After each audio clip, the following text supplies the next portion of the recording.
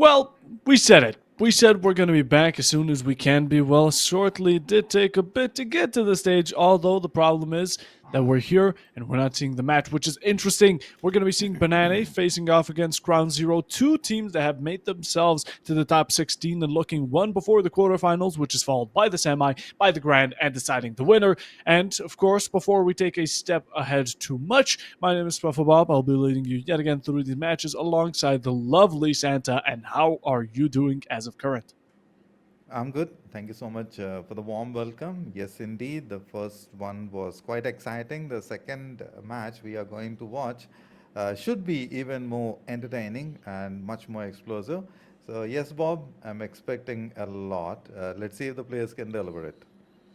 Yeah, hopefully. Now, on the map side of things, I do believe, if my eyes don't deceive me, we're going to be seeing Bank. Now, Bank, there's no other words to describe it besides huge, big, Hmm. large. The map itself has so many layers to it, so many holes, hallways, doors, rooms, you name it. And with it, that gives the roamers a huge advantage. And at the same time, I'm expecting to see a lot of Jackal, a lot of demos, anything. Meanwhile, we start slowly heading towards it, and well, it's back, ladies and gentlemen. And with it, I am expecting similar bans. I think Monty is again a ban, an operator that you really want to keep out of this match. Still consistently, time and time again. Although, we're gonna have to see it, and it's gonna be the Monty. There it is, alongside the Dokkaebi, which for the Rome clip, honestly, quite to be expected, as Adriano as well are quite an outshining force on the map. And in the meanwhile, taking a look at the lineup, well, they're still switching over towards this attacking site, and the defense, for me personally, is looking quite standard. Agreed. Standard setup. Have to see if that would work for the team and how exactly it is going to move on. So on the first match, the attackers won the map. If that's the kind of pattern which would occur throughout the play,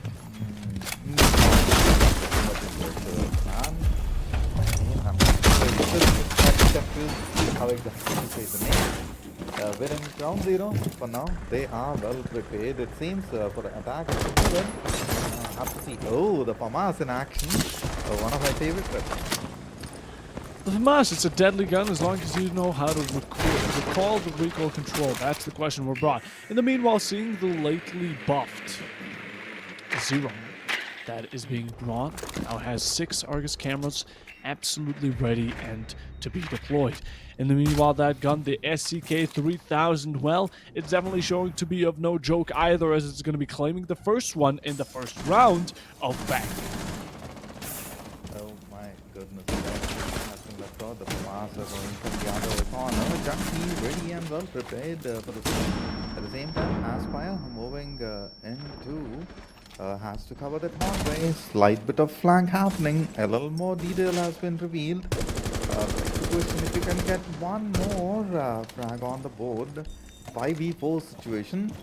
Loki not so ready it seems, yet has the position covered. So most likely chances so that Pyro and Loki could create the canality. Their positioning is slightly crucial. Correct me, Bob, if I'm wrong.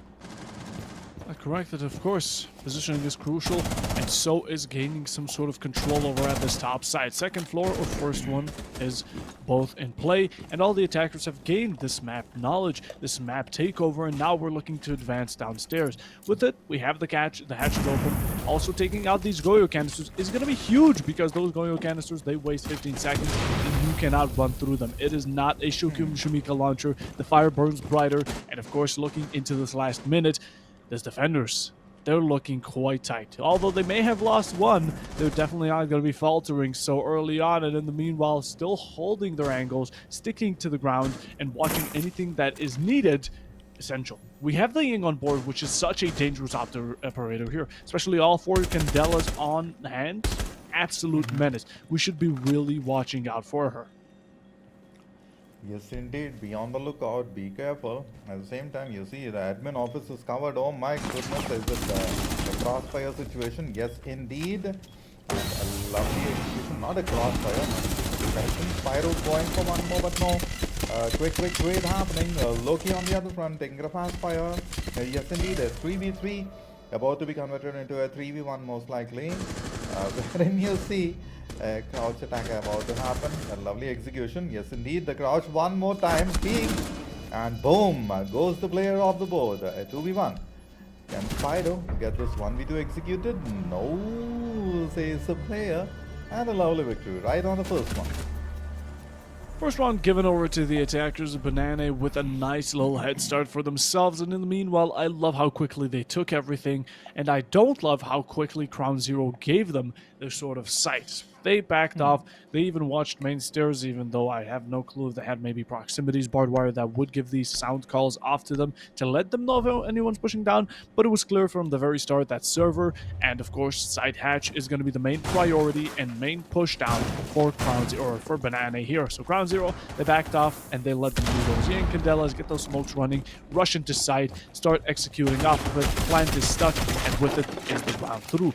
It's interesting seeing that Ground Zero here are opening the site hatch, while also previously they gave off open area so early on, so it's going to be a bit questioned from my side, but we're going to have to see if it works out for them. It didn't for the first time, you know, I'd give it a second shot, and maybe it will. Third time's the charm if we do get around to it. Although with 10 seconds remaining in the prep phase here, we're going for a similar lineup for these attackers. We have the Ying yet again. We've noticed that there's no Warden, nor anything to counter it. Yes, maybe Spyro does have those with my discs, but that only captures, not necessarily destroys like in the Jaeger ADS. Interesting for sure.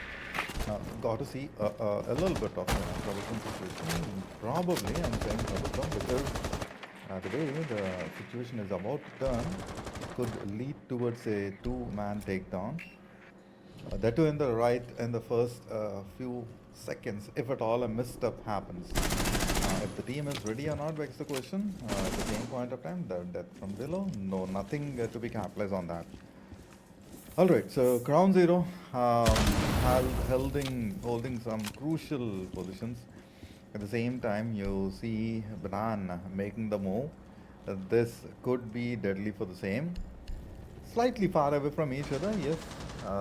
Held the areas and the fire, disallowing the player to move further. Meanwhile, you see a quick execution. Can you get one more? Most likely can. Most likely indeed. Similar situation, a bit of repetition from Banana. Now that's not bad for them, but it is for Crown Zero. They need to reclaim a kill, or otherwise they're going to be completely dethroned in a situation as such. 140. We have a bunch of time here, attackers. Although the ground, we have upstairs, we have first floor, slowly starting to capture upon it, but this is going to be the Goyo. It's going to be you in this elevator side of things, just shooting down and getting one. That's going to be the head hard, the hot hand of Banana right there. The Zero himself, no more Argus cams on lock, and with it, backs up. He wasted enough time, he got a kill. That's all they needed to regain that sort of control. And at the same time, wasting that time is going to be essential because it leaves down the attackers to really go and hastily push a thing and maybe even miss out some opportunities, which is going to leave Ground Zero to punish and execute. Grim is still on board. We're seeing that, which we didn't see as much earlier, and it's honestly pleasing. The Bees absolutely reveal anyone trying to peek, and it really collides with the Ying. Just choke down those points. In the meanwhile, start throwing those Candelas. Anyone that peeks, either blinded or revealed. With the smokes, it's just absolutely menacing, although the C4 is going to be delivering the first. My goodness, man, I asked for it, and here comes a stunner, slightly, oh my goodness, that's a 2K. Can you handle the situation? That's the question. Junkie ready for the same. It's a 1v4. We saw this happening 3 times today. This is the third one on the one. On map 1 it happened twice, and over here it's the first time. Let's see if it continues. A pattern emerging, Bob. Alright, so Ground Zero, they regain that crown that is in their name, they put it back, and with it, now they need to upkeep it. A 1-1 score. I loved how they managed to just completely shut down Banana when they didn't have necessarily a backup plan. There was no plan B to Banana. They get those smokes, they get that Yang. Once that diffuser is down, that's when they start planning and thinking. But beforehand, I mean, if we ruin that exact execution with the C4, ruin it, completely shut down, and keep that diffuser locked down inside away from these attackers, well, we saw what the result was. Banana was completely away, standing still, and a bit even shocked from everything that unfolded before their very eyes. So with it, not much of a response afterwards, leaving it in a 1v4 situation. Of course, it's going to be very improbable to win it.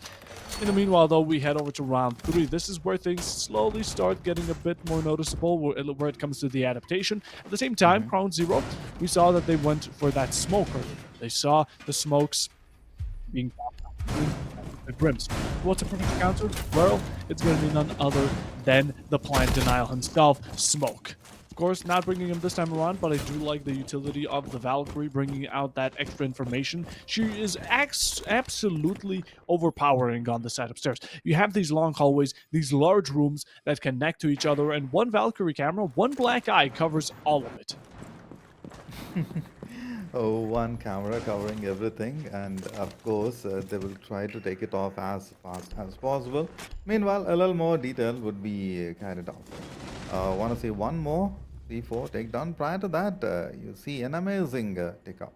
So, with this, Round 0, are you ready for this 5-man lineup about to move in? A 5v4 situation and slightly low on health with 65. I don't think Glizzy would directly enter.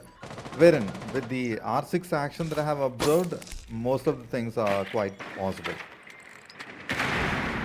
The Brava being used, and that AK-12 as well. Nice little pick over to good old Spiral as he's now off board. In the meanwhile, with the time we have remaining, we slowly start to get that information, and as well, that Brava really strong, hacking out the cameras, hacking not only the Falls, maybe even Valkyries, but besides that, there's nothing else. Shots fired onto Junkie, he takes a load, and so does Loki, deliver one onto Kleza.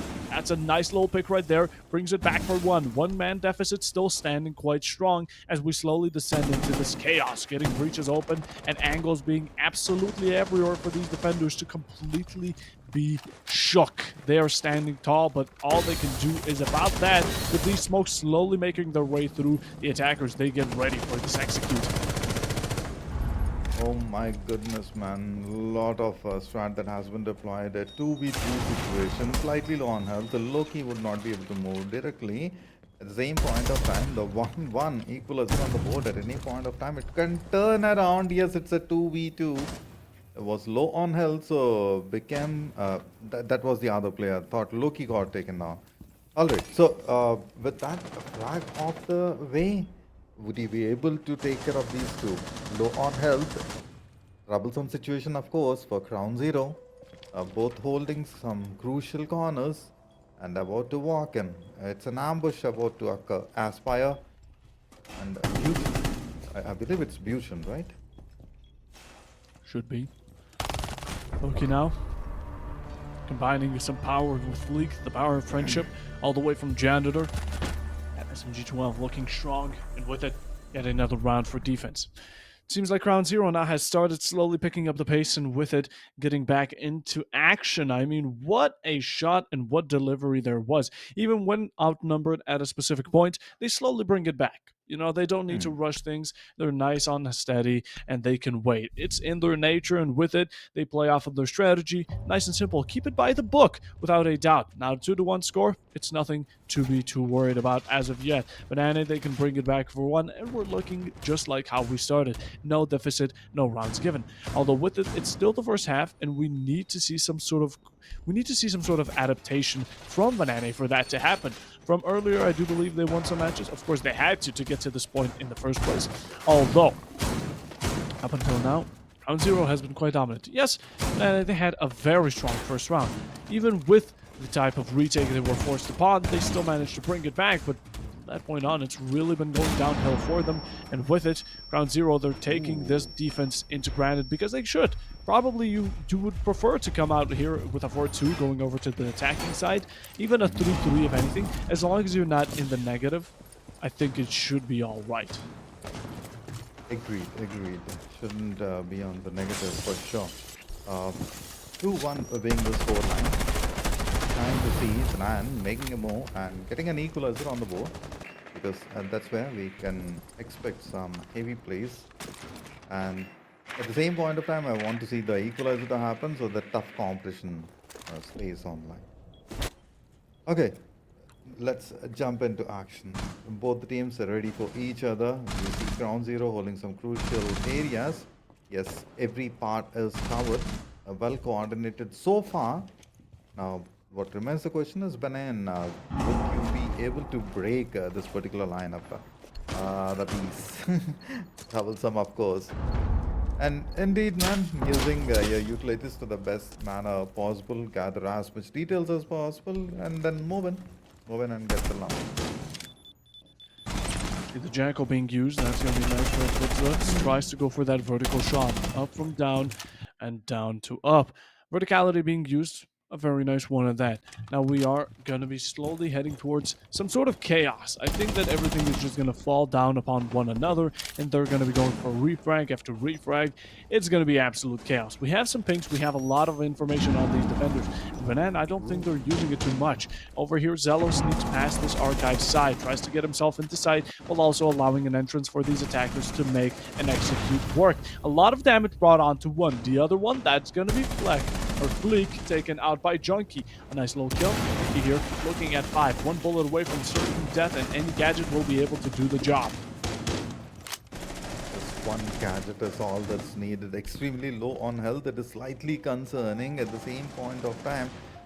Losing out on the positions, low on ammo a little bit for one of the player, and a flick happening. Aspire, think of Loki. That's a crucial corner covered, and another. I was expecting a retaliatory trade wherein that did not occur. The last two stand against the positions, about to attempt, and yes, takes care of one, wherein the other one is slightly exposed and maybe into a troublesome situation. Oh my goodness, what an attempt! And a heavy denial. Junkie was definitely ready for the same, and knows for sure would jump in, and lovely execution again from the team. Lovely execution indeed. They bring it back for one more round, and like nothing even happened, there's no deficit, there's an equalization. It's all balanced, as all things should be. Going over to round 5, 2 more remaining of the first half, and with it, we're going to have to see these lineups slowly start changing. That's what we're turning towards. We go back downstairs. I love the Maestro. The Maestro, Tubarao, and Cave trio. Absolute domination. Of course, Gordon, it's always to be expected, especially with the Ying still on deck, and Tachanka for the denial plant if Splokes starts slowly dropping from hatches, if anyone goes for cheeky plays as such. Now, in the meanwhile, Barrow with the Tachanka, I mean, the Shumikas, they can last you for a minute and a half if you focus them really on one entrance and one alone. So if the first server push is going to be about, it's going to be on fire. Of course, we also have Loki. That Maestro camera, well, without saying that it's quite an annoyance, I can see through smoke, it can damage you while planting. It's indestructible. Well, there's not much more of a compliment I can give it. It is one of the best cameras in game, not necessarily for information, but it's a bit of a double shutdown coalition between the Tachanka and Maestro when it comes to planting itself. Now, taking a look at the attackers, we mentioned that Ying is there. Kleza ready to use it. Also, Zero has been through and through every single round I've been seeing him, and there's a reason for him. He's good, absolutely dominant on this downstairs side alongside the Zero, Thatcher, and Maverick. So I'm a bit interested why we're not going to be seeing the Andy Cabana, maybe any ace action to go for main breach downstairs, although I think can openers over at Zero should be sufficient enough to do it. Agreed. Let's see if it is enough to be executed, to be done or not.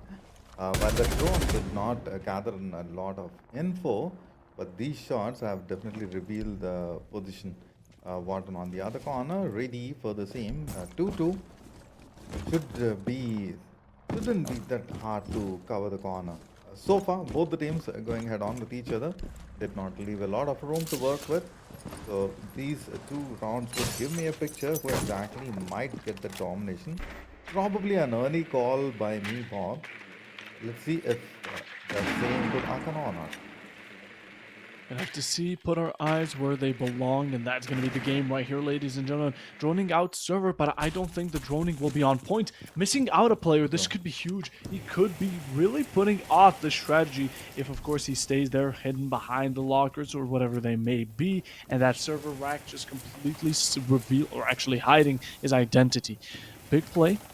we're gonna have to see if it comes to fruition. If anything comes out of it, it's a gamble for these players. And in the meanwhile, looking for these flanks, making sure that these hatchers get open, nice, and done, and that players get done and dusted as soon as possible. We slowly start racking it about. Now, waiting for any type of strike, a very unnecessary one at that. If, of course, there's a mistake from Banane, we punish. Same goes for Crown Zero, and the first punish comes out from the Zero himself. That's going to be Leb, opening it up onto the Warden. The perfect counter for the smokes in the Ink is now gone. My goodness, man. With one out, it's not going to be that easy to take care of the site. At the same point, it's a 5v4 situation. Can they come out of this pickle? This will remain. And have to see. A quick denial for the entry. The Moni definitely revealed a little bit of intel. Have to see how exactly you're going to capitalize on it. Meanwhile, you see the grenades popping and trying to create an entry point. And the bangers, lovely frag around the band. A 4-4 about to be converted into a 4-3. The defusal as well going in. Interesting situation. Now, 43 seconds on the clock. Move in and get it done. The Maestro camera slowly teasing out Russ isn't going to be the nicest of things, although we have to deal with it. The pistol coming out and whipping out one, not only one though, a triple over for Fleek.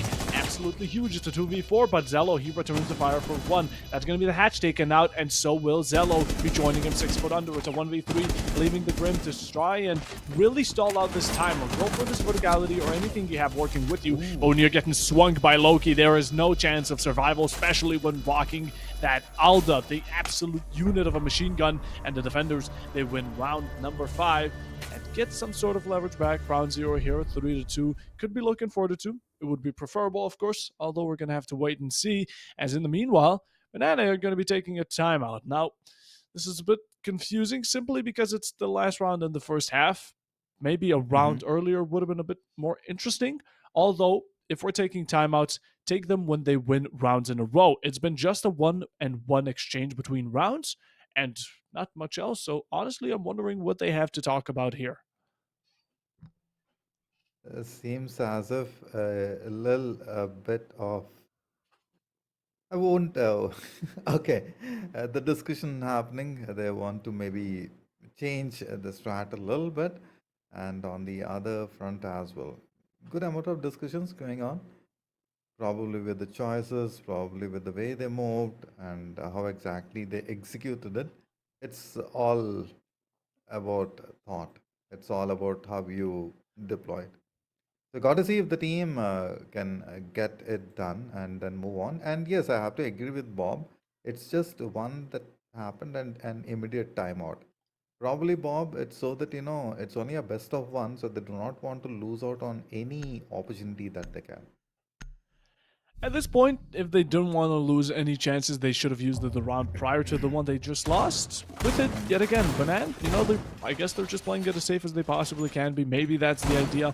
Looking to claim at least a 3-3 draw before going over to the second half and being on the defensive. Maybe they like attack. Maybe they don't want to go into the negative with it. We're going to have to see. It's definitely not looking good, but this timeout, it worked in both favors. Crown Zero, they had a bit of a chat as well. We saw it on screen. And Banane, well, it was their call. And with it, they used their one tactical timeout they had. Ground Zero still have one up their sleeve, so if they're ever in a pinch, well, pull it out, let it rain, and wait for them to talk it out, because that's what we're doing here. In the meanwhile, going upstairs for the final sight over to Ground Zero. They're looking confident, I would say without a deal, that they wasted and stalled an amazing amount of time over by the defensive. Shumikas were used greatly down to the last 20-ish seconds to completely push out absolutely anyone. After that, mind if I say that they continued raining it, even with the Yankandelas. Yes, the diffuser came down, but that's when they worked together. They completely outlined Banana there, shut them down, got the advantage, and 3v1, well, it was down to a 3v0, and of course denying that plant. In the meanwhile, we're now upstairs. This is where window play comes into account. Going for an early breach is going to be the Ace, as he also gets an early kill. Talking about early things, so we're 30 seconds in, and there's already so much happening. A lot has been going on, and a lovely camp from the observer. A 5v4 situation, slightly low on health, so Aspire may not be able to move. wrong move over there. Probably a 2v3 situation. 2-3 on the board. What's wrong with me? Slightly getting carried away with the move and understanding the way they are holding on to the areas. Once again, the attack as of now has been frontal, and while talking about the same, gets the kill. Fabulously done. Can you get the next three? And looks at the way they have been attacking, it should be easy peasy. Around the space, yes, covered the crucial corner. A little bit of intel is all that is needed to begin the execution, and a pixel peek. A lovely takedown, fabulously executed, but gets countered. What a retaliatory strike with this. Are you gonna revive the player? Spire waiting for the same. It's a 3v2 at the same point of time with the amount of health as well as the ammo left out. I don't think it is quite possible for them to work with this. Okay. Firstly, Crown Zero created head holes that are now being used against them. Positioning a bit off board, and it seems like Banana, that timeout they used is going to be well worth it, as they're currently stuck in a 4v2 situation with 50 seconds. Good time? I'd say decent enough to let it rain down, go for a refrag game, as long as you don't conga line into these guns. Now in the meanwhile, we have Loki right now waiting around the corner. He could be having a huge opportunity just as left. He gets the triple on the round. Absolute dominance, and Zello there to follow up with a double. And with it, I mean, it's Ground Zero. They lose the round. Banana, they use that technical timeout. But now it's essentially another timeout where we switch roles, and it's all resetting the tempo. Of course, when you're on the attack, you start getting used to it. When you switch over to the defenders, well, that's a different story. You're basically set up inside. You have to play it a bit more passively, and the proactivity normally goes down. So seeing that in action, we're going to have to see how it complements these teams and how these teams play around the fact that now they're on the opposition. The Scopos being brought about is going to be extremely interesting here. I haven't seen Bank much, but I've seen Scopos even less. Okay, that's the thought we're having here. And she isn't banned, don't get it wrong. Scopos is well to be used anywhere at any time by any team as they so please. I'm wondering, where is she going to be hiding her two drones? Because her ability, if you don't know it, she has two drones, basically two lives. You put one down, it barricades itself and like this deployable is shield, and the other one you can use as a normal operator. Then you can switch between the two, and it's as simple as that. That's an interesting ability for sure with those two drones. So if used properly, it can gather a lot of detail. Meanwhile, good reinforcements. And you see a lot of holes being created. Do you think, Bob, that much of piece was required in order to gather the detail, particularly with the shotgun and taking out the entire cover? I'm sad. I'm sad, Santa. We just saw an Amaru rush Spidey sense directly into the top floor and take out Zello, who had the Scopos. So once you take out one of the drones that Scopos has, one of the two, the other one dies with it. It becomes a camera, and that's about as much of utility you can get from it. And, well, that's what we're going to be seeing. A nice little zipline, not expected. Zello gets taken off the board. Yet again, very early kills here from the attacking side. Although Banana, they need to return the fire. They have the ground under contention, and they need to keep it like that, because if they don't, well, it's obvious. They lose it, they go against hatches, they go against verticality, and it's just pressure overloading. Pressure overloaded is a 4v5 situation. So far, the score being equalized, both the teams not leaving any room for each other while moving into the lanes. Oh my goodness, another tick. Thus, a 5v3. Can this be turned into a 3v1? If that's possible or not, a quick breach, and that will leave out a lot of detail. Ready for the same, and has been holding the corner from quite long. This can be a costly affair for Chunky, yet we saw Chunky executing some amazing moves. Yes, now he knows for sure that an entry will be happening at any point of time. Ready and prepared for the same. All three smoke babes still out in pocket, ready to be thrown. And with it, you're going to have to wait great time, Russin. In the meanwhile, you got to watch out for your own safety. If you do get taken out, those canisters are going to be of no use. 1 minute. Round 7. This is going to be breaking this 3-3 tie, getting us a head start into the second half, and in the meanwhile also spotting out those Echo drones. 2 players on main stairs, Banana, this is going to be questionable positioning. You have to stick to where the attackers are. Going out for plants, smokes are going out. Sword waves and canisters, which aren't going to be connecting nicely. None of them get on board, and it's going to be allowing the thermite to plant just in time and get away with his life intact. A kill dropped in the meanwhile. It's a 5v2. Honestly, absolute chaos. Could be looking at a flawless here, and Banana here are just trying to go off of this flank. It's spotted out instantly by none other than Loki. R4C from Elevator delivers the final blow. 25 seconds remaining, and even when you go to try and go for the defuse, you gotta watch out for bottom blue, as Spyro is sticking around and waiting to find out when you're gonna be waiting to just fall for the bait that they set upon. Round 7 going over to Crown Zero. A nice one on the attack. And well, it goes without saying that Banana here, they lacked. They lacked in about just everything they gained. Have to see. 3 to 4. Echo being the choice. Striker on the other front. Good choices so far. Now with the switch, being the attackers, while has the number advantage a little bit onto the name, got to see how mainly they are going to make use of this. Situation timer off, a little bit more of detail. Good reinforcement so far, and a lot to work with. At this juncture, it remains the questions that the numbers advantage that they have been gaining. Junkie with the 3, then we see Pippin with 8, and the rest. Yes, of course, Ground Zero, waiting for this. Let's begin the action, the 3 minute on the clock. Lovely eliminations, most likely it's a situation that I'm expecting, so that right in the beginning, a 2-man elimination could probably happen. Let's get it again that Nikki is on the Amaru, which is a blast to see. I love the Amaru. It's the most aggressive operator in the game, I'd argue. In the meanwhile, though, this Echo. Lesson has been bringing out this Echo every single round on defense, and while though I do respect that Echo is an operator you don't see quite commonly, it's yet again an operator that didn't have the potential to be of any use. Every single time the camera got destroyed, you got some minor information, but a whole dedicated operator for that is not of use. In the meanwhile, yet again, taking ground very quickly. We have the Amaru jumping in, vaulting through that window and taking top floor within a matter of seconds, and just pushing that down to the second floor, and then, of course, to the site itself. While Repel, of course, you see the amount of rotation cutoff that there is here. We can just look at Loki and have him absolutely scout out the entirety of this first floor lobby side all the way to the hallway on open area and have it under contention. Goyo canisters all popped. We see the fire and the flames all across the site, and with it, I mean, there's going to be not much time waste on anyone else. We're going to hope those C4s, the 3 that the Banana have on hand currently, are going to be enough to finish the job. There's no actual Ying, or should I say flash point over by Ground Zero. They're just simply going to be, I'm assuming, going up smokes alone.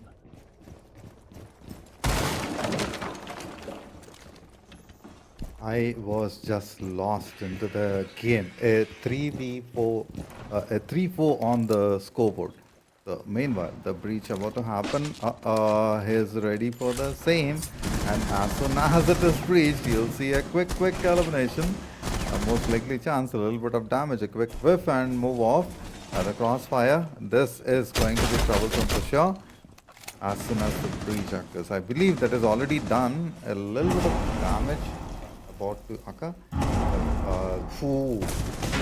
Trouble waiting for the save. Okay. Indication, and got to see how they are gonna move further. 35 seconds on the clock. Do not jump down, and my goodness, the death from Abel. A lovely move. A 4v5 situation. Slightly low on health. Have to see if Nyx can handle it. Denial at the entry. With that, another elimination, and it moves further. Meanwhile, you see the defusal being attempted, and back-to-back take kills. Oh my goodness. Down to 1v1. Extremely low. Now, it's a bit of advantage, I would say, for Ground Zero, particularly with the positioning, and it's been denied. Kelsey, what a move it is. Walked right under the cross and done dusted. Absolute terror. I mean, in a matter of seconds, 4 kills were dropped, and even one of them being a self kill. Whatever the case was, blew up a Goyo canisters and then just burned in it. That's a question that I have no clue how it went to it. Whatever converged to for that to be the outcome is something that is going to be keeping me up awake at night. Although round 9, we're looking back yet again to how it was earlier. It's going to be the first one right now to claim the 6th round. That's going to have a chance to keeping it within regulation. 4-4, yet again, Ground Zero, they still have that tactical timeout in hand, so don't you worry a single bit about it. In the meanwhile, we're going over to these operator lineups, and as we're upstairs, we've been seeing this Ace quite a lot. The Grim now also upstairs is going to be quite interesting. Normally, he was downstairs, he was, going for those head holes, footholes, doors, just to make sure that anyone peeking, well, they're either going to get shot through the smoke, or they're just not going to peek in the first place to begin with. As well, it was beautiful previous round how Banana there managed to just completely shut down Ground Zero. I mean, they were cornered up to a pulp, and with it, they all were left with guns and guns alone. And that's what they used to their advantage. They let it rain and got a triple kill. Although one was refagged and another one was self-given, which is, we just don't talk about it anymore. In the end, it was down to a 1v1. And if the Ash just looked a bit more to the right, well, it would have been a different outcome. Although we head forward, and with forward, I mean round 9, getting slowly closer to that double digit, and yet again, bringing it back with the window plays. Yes, indeed. And a quick elimination, this converts the 5v4, and we see the 3v4 happening as well. Most likely chance, looking at the way they have positioned themselves. A little bit of detail about to be gathered. The explosion leaving a little bit of room to work with. Same point of time. The back and forth between the teams, 4-4 on the score. With the zipline, yes indeed, most likely chance the wall banger about to happen. They do not want to overstep slightly low, so Spyro not showing the direct approach. The quick trade about to occur wherein it was not expected. Spyro, a lovely move. Now it's up to Holloway at the hallway. Trouble again. Wherein you're walking into the crossfire. I'm completely going bonkers over here, Bob. I can believe it. Lab now down as well as going to be leaving a 1v4 scenario, and with it you can swing out as much as you want to, but the second information is relayed, and the second you walk in front of that window, well, it's over without a doubt. Ground Zero, now they're going to be in quite a spot, to say the least. I mean, looking at their attack, they get themselves that 5th round. It's 5-4, and to keep that in mind, that here, if they win it, if they get that 6-4, it's huge. They have 2 rounds of a deficit, which we haven't seen today, I believe, at least not in this match. And in the meanwhile, also on bank, on attack, 1 round away from victory.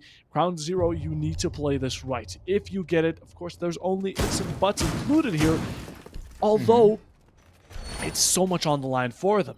But hey, they also have the exact same amount on the line trying to deny that. Seeing they're 1 behind, they need to now put up the bet, and at the same time put it back up to that equalization that we've been constantly seeing convert between these two teams without a question in hand. Now going into the preparation phase, yet again, we're going first floor, I do believe it is. Yes, it is going to be open area, so verticality here is essential. At the same time, I think it's going to be quite obvious that right now the defenses are going to be using that Valkyrie to gain some information, chuck C4s from below, any type of explosives, maybe shotgun or whatever it is, and play off of that. A castle over to Archives, a nice little extension to try to go for a retake, or maybe just to offset the balance on the attack to have them focus on a secondary objective is nice, but in the end, what I'm looking forward to is this Ram on the attack. The Buck and the Ram. If the Buck dies, the Ram does the verticality. If the Ram does, the Buck does too. It's a nice little vice versa between the two. Nice vice versa between the two, of course. So the duo has to work for the team for sure. 4-5. Correctly mentioned by Bob. Are they going to deny this opportunity? And Benin ready for the same. They did it.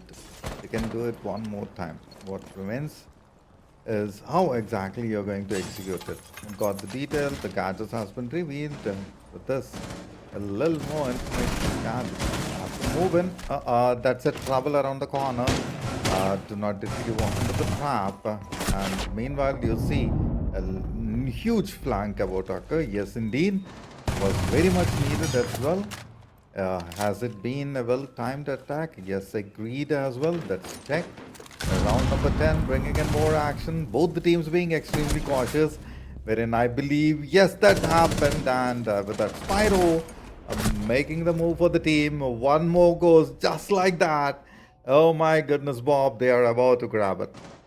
Ground Zero is so impressive at isolating Banana here, it's honestly crazy. We had 3 players all on the side of Banana, ironically that being their name as well, just completely shutting it down. Of course, we have Kleza there, 16 HP. He wasn't the one to get taken out. Another one peeking directly from his right was the one to bite the bullet. In the meanwhile, we also had the mute on main stairs. Why the mute? I have no idea. Don't push up to these attackers. Let them come to you. You're on the defensive and you should know what your role you're playing. It's a very difficult task. I know sometimes that you want to get aggressive. You want to help your team and you want to make sure that they get away alive. But in a game like this, you've wasted time. Back off. Don't give bodies. Give them time and let them think about it. Make them confused and even waste whatever they have on hand. In the meanwhile, this is what comes out if you don't do exactly that. It's a 4v2, while though the HP on the Buck may not be looking too great, it's great enough to keep him alive and standing. Get those verticals running, and in the meanwhile, flank ensues. Talking about the Buck, speak of the devil, and he shall be now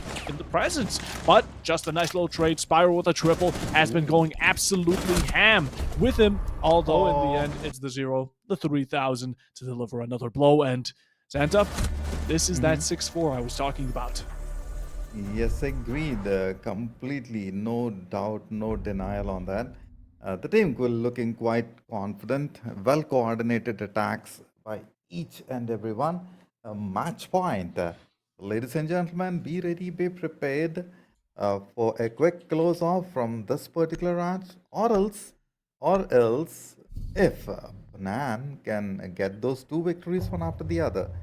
I won't say it's impossible. At the same point of time, it's not mission impossible. All right. This is now going to be leaving us with a bit of a coin flip every single time. This round is a coin flip. Either Ground Zero win, or we keep playing. Same goes for the next one. If 2 rounds are won by Banane in a row, that would be great. You know what would be also great? If they kept that tactical timeout. If they used the tactical timer right now or a round earlier, it would have been great. They reset the tempo to get themselves more chances and more opportunities to strike back. Maybe they even could have been on the score that currently Ground Zero are standing at. So, regret is definitely there, although we can't do nothing much about it as of current. Time has passed, and with it, we're going to have to see how these players pass through each other. I do like the Vigil pick right now. Also surprised that there's no Bosch G on it. I mean, the Bosch G is the strongest gun in the game, arguably, as of current, so why not pick it? It's literally the off from CS. So just pick it. It's strong. It kills. It does the job. Although its comfortability, if people like the K1A more, I can respect. I'm not going to be bringing down a man for his choices. Although as we go into this match point, possibly even last round, a lot of roaming and a lot of drone refragging here coming out, as Kalesa is going to be the first victim. That's a 4v5 established by Spiral. Although returned quickly back with a bit of aggression. Too much shown by Yutzi, as now he's going to be taken off the board. That's the Twitch god. Oof, my goodness, man. 6-4, just so close, right? And a 4v4 situation. I'm expecting it to turn to a 2v4, quick takedowns. So, minute and 50 seconds left out. Former development, not much to worry about. At the same time, you see, right up the stairs, not an opposition that needs to be worried about. The other angle covered as well. Junkie well prepared. Meanwhile, a quick frag that turns the tables. A 4v3. I'm expecting one more. Junkie has been holding those stairs time and again. Tried it several times. Yet does not work. So it's a heavy time for them to make a move. Talking about moves. Buchan Mosen gets one. Goes for the second as well. Slightly low. Meanwhile, the 3v3 situation. And Ground Zero, they are quite confident. They do not want to take any hasty moves over here. So being extremely cautious, coordinating with the team. Meanwhile, another elimination. It's a 3v2. Just so close by. The clock ticking at the same point of time. Bob, I'm at the edge of my chair. I'm expecting quick eliminations. Probably a 2v3 if it is possible or not, and if Banan can get it done. Troublesome situation. The position has been revealed. Yes, it initiates. Roos starts it. Can you continue? Junkie Molson gets a little bit of damage about to occur. No more wall banger from that particular juncture. 30 seconds on the clock. While the Molotov, oh, that's a denial, wherein not gonna stop the player. Go for the defusal. With this, an elimination. A lot of damage. Oh my goodness, about to climb it. Clown Zero. Just ready. A jump attack would not work, wherein knows for sure has to get it done, and they did it. Oh, what a move, what a move, what a move. Congratulations, team. Round 0, crowned victorious. It's an irony that they're now throned, and with it, an absolute victory. In the end, they went off of the fact that Banan, they were out of tactical timeouts, and with it, they could go on a streak, on a spree, on a surge to absolutely win round after round. And well, look at these kills. Spyro with 14, absolute insanity, 2.0 KD, and with it, that's going to be another match for today. Now, keeping it in mind, this was absolute performance. I mean, towards the end, I don't know what the Vigil was thinking. I believe it was Leb who went into the little hallway, alleyway, whatever it is, and cornered himself completely behind soft walls. He didn't waste much time. People knew he was there. It would have been best to stick around open area, maybe challenge some more, maybe waste some time. In the end, a lot of mistakes overall, leaving it out to a 2v1, and with it, Crown Zero taking the victory. Now, of course, before we head to some more matches, we have one more best of one followed up, and then it's going to be the semifinals, grand finals to leave us hanging. But before we get to those, we're going to be taking a small little break. And with it, stay tuned because we'll be back as soon as we possibly can be.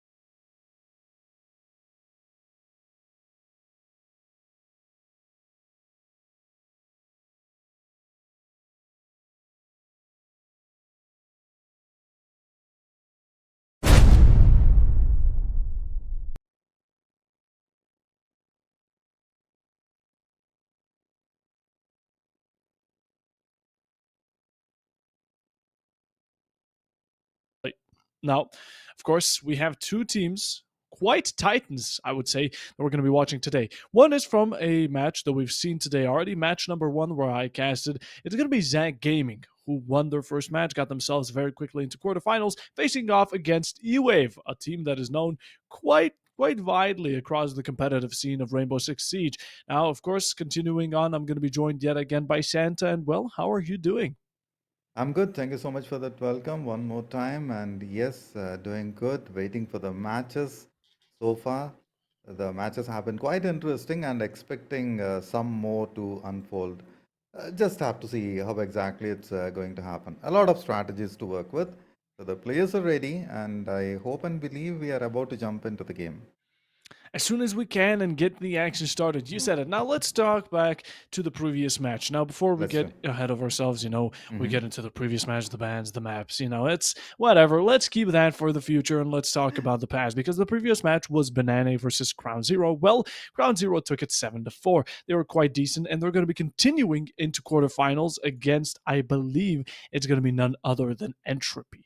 So Hmm. another strong team to look out for. And I'm just wondering who's going to be coming out on top between the two. But currently, we said it, it's Zach Gaming versus E-Wave, both Titans. Although I'm a bit more familiar with E-Wave. I've done some casts outside of course, BaseStack Breach Winter 2024 on them. So I have some Hmm. sort of Hmm. knowledge. But looking at these stats, what do we see here, Santa?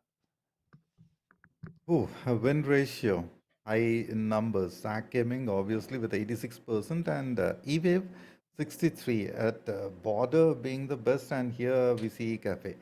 So most likely chances that E-Wave, if they know about Zach Gaming, they will try and ban border right in the beginning, and so is the case with Cafe. So that's one way to look at it. And if they select Chalet or Bank, then yes, God bless the teams and bless us. No more Chalet, not at least for today, please.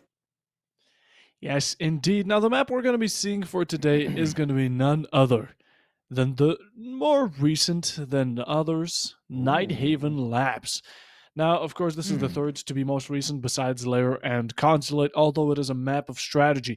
I absolutely love this map simply because of how much combination it has. It gives me this Oregon, Clubhouse, and Chalet, all three in one type of feel to it because it's breach dependent. At the same time, it's quite decently big, but not too big. It's not Bank, but it's not as small as Oregon. So it's a nice little combination. And I feel Lighthaven to be just one of those extremely balanced out maps. And we're going to have Hmm. to see how these teams put that into account because, yet again, you have to make your strategy be well known. And with it, you also have to put into consideration which attackers and defenders you have to ban.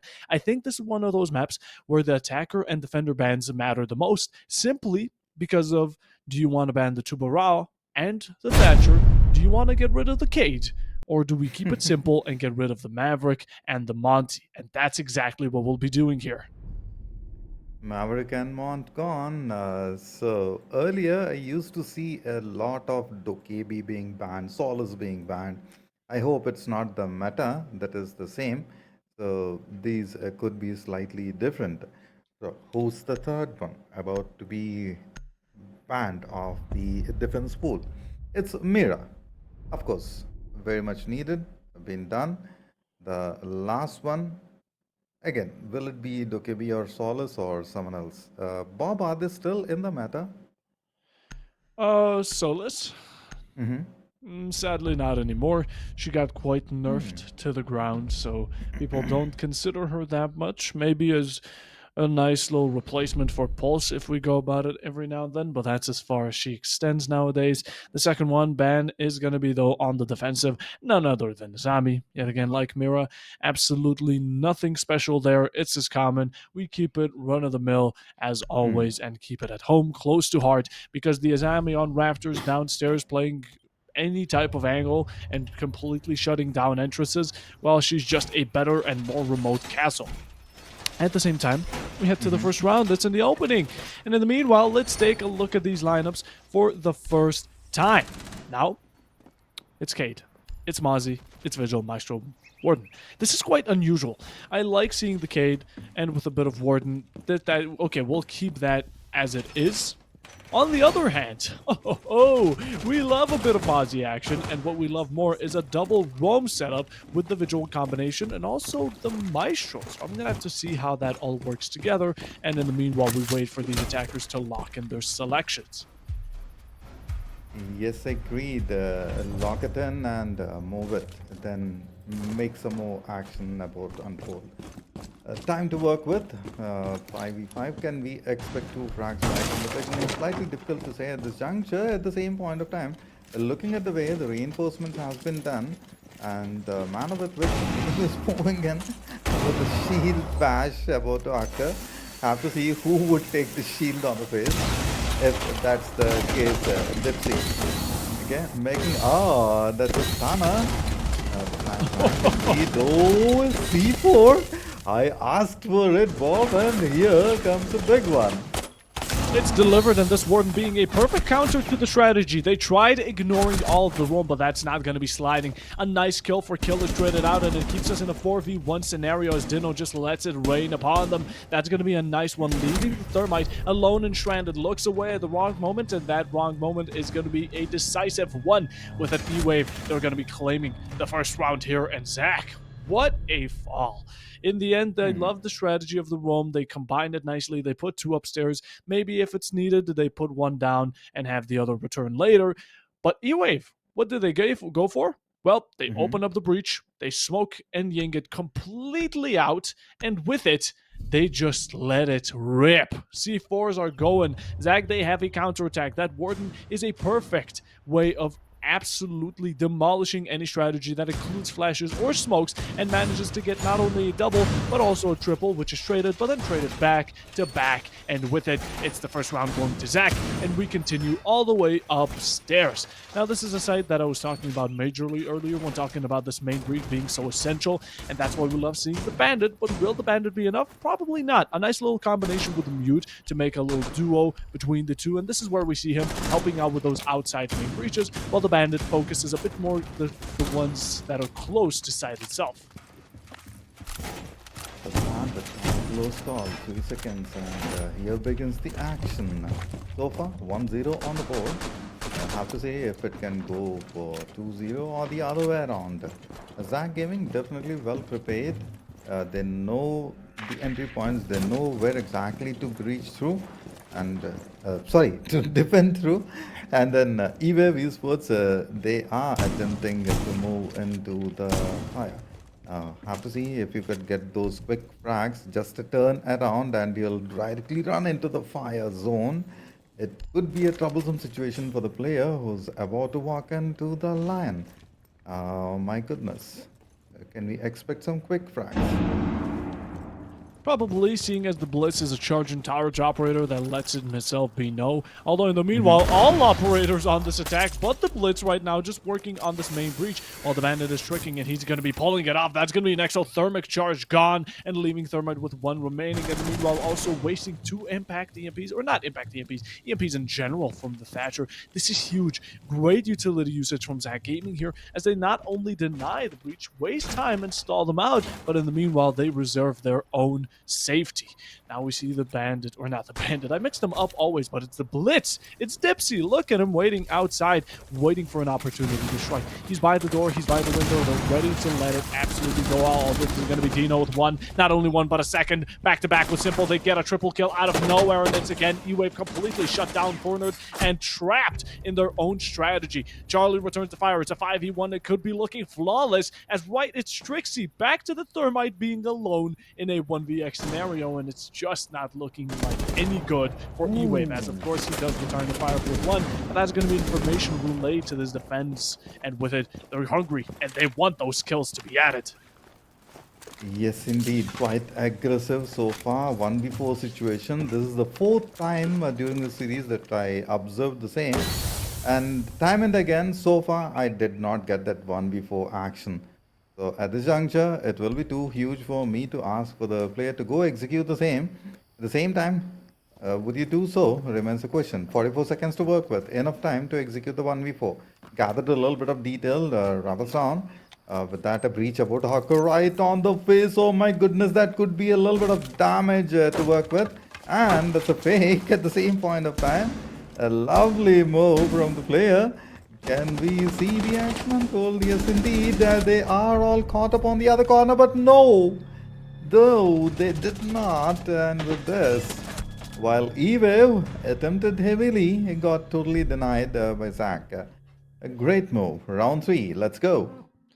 Hopefully, they were then and there use that Thermite being alive for so long as a little tactical timeout of their own, while Thermite was roaming around trying to get a pick for himself, maybe ruin Zach Gaming's KD. Not sure what the idea was. It was a tough situation to be cornered in, and alongside with it, I mean, he's left alone. There's no teammates, there's no gadget, nothing to help him out. It's a man and a man alone standing just against an entire team of operators ready to shut you down any second. E-Wave, they're losing 2 rounds in a row already. Zach Gaming, they're definitely proving that they can be quite a foe. Even though E-Wave, I've seen them a lot, and they are definitely a good team. Right now, Zach, they're my first time being casted, at least today. This is the first time I'm seeing them live, and well, they are well out there. They are making themselves quite clear that they are not to be barked at.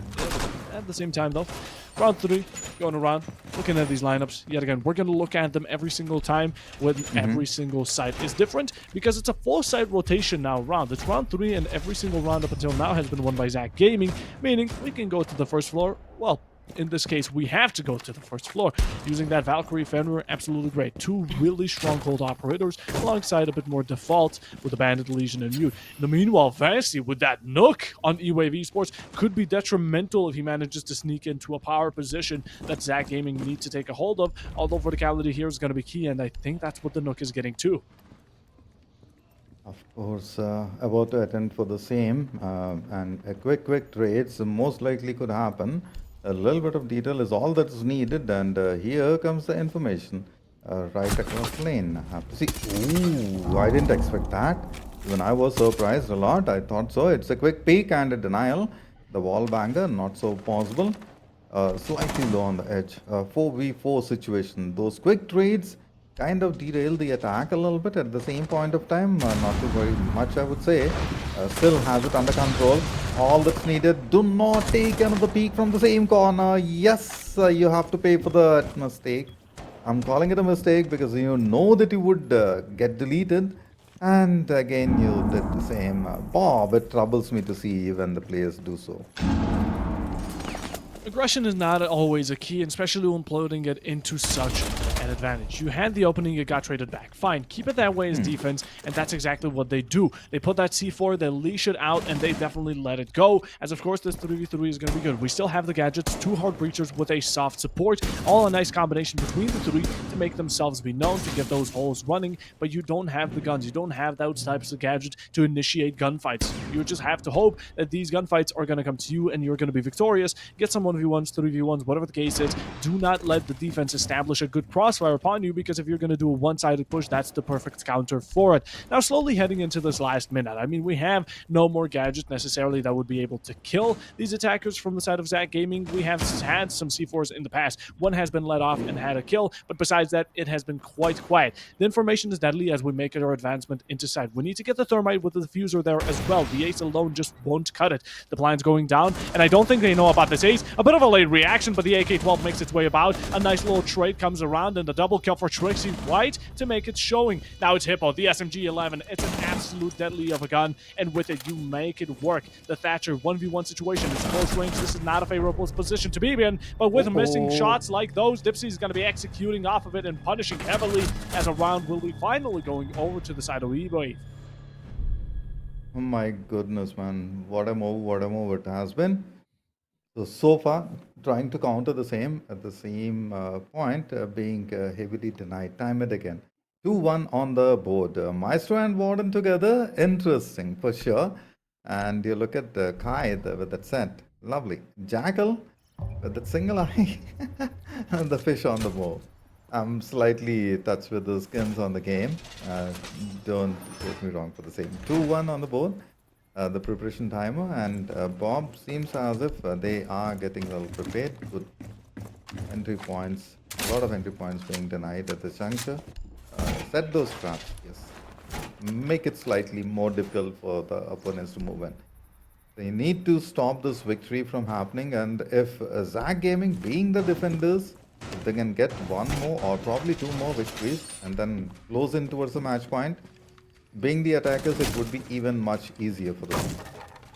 Second time today, or in this match at least, we see the basement side being used, and with it is going to be a complete lineup change from the attack. Well, the defense, they have it the same. We have the Warden, the Maestro, the Vigil, the Mozzie, the Cage. All five the same as they were before, but E-Wave, they're bringing out a completely different loadout. The Jackal to rope the Ram for verticality, two Heart Breachers, and the IQ to help along the way. It's going to be a nice little safe push that you always want to establish when pushing downstairs on most maps. Verticality, you clear out the map, you drone down, and with what you've established, with what verticalities you've got, with what hatchets you've opened, and with what gadgets you've gotten rid of, that's where it really starts to slowly kick in. Now, E-Wave, they're getting directly onto it while losing quite a bunch of HP, especially on two very important attackers in the early game. The Jackal here is essential for roam clearing, and the Ram is the only one who can do the vertical job, unless you want to use exothermic charges for that, which, yeah, is not the way of going about it.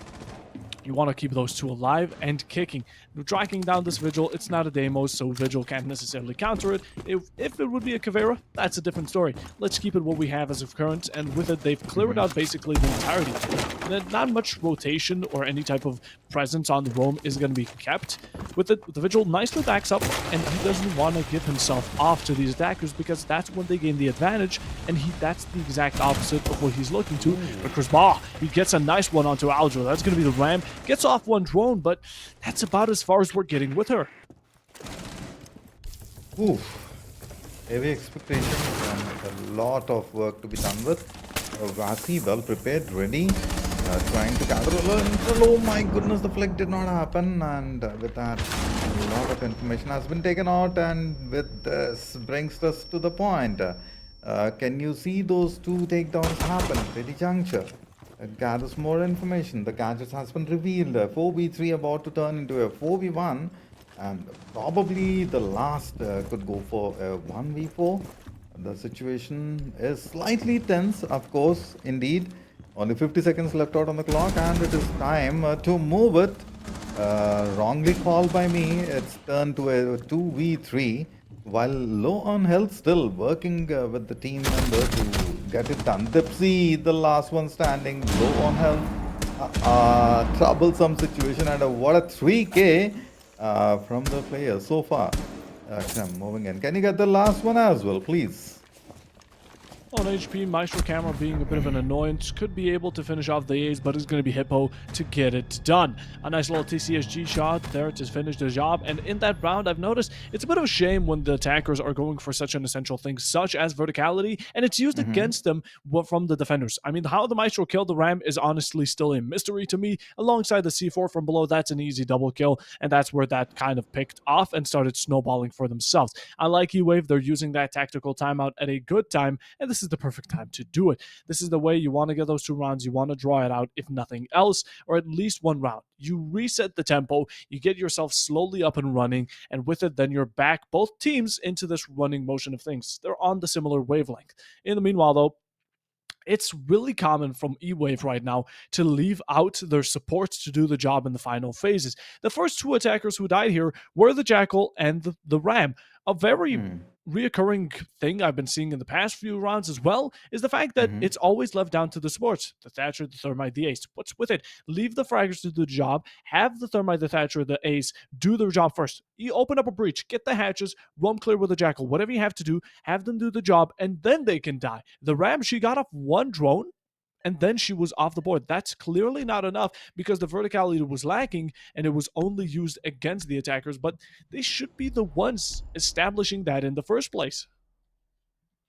I have to agree with you on that. And at the venue, you see the audience moving in.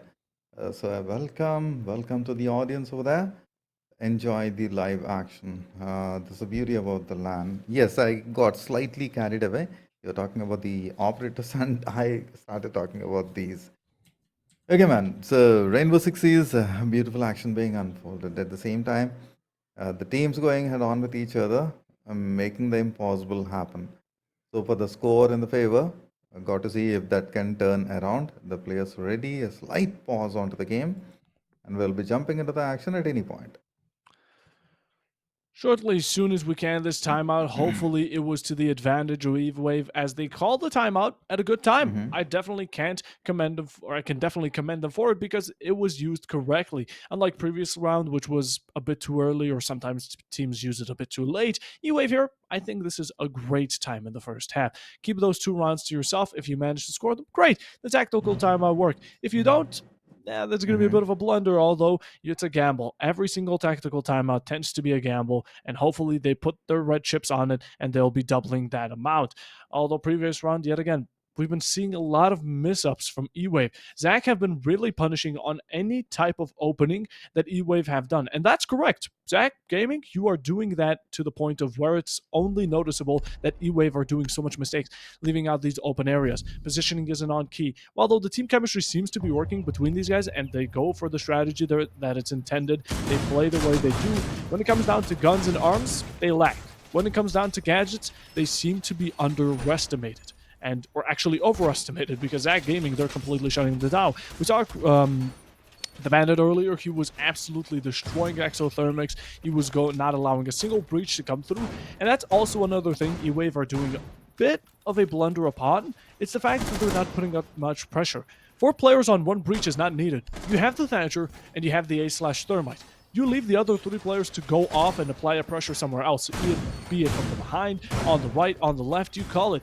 Mostly people would go for this electrical breach or from the back alley. I forgot what it's called, maybe Solarium, Aqua, whatever the call out may be. But that's where you really want to focus that pressure. So then you nicely just tighten up that Gaming's defense so they're forced to push back. They don't want to risk it. If they do, well, it's your game. You start shooting them back and you get some kills. That's how it really should unfold. But 4 players on 1 breach is just not the way to do it. Agreed with you. Probably the players would make the change as fast as possible so that could get the tactical advantage and the edge over the others. 3-1 so far. Oh, that was so close up an explosion. Slightly missed, quite lucky I would say. Otherwise, it would have taken off a chunk of health or probably even a kill. Okay, so the second one as well did not work so far. Gotta see if the execution can be on time, on point, using the advantage from the roof. While that did not occur, oh my goodness, the quick trades did not anticipate the same bomb. And gotta see the revive at this juncture. Okay, interesting. Back in the game, so make some action happen. The Thatcher here being the only difference in the exchange between teams, having his HP dropped all the way down to 20 leaves him in a bit of a standstill, a bit uncomfortable, especially when having that gun in hand going up against anyone. The fact that all they need is 1 bullet in the body to finish the job and he needs to hit 3 and maybe even a headshot in the meanwhile is honestly terrifying. We're going to have to see how that works out. I love the Flores drones. We've been using them constantly, and this is the last one on board. The breach is now officially out, and I think there's going to be a bit of a swing here from the Lamai as he's waiting on close left. The drone comes out. The information is on him. Does he realize that he could be getting pre-fired any second? Well, the drone drives by him, so I'm not too sure if that was a fake or if it was actually just misdroning. The case in point being that all of these defenders are playing very aggressively against these attackers. E-Wave, they have him in their pocket and they see they're stressed. Look at them go for pre-fires that they possibly shouldn't even just attempt. I mean, it's just danger after danger, and they're putting it on for themselves, as in the meanwhile, some damage dropped over to Dex. And with it, 45 seconds remain. With it, another thing that doesn't remain is going to be Trixie, as he's brought down. The 4v3 established, dropped down to a 4v3 by Cross, and Sample with another. My goodness gracious, the last one standing, and Dipsy has done it earlier. So far, not a lot of numbers to work with. Dipsy in big time trouble. Yes, it gets a frag on the line with that. A 1v3, trouble indeed, and Dino roars heavily. Takes care of the player. EVE slightly under trouble at this juncture. Zach Gaming with the upper hand, with the domination going on. Of course, it will continue. Round number 6 is here. Another 2 rounds, and we'll be at the match point. So, make the right choices, make the right moves, and with IQ in, one of my favorite operator in the game as well. Let's see if Valkyrie can get it for the team on the other line. Now, it's clear that Zach Gaming have this under control. Even after the tactical timeout, what changed? Absolutely nothing. Although I like how E-Wave applied more pressure. That's definitely a difference I spotted. We saw the Thermite go on a breach, we saw the Ace on a different. They were definitely spread out. They made a little like half bow position, whatever the cadence is. The lineup was there. It's just that every single gunfight they took, it's like they didn't even know they were there to begin with. Now, to break it down for you, okay. How do I go about this? It went from a 5v3, 5v4, whatever the case is, 4v4. Yeah, it was a 4v4, and it went down to a 4v1. How that happened? Well, the aggression from Zach Gaming wasn't punished. They're the defenders. They should sit back and wait for E-Wave to come into their arms. They reversed that role, and they started pushing them back and getting those kills, and E-Wave didn't seem to have a response to it, which caused so much kills in a matter of seconds. See, what you want to say is like they caught them off guard completely because no one would expect a defender to come ahead and attack at the same time. When you do the impossible tasks, that's when the game becomes quite easy. And as far as as much I have seen into gaming sector, Bob, whenever you do those teeny tiny things which are completely off the mark, which cannot be expected or anticipated by your opponents, that's where you start bagging those victories and getting those kills. The numbers on the board. Zach Gaming executing it time and again, and very well done so far into the game. Now, 2 rounds are needed. Round number 6, here it is. A minute and 50 seconds to look with. Knows for sure a player would directly run in, and you see the flank happening. They're about to flush them out of the corner. The drone definitely gonna gather a little bit of intel. There we go. Now it's a utility about to be popped in. Will it be a frag if he has it? Or else we'll call the team member to provide the essential cover. Now that he knows for sure that he has moved off the corner, have to see how exactly the rotation would occur. And the counter, here comes it direct 1v1 with that explosion. My goodness gracious, so close call. Get low on health. Meanwhile, you see the E-Wave esports team sweeping away Zach Gaming in their huge wave.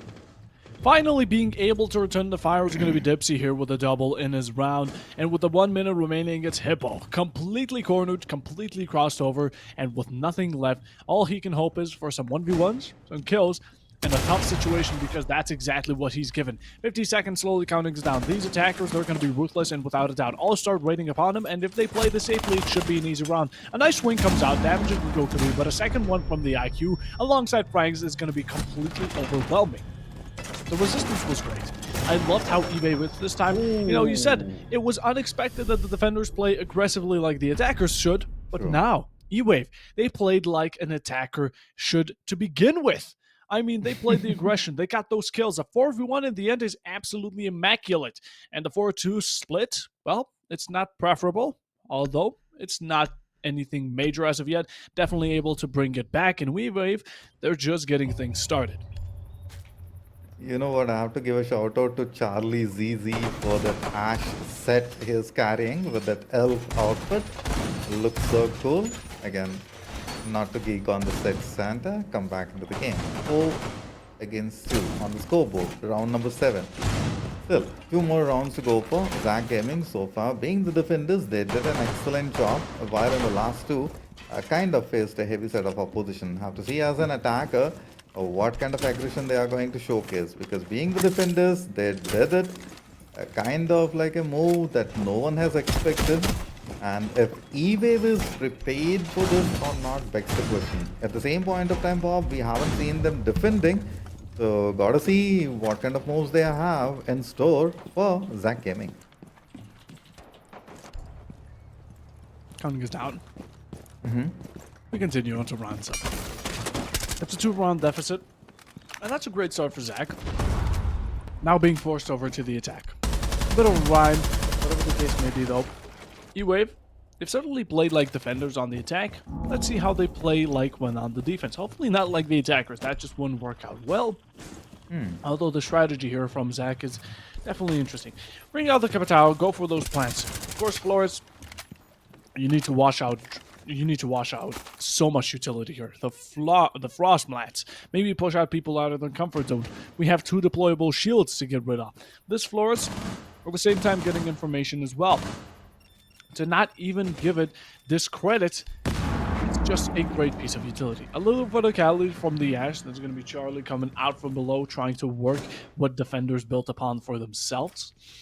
And not much is happening. I mean, we're not establishing any type of breach. We're just simply sticking back, relaxing, and waiting to see what happens.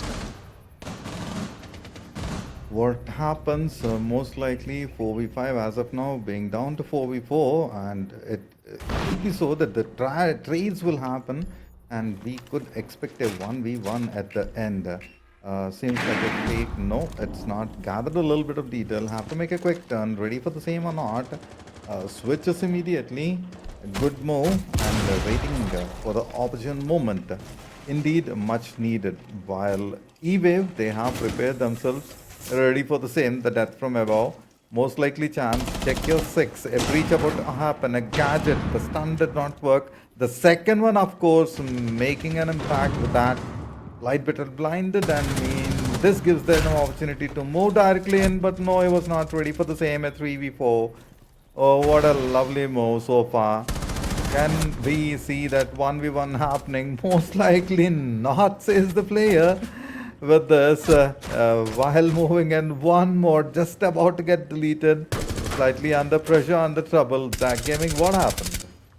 A frost trap snapping someone's legs is going to be unfortunate. That's the Ash of the board. A 2v4, we have the man count completely in a disadvantage, with the time being at an even worse position. E-Wave, they know what they're doing. Look at them, not pushing a single bit. They're just holding back because we know where every single player here is. All they need to do is walk into the lines of sight. We see the barrel, we see the shot, the opportunity, and it leaves the Thatcher alone in a 1v4 scenario. Absolutely hopeless. No way of coming back from this. The diffuser isn't on your hand, neither is the time. And unless every single player here conquer lines into your bullet, it is without a doubt going to be a loss. You do try to claim some kills, but in the end, it's going to be Vassy doing exactly that. TC has G12 in hand, and with it, E-Wave are going to be claiming the first round in the second half.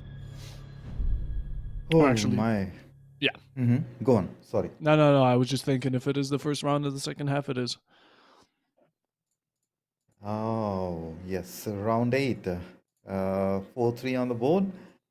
Yes, it's a time where we can expect an equalizer. And looking at the way the game has changed for E-Wave Esports, the way they have adopted, seems as if a 4-4 on the board is quite likely, Bob. At the same time, we have been waiting for Zach Gaming's attack strategy, while on the defense they have been so aggressive. Now, I'm slightly surprised that the first round, being the attacker, did not exactly go as we thought so. So probably they're trying to read their opponents and then go for an aggressive stance. If that's the case, then a lot of annihilation about to happen over E-Wave. Got to see if they are prepared for the same or not. Meanwhile, Zach Gaming preparing themselves, trying to move in, attack those utilities, be prepared, be ready. And Vassy, that's a nice placement. And here begins the action. Let's move it. Of course, Dino being the first to move directly into the line, while the team is situating themselves on the other corners. Quick run and move, not the quick gun and move. So this brings to the question, will Zach Gaming be able to get that initial frag? Yes, most likely chance ready, prepared. While moving in, a quick fire about to happen, yet at the same time they have situated as well as a lovely flank on the other front also. The map totally covered. Brings us to the question, who would go down first? It's another question of who's going to break under the pressure here. It's 4-3. These teams are extremely close, but the second one that gets 2 rounds in and that deficit going, it's really a lot of a burden. It's pressure. It puts a lot on the mind of a player, and that's where they start really thinking, can we do this? Can we bring it back? What do we need to do? Really confused and lost in a bit of a maze called Rainbow Six Siege. That's it. Now we go into 0 kills yet. 1 minute 50, slowly ticking us down. Okay. not much established here. We're trying to clear out and get some sort of flank watch going. We see the Gridlock absolutely love the operator. In the meanwhile, also some secondary pressure from this Thatcher and Thermite going for a single wall next to site. No treatments there. The Cade can't necessarily trade all too well, and with it, that's the Thermite breach. It's off, and with it, we've established another room. Now we need to push this off, get those hatches rolling, and with it, verticality. It's always the same story when it comes to downstairs, but it's not the same story when it comes to executing it. Execution, indeed, it is. A little bit of damage being dealt. Charlie immediately correcting his position. Knows for sure that, oh my goodness, what was that C4? So well timed, yet the trade happening, a 3v4 situation about to be turned into a 3v3, most likely. Gotta see if they can have the advantage from the other corner. Yes, they do. They got the 3v3. The AUG has roared. Now gotta see. Low on health, cannot move in. Tiny slightly under trouble. 4-3 on the scoreboard. Got to see 4-4. Most likely chance. The diffusal is being placed. A jump attack. No answer. Well done. Well done. The last man standing low on health. Yet attempting one after the other. It's a 1v2. No utilities left out, I believe so. Got to see if the C4 can make a banger. You know? Needs to find some picks here. 1v2. Aljo both very high on HP comparing with his Gridlock. Of course, if no one peeks, there's going to be no resistance in the first place. The L2A3 shots make their way through, and with it, it's going to be a round over to the defense. E-Wave completely switched how they play, going for defensive, and a really passive-aggressive play style works out for them perfectly. Zach Gaming now starting to get cornered just a bit as the equalization is finally through. They had that 4v2 two-round deficit, and it seemed like E-Wave were going to break, but even after the timeout didn't work, they kept the spirits high, and they have their dreams higher. Now looking to reclaim the victory, the only one here that could shut them down is Zach Gaming's own tactical timeout if it ends up working. I do like that even though E-Wave, they haven't seen much of the Ying, they are still quite consistent with Dex, bringing out that Warden in case she's brought up, and this is going to be a perfect opportunity. We see Sample is picked. Maybe could be switched out for the attack, I'm not too sure, but we're going to be sticking with. Although for the defense, the Fenrir, the Bandit, the Mute, the Warden, Valkyrie, we've been keeping it quite down to earth, and with it, not much of a change. We love it. If it's not broken, don't fix what's not broken. You know the saying, it's been said multiple times, and I think it's a player's go-to when it comes to situations such as. Now, it's a 4-4 score. These teams are really close, and I think it's going to be a similar situation as to how it was earlier in Bank. Whoever wins or gets that 6-4, 6-5 running, that's the opportunity to finish it with it in regulation. If not, we're going overtime. Agreed. Overtime on the horizon as well. A player covering the first floor while the other moving from the second. So the third rotates as well. Good move so far. E-Wave about to take the entry in, clearing up the corners, trying to gather as much details as possible just with the weapons. The drones about to move in. That would lead a lot more. Zach Gaming well prepared. So slightly being cautious, covering every possible area. Exit strat moving and have to see the time. There's a fact over here, a breach about Akka, and with that, a slight bit of splash damage as well, I'm expecting. One more C4 takedown probably on this particular round, while the flashback's intact. Got to move in, got the job done. So Zach Gaming, they did it right in the early rounds. Round 9, will that be a beginning? No Frost yet. Attackers are still scared of Frostman below them. We saw that shotgun pre-fire below the Brava coming in. The scare, the PTSD has stayed, and with it, we're going to have some sort of contention. Now, going upstairs, we get forward and we try and upstand ourselves into ET or electrical. Also, IT breach would be quite nice, but we have a bandit tricky. So what do? Well, we push up to it, we get everything cleared out, flush the defenders down, or either kill them. Hopefully that we don't get killed in the process. It's right now Zach trying to make some sort of effort. They've wasted quite a bunch of time, E-Wave that is. With it, they look to waste even more. We heard the exothermic go off. Yet again, though, that's about as much as we've seen. The attackers, Here's Zach, right now the Ash, Charlie himself, right next to Sight. He has gotten a lot of coverage, in the meanwhile could be spreading out an opening, but you have to watch out for Aljo right behind you. That MP7 strikes yet again and gets an opening over for E-Wave. An opening indeed, and very much needed so far. Only 40 seconds plus left out on the clock. Got to make the move. So begs the question, oh my goodness, we called it earlier. And here comes the C4 takedown. 3v4 about to be turned into a 1v3 likely chance with the positioning advantage. And there comes another banger. 3v3. Got to see if Zach Gaming can get that conversion done and land another big blow. While E-Wave find their best of the best. Whereas I see a little bit of disadvantage from the positions they have covered so far.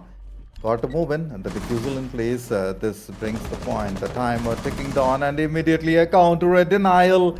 A lovely move, a 1v3, the last one standing. Moves right into the crossfire, gets heavily eliminated. What a strat from E-Wave. They laid the trap, waited patiently, and finally getting the victory over the others. So far, I was under the impression it would be Zach Gaming who would be approaching the match point, but now, Bob, the table turned. E-Wave just one close by.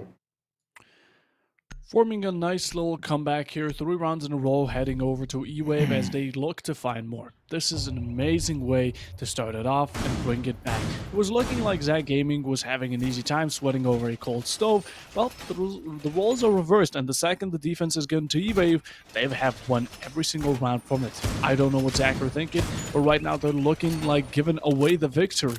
At this point, they don't seem to be fighting back a single part of it, although it's good for E-Wave. They probably can't complain. They're just high spirits, looking even better. Even every single round, they continue to do so. Engagement has really been high between these two teams when it comes down only to the last minute or so. Maybe a kill or two dropped or a trade exchanged between the teams at the very early stages of the game, but past that, they do not want to go into any type of contention without need, or of course without them just hoping to get some sort of advantage back if they are in a clutch-ish situation. Cracking the armor, that's what E-Wave are looking to get, and they have gotten it for Zach. For Zach, it's tough. It's really close. And at this point, you've been overtaken. Trying to do that exactly right over to E-Wave. My goodness, man. The quick whips have just one more round, and E-Wave would be so close by. Just waiting for the denial from Zach Gaming. So, got to see how exactly that's going to be delivered by the team. Meanwhile, you see some more opposition, quite strong by, talking about the same. That's the first one, and an immediate rotation. The quick flank definitely working in the favor. Round number 10. And Bob rightly called, could be an opportunity and a chance for an overtime. Oh my goodness, the verticality, yes indeed, working for the player. What a beautiful move. The coordination between the players completely working in their favor. Team E-Wave being the defenders. Oh, lovely indeed. Completely cornered out. No room to move off. A quick whiff. Low on health. And Bob. Seems as if the overtime may happen at the same point. It gives me a picture. It's not over there yet. Not there yet, and if of course E-Wave do manage to claim it, it's 6-4. Let's get to that do and manage. It's 4v3. Right now HP is not looking good for Zach, and even though the Finka boosts are going to be coming in quite handy, is it going to be enough to flush out 4 players? They have one above you and the shields are looking strong. What is the Mew doing, and what are these shots being missed? Absolute catastrophe. Dexy manages to run away right in front of an enemy, and it works because the shots, I don't know if it was panic, I don't know if it was stress, whatever it was failure, and it was a missed opportunity. Could be detrimental to this round, and Zach, if they could have gotten that punish, well, they would be looking at a 3v3. I'm just saying the equalization would have been huge. Although we continue down. Floor drones coming out, trying to get rid of utility. And yet again, like a floor drone should, flush out players on where they're currently standing. Trixie, he spots it, backs off. Shotgun up close onto IT. That's the way to play it. It's the advantageous play, especially when it comes to anyone swinging your corner. You have a shotgun. It's going to down immediately. It's also a very strong one. I do believe it's the mute and smoke shotgun, which is considered to be one of the best. 20 seconds slowly counting us down. You see EA's going for breaches, but so does the barrel. A nice double kill from the Warden and a triple shotgun on the kill feed, absolutely shutting it down as E-Wave are here to claim it and they are not playing around. You called it, Bob. You called it. It will be the shotgun, and that could be the factor. And yes, indeed, that's the one who took care of the same. Match point it is. All that's needed for E-Wave is to execute a quick one. Do not leave any room of error. Move in, eliminate, take care of the victory. Now, Zach Gaming, are you prepared for the same? What needs to be done is quick denials and 3 victories, one after the other, which is slightly difficult, of course. Whereas, I'm surprised. Is it the same lineup that has begun the match with such an aggression? And being the attackers, I don't know what exactly happened with the team. Either Bob has to highlight the same, or maybe the players can give us the detail when they are in the chat. So yes, brings us to the point. How, what, why, and where exactly? Good reinforcements. Team E-Wave ready for the same. 8 seconds and the action begins. Bob, I believe E-Wave is about to win. I think they believe that as well. Although belief, sadly, is not a leading factor. It's down to gameplay and skill alone. 6-4, this is basically a rinse and repeat from Bank earlier. Just switch up the map and the players and you've got it. In the meanwhile, though, it's 6-4. 2 rounds in a row needed for Zach Gaming. We've been through the story and we're going about it again as E-Wave here are looking to finish it out before regulation comes to an end. Although, these players, we've been seeing that Zach Gaming, the only rounds they won were on defense. What's happening on attack? Well, it clearly shows that Nighthaven is a bit more defender-sided, although those 2 rounds they didn't take on the defensive are clearly gonna be a bruise, a deep scar, and right now, E-Wave, they're pouring salt all over it, letting it burn 2 minutes. Slowly get in it.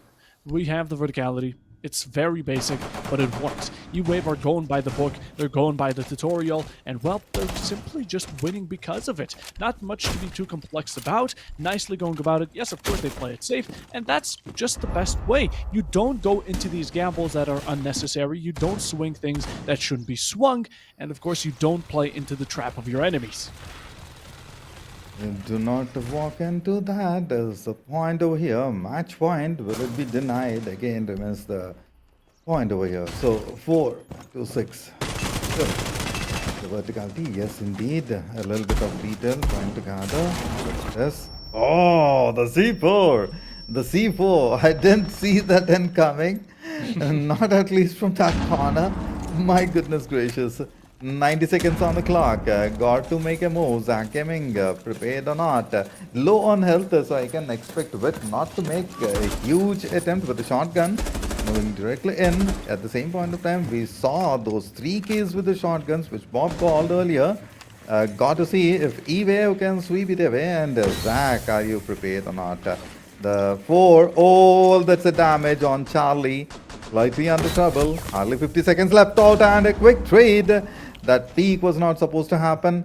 You see the shields moving and oh my goodness, it is troublesome for sure. A nail by the moment. A denial indeed. What happened? Charlie was well prepared as soon as realized and a quick one on the nugget. It's a 3v4 and Bob, can I safely say it's a victory for E-Wave? I think you can. They're completely shut down by this armory side. I mean, they have nowhere to go. It's a 4v3, information is all against them, and so is time. Time being such a major thing, they need to reverse it with that diffuser. But speaking of the devil, the diffuser is now on the floor, so likes Charlie. Walking in through that rotation is going to be deadly, and with 14 HP, you get down from 1 bullet alone. The shotgun finishes the job, and it's all left down to nothing. Hippo, it's all gone wrong, and with it, E-Wave are going to be returning the fire 5 rounds in a row against Zach Gaming. Absolutely huge. Without a doubt, they put themselves out there and, well, they let it just simply rain. Zach Gaming, they give it a shot. A 4-2 was beautiful. Don't get me wrong. It's a nice little start for your team to get some sort of foundation going, but you need to build. You need to craft upon it, and without a doubt, there was none of it on the defensive. Once, of course, it was claimed by none other than good old E-Wave. They just went ham. 5 rounds in a row, that's what they needed. And while it was thought to be quite hard to accomplish, I guess it was a miracle in our own side. And with it, that's going to be another match here for today. The last best of one here finished. Oof. And Warden, one of my most favorite operator, causing all that action to unfold and a lovely, lovely moves many times on the game, Bob. I loved it. I loved it. I was at the edge of the chair and was ready to jump. Uh, a slight disappointment for me because I expected a lot of attacks from Zack Gaming being the attackers, which that did not happen. So that question still remains, that lingers in my head. Gotta see. Wherein, best wishes for both the teams. Well tried, well attempted, and a beautiful victory from eWave. Got to see what they are gonna do in the next rounds. So this brings us to the point, Bob. Can we say we are gonna go for the break? Yeah, with it, it brings us to the point I said by Santa, and ho ho ho, Mary, all the way to our break, as we'll be seeing you in just a second. I'm not Santa Claus.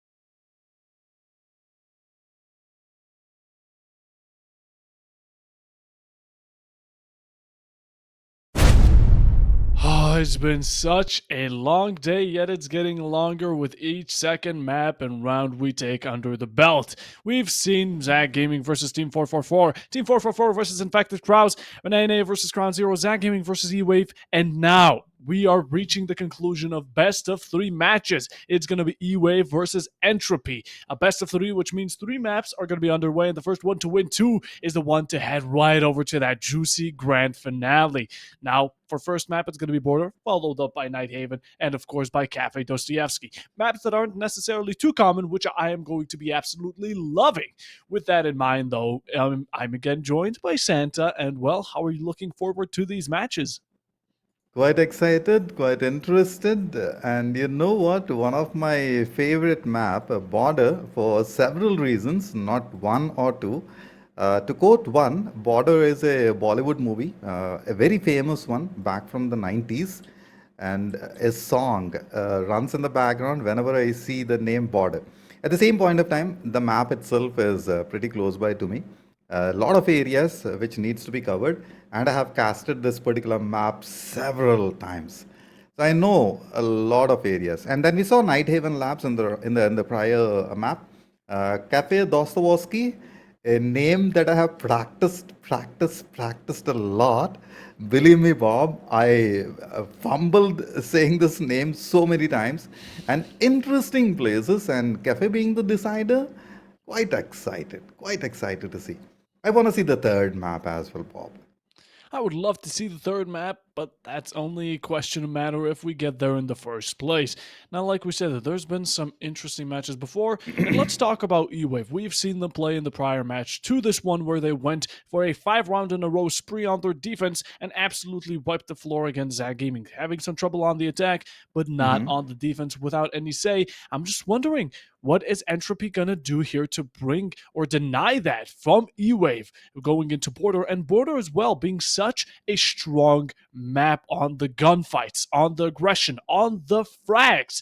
With it, let's take a look at good old team card for E-Wave here. We have Hmm. Cafe being their best map. Well, it's their decider, so if we get to it, they're going to be happy and all joyful about it, with a total win rate of 67% and Chalet not being even in the pick of today, at least not of this best of three. They're going to be nice and steady. Kelsrun decks, we've already seen them all play, and with that, I'm just excited to see what else they can bring on these maps that I do believe we haven't seen today besides Nighthaven. We've seen Nighthaven, not Border, not Cafe. So all new strategies and completely fresh out the oven. Yes, agreed. Win rate of 67% and best being Cafe, Shala being the worst. I can understand, I can agree. And we saw E-Wave doing it once. So expecting something heavy from the team. Gotta see if it could occur the same way I'm expecting or anticipating. A lot of anticipation from my end. Yes, I know. And laying it over the teams, I know it's not supposed to be done, being on the casting desk. At the same time, the way these guys have performed so far, I have to expect a lot. Now we see E-Wave right now on the statistics. And Hmm. in the meanwhile, I'm going to wonder, that's my question answered. If Entropy has one for themselves, a bit of a larger, to say, armory of players on the right side, the towering amount, and on the left, they have the exact same best map, so it's a W for both of these teams' books. Skyscraper Hmm. being the worst yet again, not in the pick, so I think both of these teams are looking quite comfortable. Although the win rate for Entropy just a tad bit higher, about 7%, or actually 10%, from 67 to 77. With it, we're going to have to see, do statistics hold their truth and value, or are we going to have E-Wave bring it back? Well, that's up to the question that we still need an answer to. And yeah, it's around here. We're getting it started soon. And with it, we should be heading into this match any second right here, Santa. eWave versus Entropy. Let's jump into the action. One team with a 67% win rate. That's, if I understand correctly, Bob, the 67% win rate is on Cafe, right? It's the total win rate of Oh, all it's the maps. total. All right. So both the teams being best in Cafe, my goodness, man. I like how the teams have been looking forward. And yes, a lot of movements. I'm gonna geek a lot on this particular map. Border. The song already running in my head. And it's creating some nostalgic moments. Look at those visuals. The producers doing the best of the best job. So, huge shout out to the team working in the background.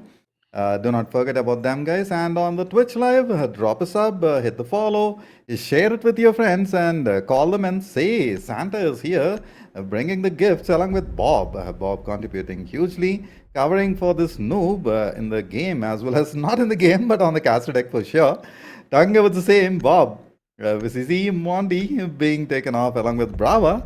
Slightly survived with Brava, wherein I can understand about Mira.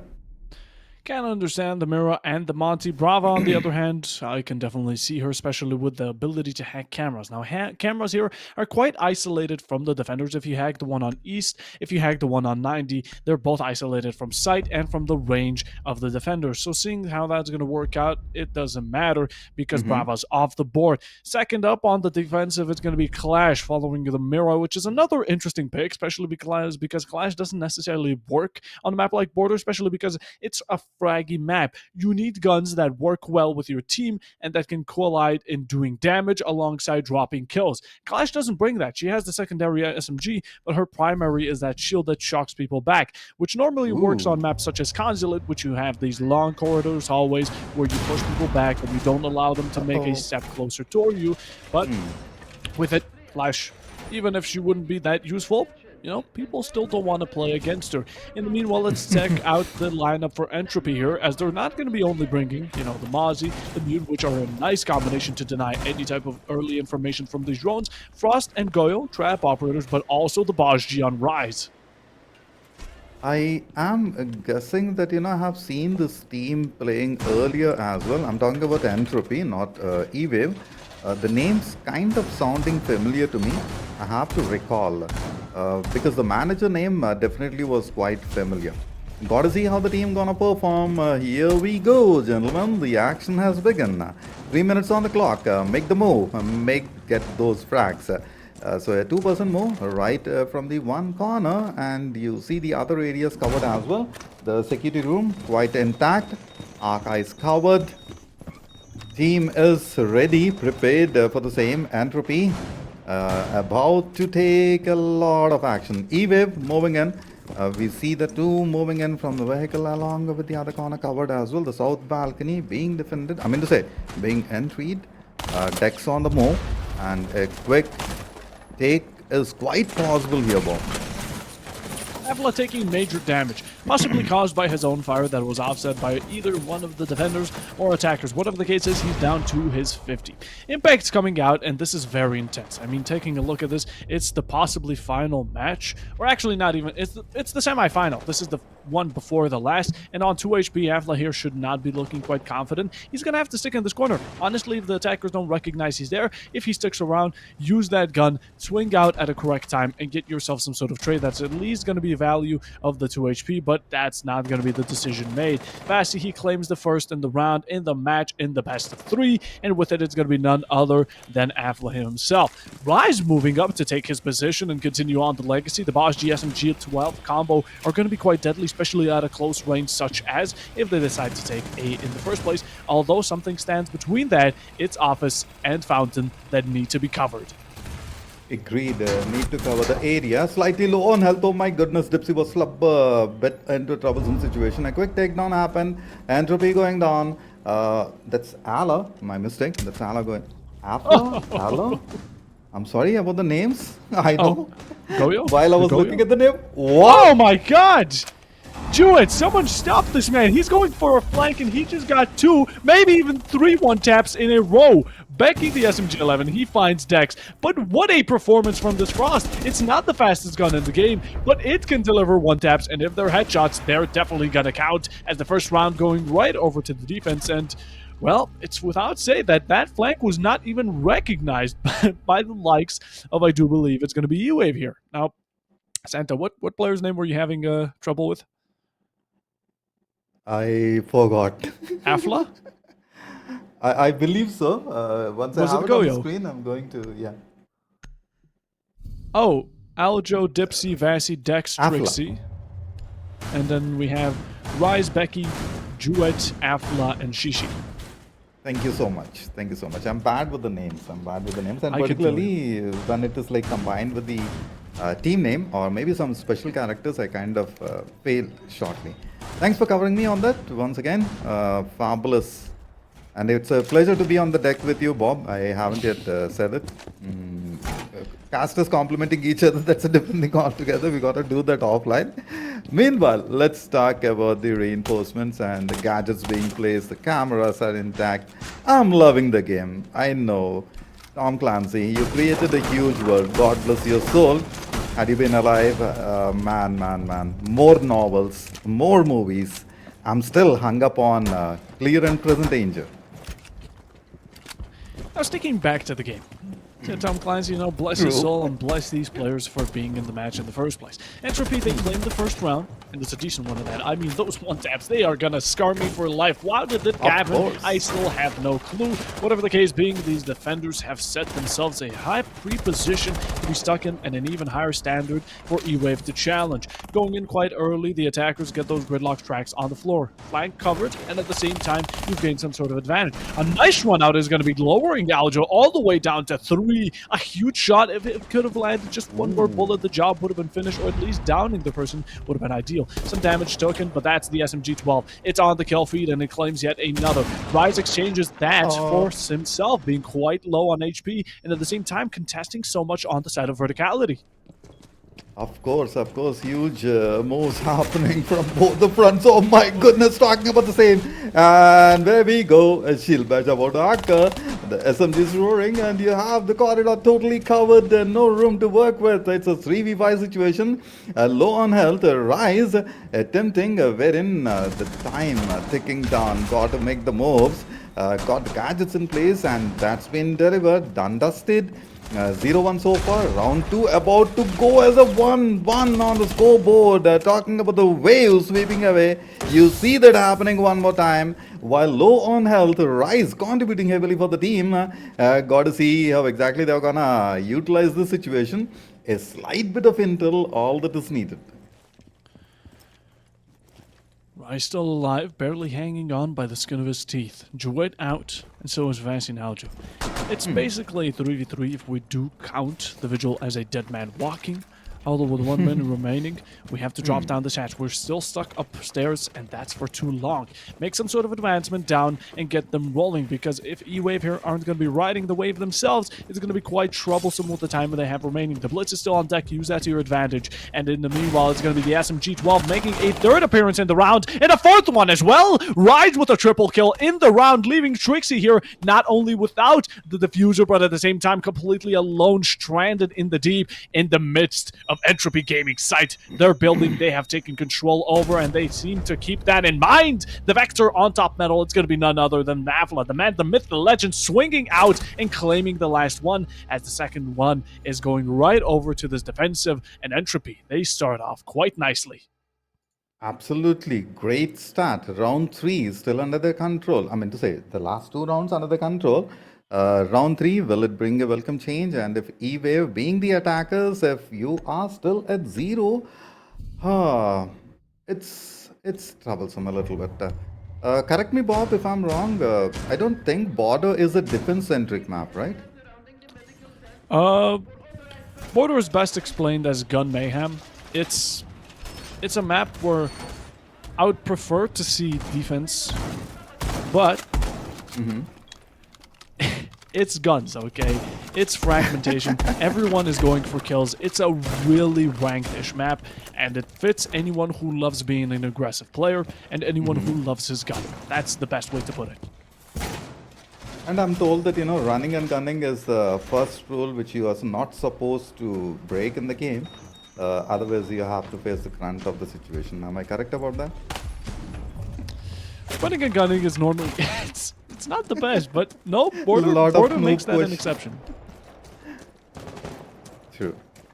Okay, we'll talk more on that. 2 minutes and 50 seconds on the clock, moving right in. Got to see, is that the move that I'm expecting and being delivered? I got to see if that's the same or not. Wherein E-Wave attempting so far, they slightly failed on the first 2 attempts. This is where a bang, oh my goodness. Even I didn't expect through over there. Vasi, well done. The kill feed would definitely show some more names popping up quite sooner than expected on the other front. Just making some attempts with that gun. Oh my goodness, roaring heavily a 4v4. I thought so it would be a 3v2 at any point. Shishi finds himself one. The MPX headshot machine gets way through, and although there is a soft recharge right next to Jewett here, I don't think he has that realization clicking just through. Rise, he backs off and tracks right down to sight, not wanting to gain any more disadvantage that or offer any bodies to the enemies. It's a tough position to be in, especially when you know that you could be a reason your teammates lost the game. So keeping that in mind, playing it safe and retracting back to side, going off of the strategy that was put. And in the meanwhile, this IQ player is absolutely dealing some damage to these gadgets. Valkyrie camera spotted, so are the C4s from below, which could be denying a kill or maybe even more. There's that Valkyrie camera spotted. This is why we bring IQ to such sites. We love the IQ. She used to be really underestimated, but the more she's brought out, the more people realize her potential, especially when playing against a character as Valkyrie, rocking with the Shishi. Block it, break it, make it difficult for the others to work around. 4v4 situation can turn to a 2v2. Got to see if the intel has been passed. Another 63 seconds on the clock. That's all that is left out. One more spot and that's been denied. The position has been revealed wherein we know you can make that rotation happen for the team and then get one more frag on the board. Round 3. While talking about the frag, a heavy amount of damage has been dealt and a frag that has been conceived, and we can expect one more. What? It's going to be a trade. Slightly surprised. Aljo finds Rise as Rise does 1-2. Duet on 3 HP and Becky on full. Looking to go off of these windows, but I think that E-Wave won't be falling for this simple trap. Is the oldest one in the book. Simply just vaulting through the window into someone's guns is something you should be expecting. A nice little ping, but he's going to be a bit too late to it. Dex, he's going to be finding the last player standing. That's above 5 HP. And while the Frost L2A3 does manage to scoot its way around, get a pick for itself, it's not going to be lasting much longer as the diffuser is now down. You're completely blocked out of sight because that's what the castles do here. And with the down onto Dex, it's all left in a 1v2 between Aljo and Jouet. The information of bullets is going to be leaving quite a lot. The pings are coming out and you're trying to find just one bullet on the body to finish the job. 27 seconds, you gotta be hasty about it. But the Frost being very sneaky. Sneaky comes around the corner. That's Jewett. And I don't think this is going to be much more than a game of tag, but he becomes behind, and it's going to be a clutch for Jewett. An absolute Scooby-Doo episode between the two, chasing around each other between this rotation between bathroom and site itself. And how do they do it? I have no clue, but in the end, Jewett, all he needed was a gun, 3 HP just to leave him standing, and he'll get the job done. Oh my goodness, Bob, a Scooby-Doo moment happening. That's a good one from you all, and I'm loving it. Great, man. I saw a Tom and Jerry play as well happening as well, sneaking through so low on health, and I did not expect that move to be happening.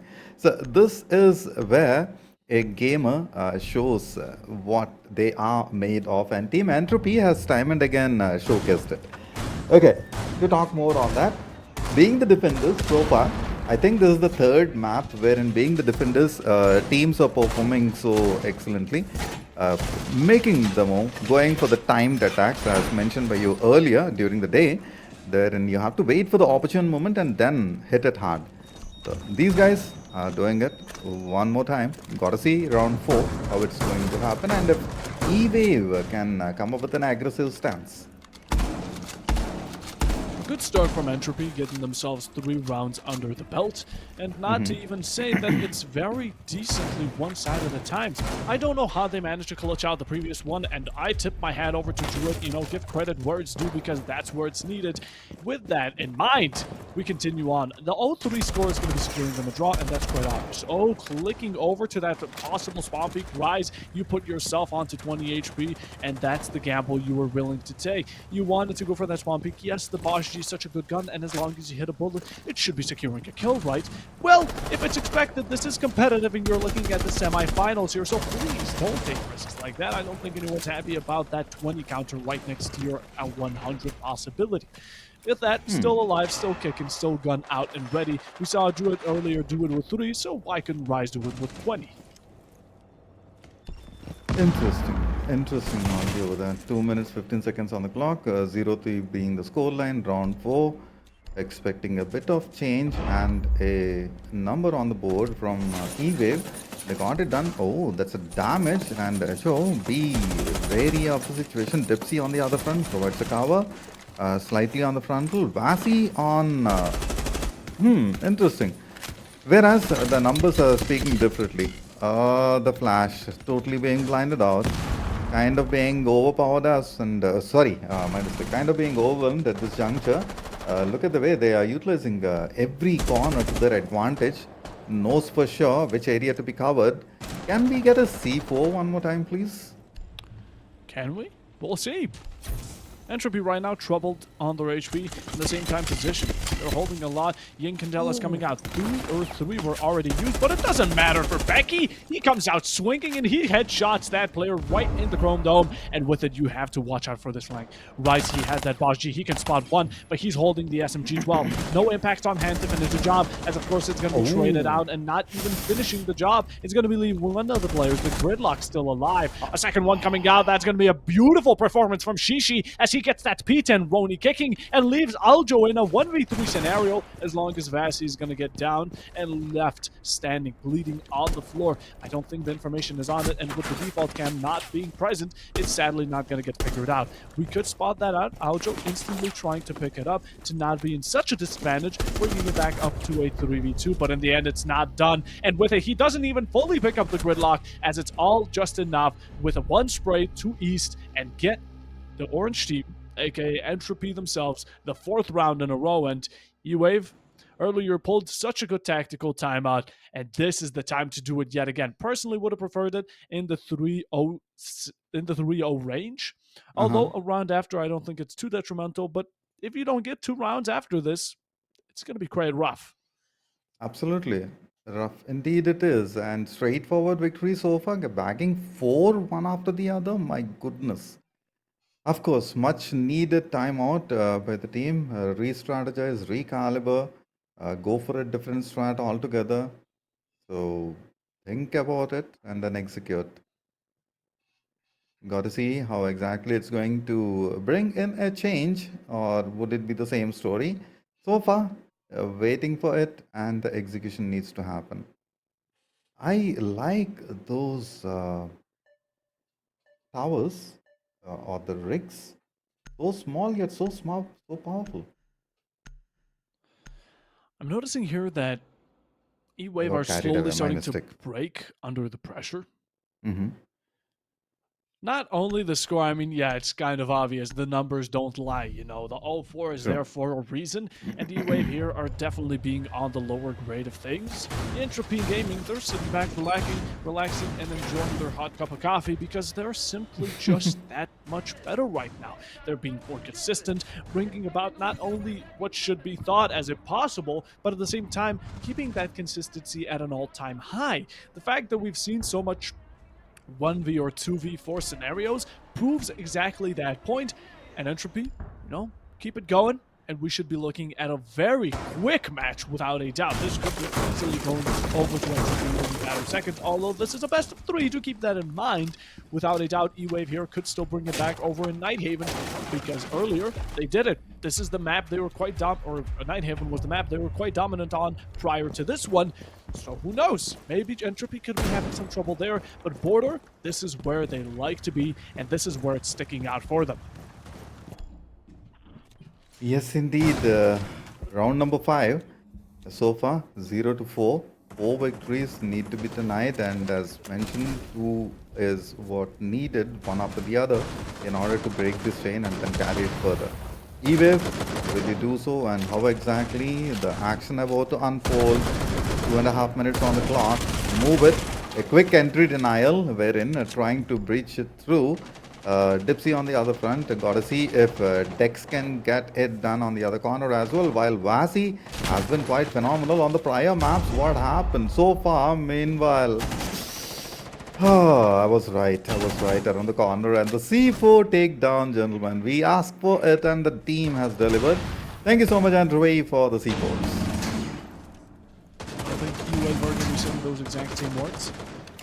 they don't seem to be too grateful about it, especially losing the Ram, the major verticality asset.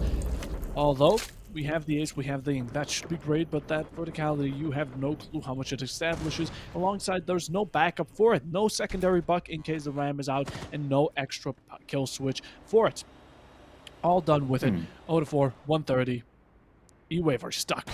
They can't even get rid of this one roamer on the side of offices. I mean, yes, they've made themselves be quite clear.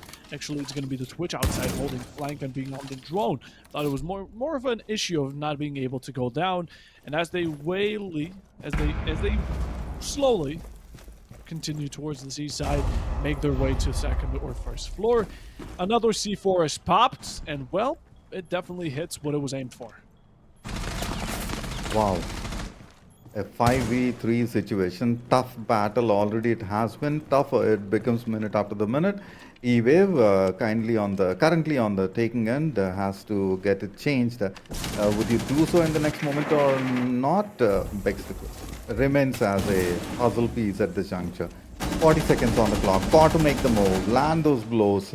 Rise already low on health, yet is quite unstoppable. And now you see a heavy amount of damage about to be dished out. Talking about the same, a lot is covered. Yes, indeed. You get the 2K, turn the tables, turn the tide, get the round onto the name. It's going to be 1-4, and it would be Dipsy to be the celebration. Oh, I said it early. The caster curse live on the scene right here, ladies and gentlemen. Dex now down. Situation.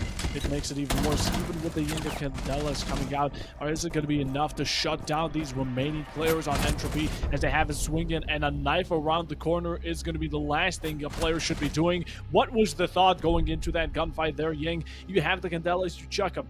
Then you get a kill. Awesome, fantastic. Keep it up. Well, no, we're going to be pulling out a melee for a random gunfight, and you know, they say don't bring a knife to a gunfight. It's obvious why not, Yes. and this is the showing of it, as 0-5 now through, and Entropy Gaming, the smallest score they can get in this scenario is 5-1, or if they win this round, it's going to be match points going into the second half. Absolutely huge for them. E-Wave have no response, and absolutely no way of counterattacking this, as they're just left standing and waiting for everything just to rain and slowly crumble down upon them. Oof, match point so close by, yet it can be so far away. I saw that getting denied time and again. And Bob, if this is being equalized, it's a great comeback story, and a LAN event particularly. 5 victories, one after the other. Trouble indeed. If E-Wave can get it done, that's a story to be written into the history. And Dipsy, sorry my brother, sorry for the caster curse. I thought so you would execute the 1v3, 1v4 flawlessly, wherein it happened the other way around. Sorry, that is Dex, my mistake. Even Dipsy as well, I called it. Happen. I should control. Running around, trying to see and find out. Again, E-Wave extremely one-sided. They've done the same thing over and over again.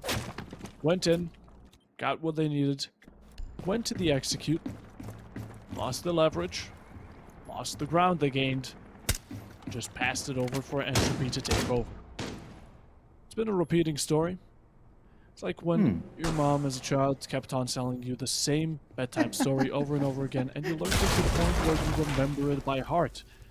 That's how it is, and it's extremely repetitive. Not liking this. We don't like one-sided matches, and Entropy are making it just one-sided as much as it possibly can be. Affleck gets one. Thankfully, Dipsy's there to be the hero this time around. Gets a reach rate, and with it, the Legion now all for it. It's a back-to-back kill, and E-Wave, they've gotten it back, but just not for much longer. Rise, he swoops it under their feet, and he robs them of that so-claimed equalization, as now we continue down with 3 players remaining, not going for ground anymore, but directly onto the side itself.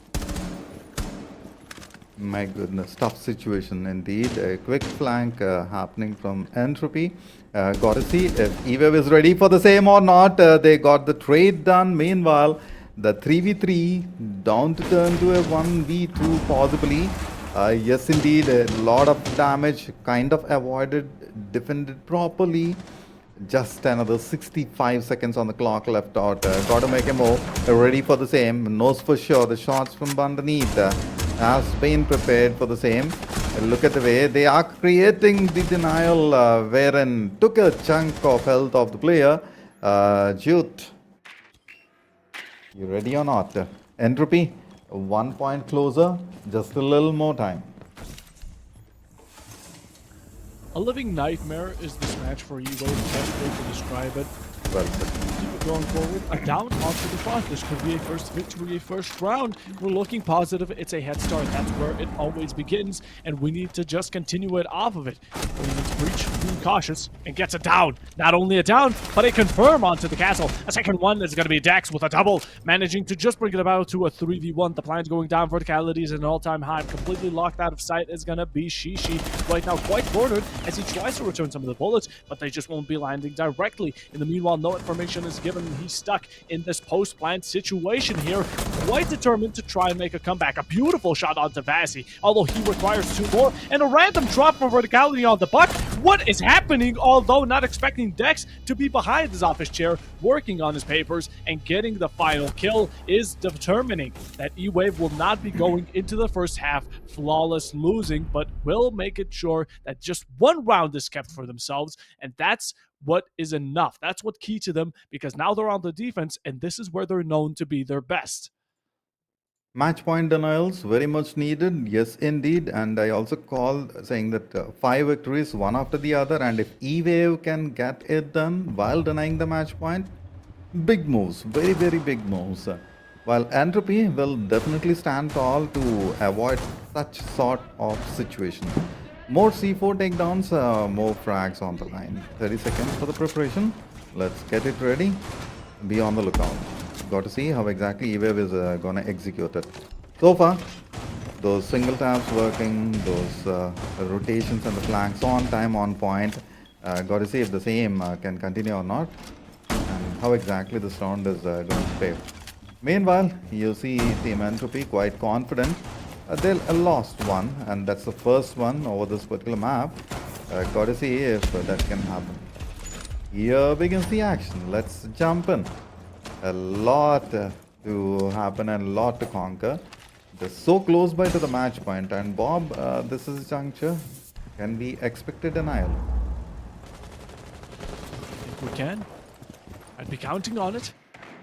E-Wave, they've denied them the flawless to Entropy.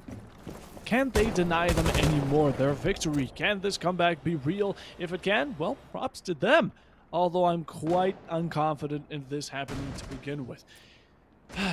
It's rough, you know. I love E-Wave. I've seen them cast, but Entropy, right now, they're proving to be quite an opponent. One that's a bit too overwhelming for them as of current, and with this 5-1 score, it's really a one-sided match. Now they're on the defense. E-Wave, you see the aggression playing over towards the CC side and extending very nicely. Footholds are down, and so is the door open out. Flash is coming out. The Frost goes for some prefers, but Entropy, they don't seem to be walking into this trap just as of yet. Playing back and nicely, just safely capturing upon whatever may be happening and executing of any punishes that E-Wave make, such as this. Shishi, he finds Trixie. In the meanwhile, you gotta watch behind you, Jewett. Otherwise, it's gonna be, or Avasi, otherwise it's gonna be Jewett on that R4C getting right onto your case, and a double kill with Shishi to join along it. A 2v5, extremely one-sided. Yet again, it's left down to the Smokazami. Both strong operators, and both could be looking positive if they were not off-site, and if it was not completely taken hostage by Entropy here, going with the plant down. Now they can just retreat back and watch it all burn before their very eyes. Diffuser being planted, hardly 36 seconds on the clock. The last one standing, Dipsy. Let's go 1v4. Begins it. Wherein the trade from the other corner. Oh my goodness, I called it slightly early. And the match point. Here comes Entropy doing it one more time.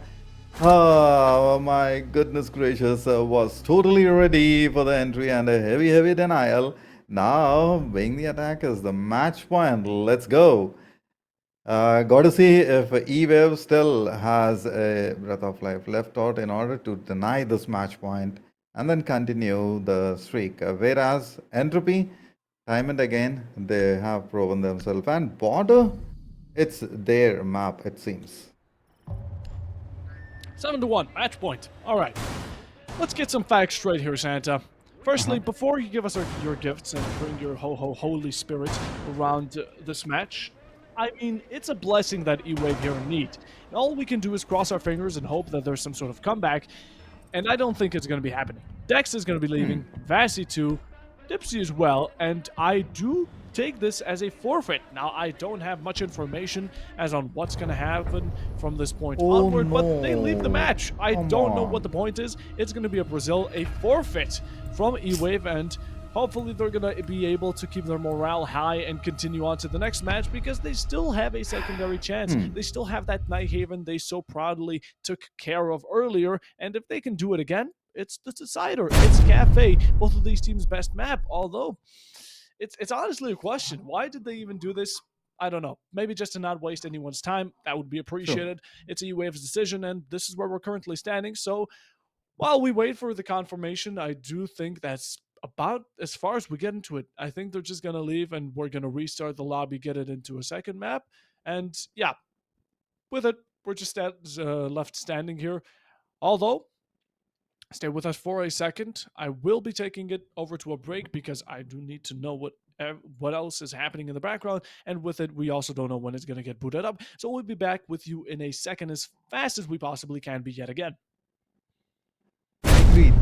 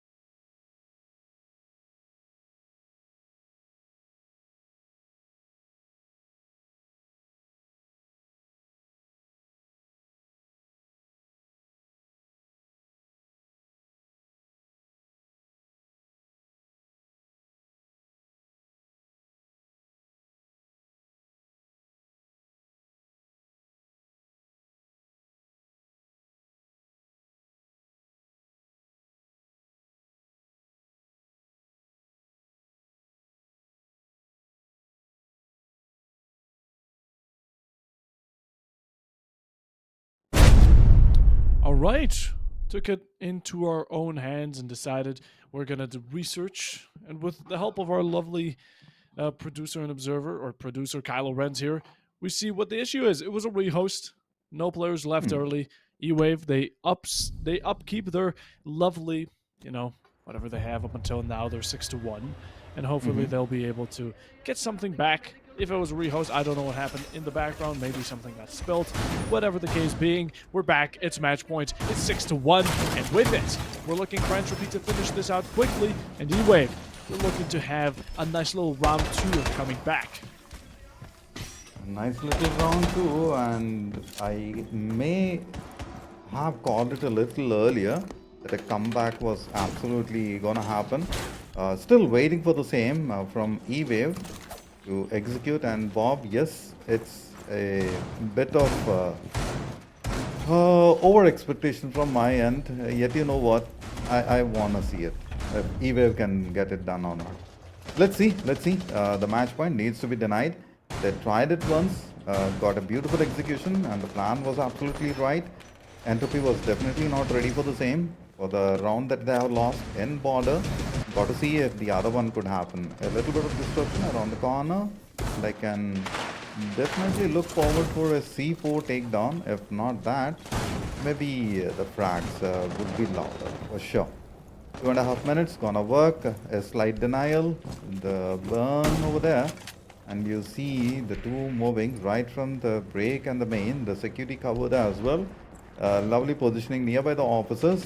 This leads a little bit of intel. A wall banger about to happen, most likely. And at the same point, they have the crossfire situation, both from this and the other front. Oh my goodness, it's troublesome, so for sure. The ears ringing.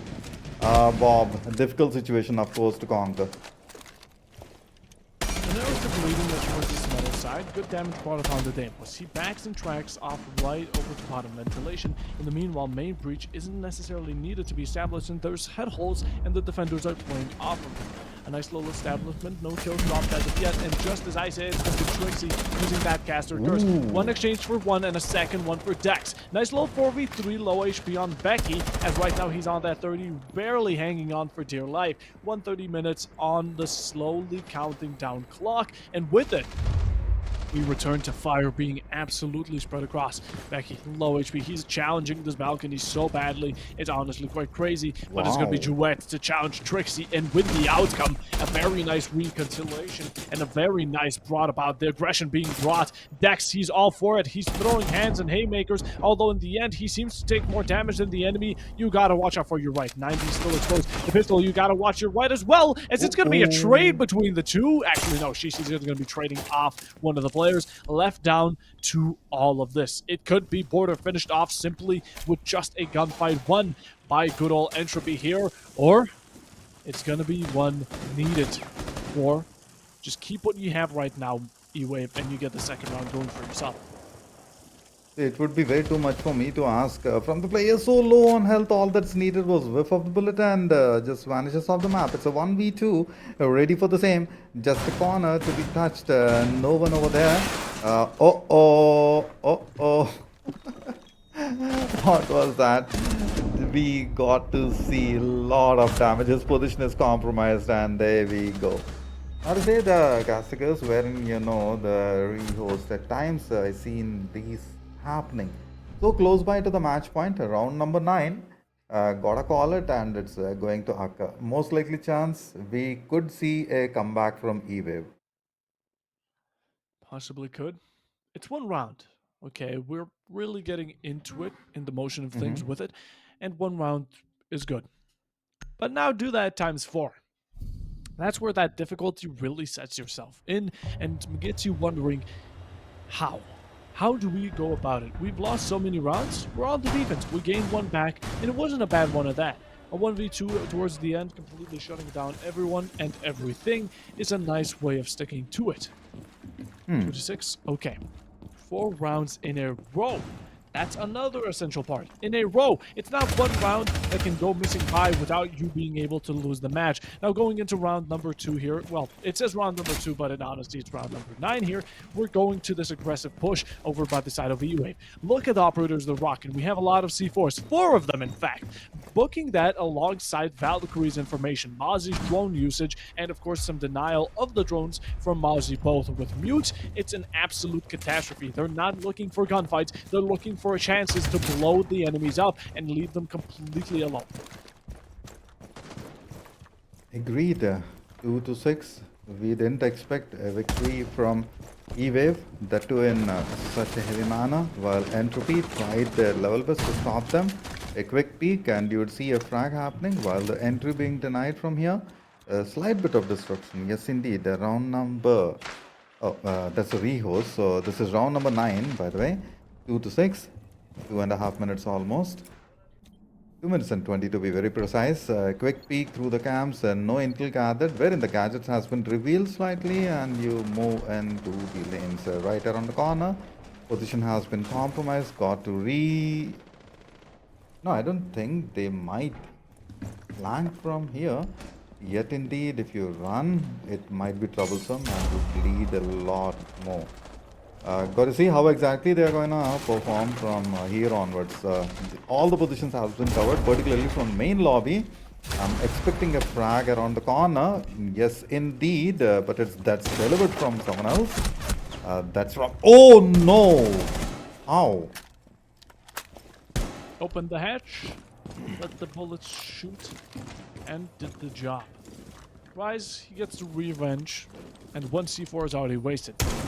1 also given away from Aljo being taken out, remains with 2 more. Now it's still dangerous, especially with this verticality that's needed, but getting up close and personal, just waits to hear that T4 just chuck.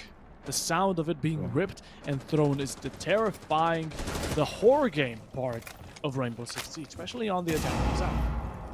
Now yet again, it's a 4v4, but the second I say that, it gets turned into a 4v2 here. Shishi with a double kill. This is huge. They're on match point. Of course, Trixie won't let it slide. The SMG-12 makes its way around. The C4 from below won't be connecting onto anyone just as of yet, sadly. Rise is a bit too far, and a bit too far indeed. Apla with a second, and yet again, the verticality is just a bit too much for Trixie to handle. He's left stuck, wondering and pondering where to go. What's the idea? Well, not to run into Rise's bullets, as with it, the 7-2 score is confirmed, and like it, Entropy take the first map without much issue.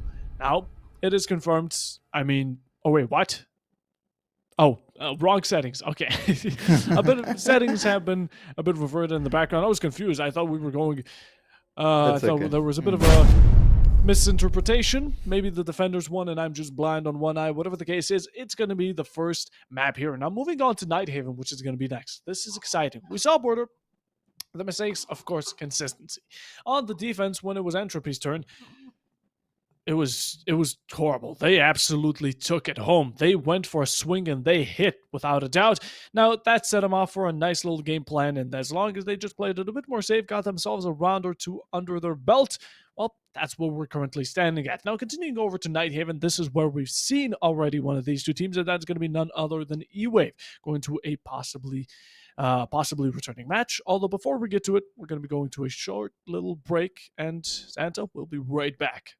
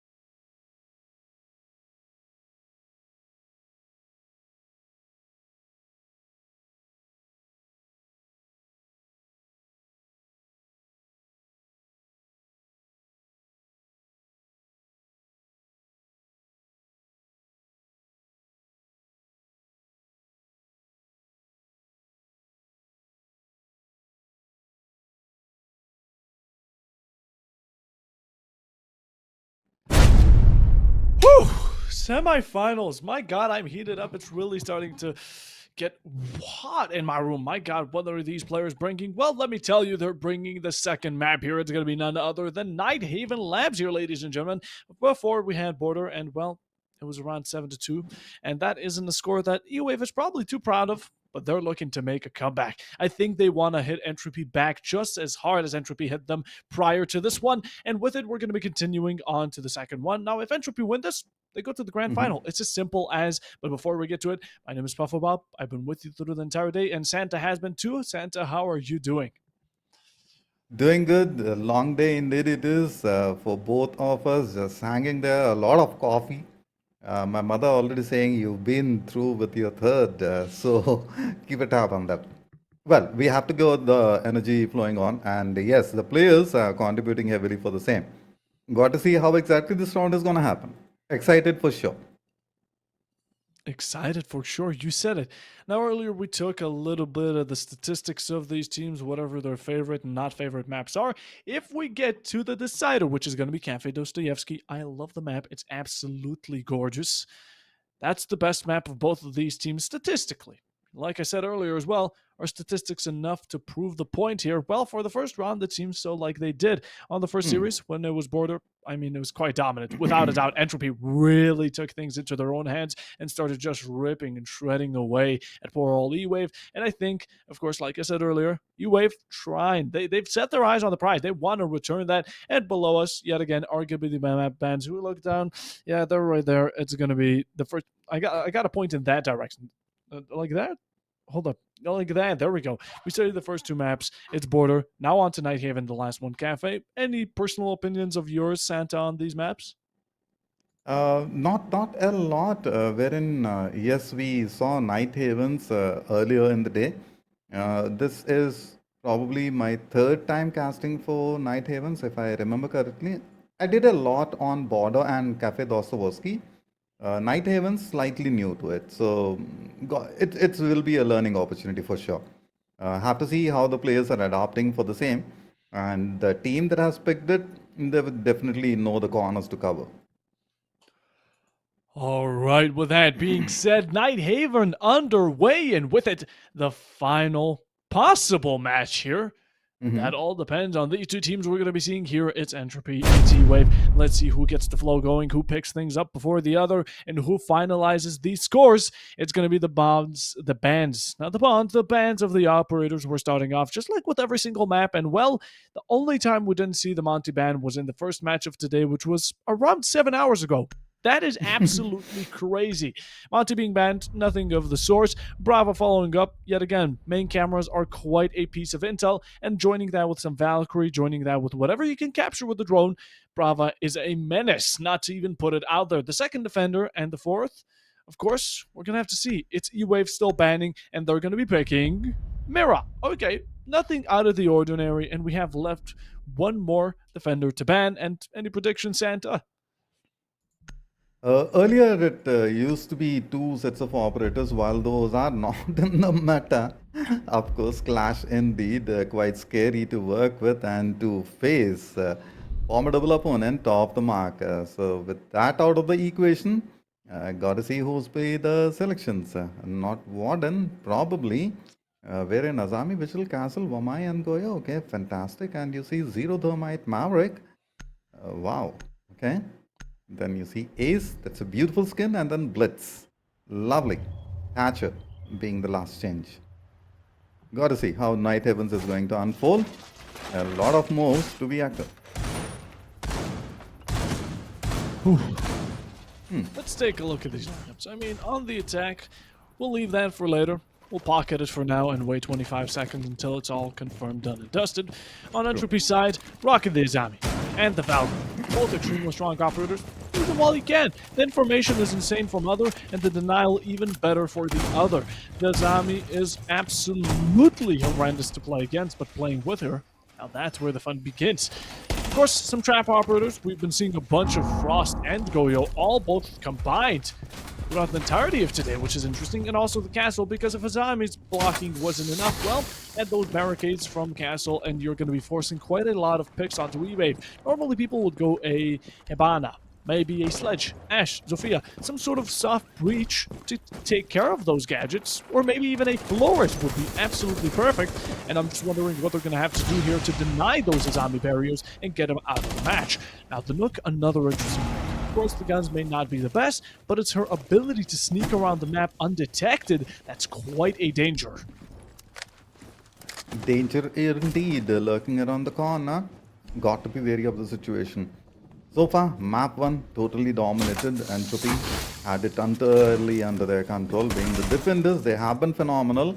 Taking out the corners, taking care of the traps, right around the bend. Oh my goodness, the peak. I know for sure he will turn around and would take a lot of damage. The 1v2 about to happen. At any juncture, you see the kill feed filling up with the names.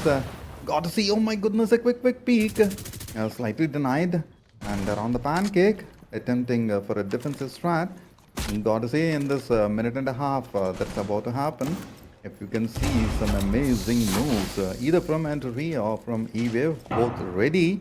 And as Bob mentioned earlier, E-Wave ready to claim the spot, whereas you see the situation turning against them. The C4 has been louder than the players. One waiting for the revival. I don't think Shish might get it. Are there substitutes as of now in Entropy?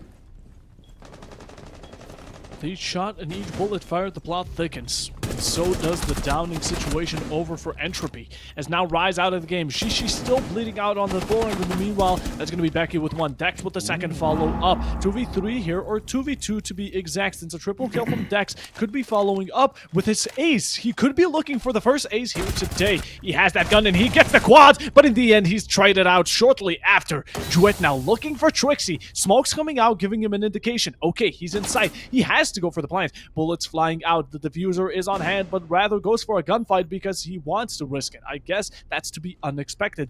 Pings on him are direct. There's impact EMPs over for Entropy's Goyo, but that's not enough to finish the job. Reloads the Vector, goes up close and personal, hides behind this little box, this little whatever barricade it may be called. Shots are expired, but in the end, they're looking to find the other, and Trixie is going to be there to do it, not allowing the quad kill from good old Dex to go in vain, and with it, finishing the first round over to the side of none other than E-Wave. Wow. Simply wow. What a move right in the beginning. Whether they are ready for the same or not, again, the next sets are definitely going to talk more on that. Entropy definitely faced a heavy set of opposition, and this victory from E-Wave itself is a story that is gonna unfold. Is saying it loud that we are here to claim map number 2. If Entropy allows the same or not remains the question of the hour, and how exactly it is going to unfold, we will witness in the next few seconds. Still preparation phase being in. The Blitz now, earlier he was picked for a second, then he was switched out. Yet again, it's going to be a similar situation as now that even though Entropy have that Warden unlock by Jouet, seems like Sands and Glass are going to both make their appearance known.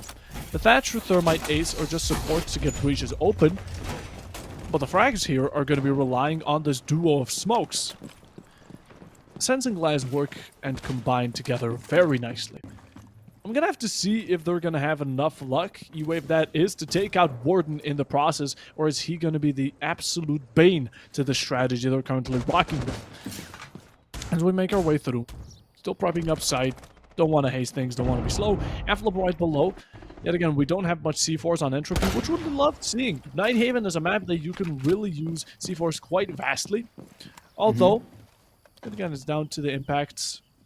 It's down to everything. And, yeah. Quick entry point. Got to see if the height could go into their favor so far.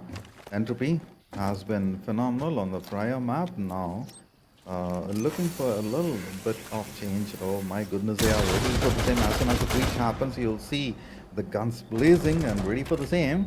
A lot of denial, and from a distance you see the kill feed increasing. A 5v4 can be expected. 2v3 got to see if that could happen, and Well, Shish allow the same. The position's slightly under trouble. And the breach. Okay. And the diffuser ready. We got to move in. We're in Bob. I expect some frags just in the next few seconds.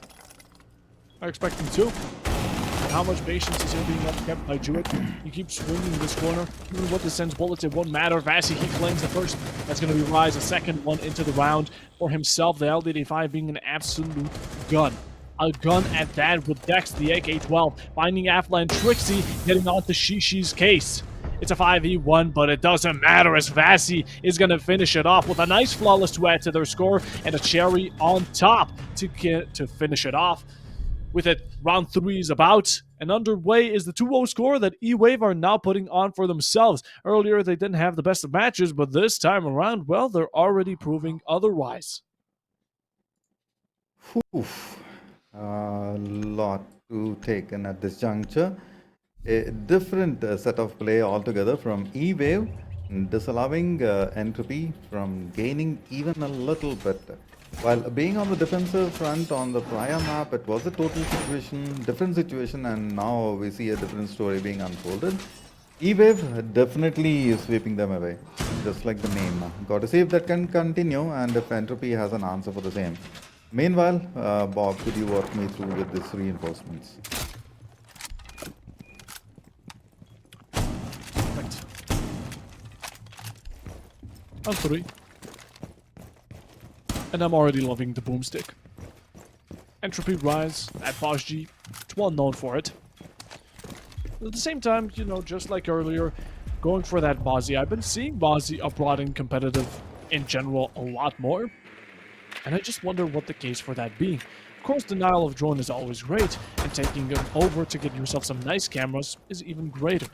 But is it the P10 Roni? Was it maybe a buff? The C4, whatever players are looking for and whatever they see in Mozzie is this type of bringing up action that has them running for him. The Bandit tricking nothing, as right now the priority for E-Wave is to get this verticality down, push upstairs, and flush anyone down.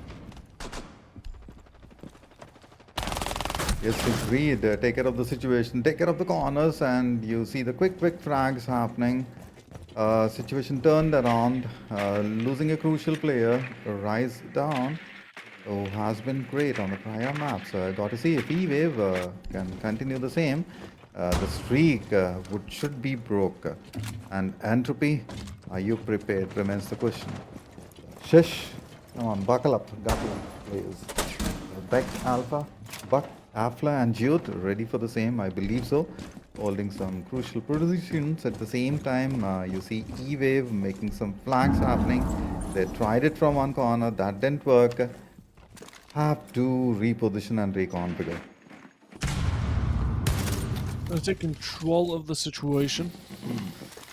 Hatches are being opened. In the meanwhile, we also have operators outside of the building making their way downstairs. An IC4 from below is going to be confirming one. That's going to be from Jouet. Still one sticking out for Shishi. Actually, he's already used one. The one sticking out is going to be from Becky. Remaining, a possible kill could appear itself, although we have to get to that point in the first place. It's a 4v4, a nice equalization between the two, and with 1 minute remaining and slowly counting down to it, the Blitz, he's still alive. It's going to be dangerous to go up against him. Anyone up close, he's going to get knocked down to the floor and shot out on the spot.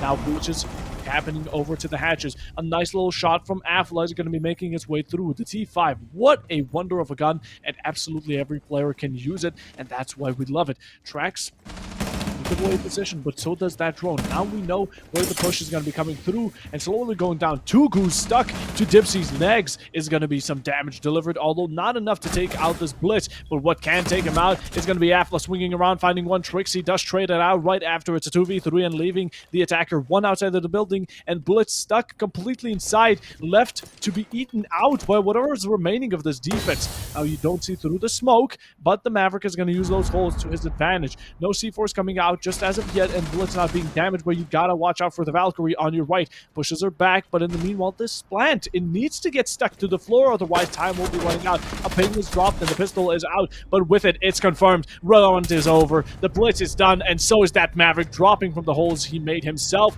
and that's another round. Actually, the first round going over for Entropy.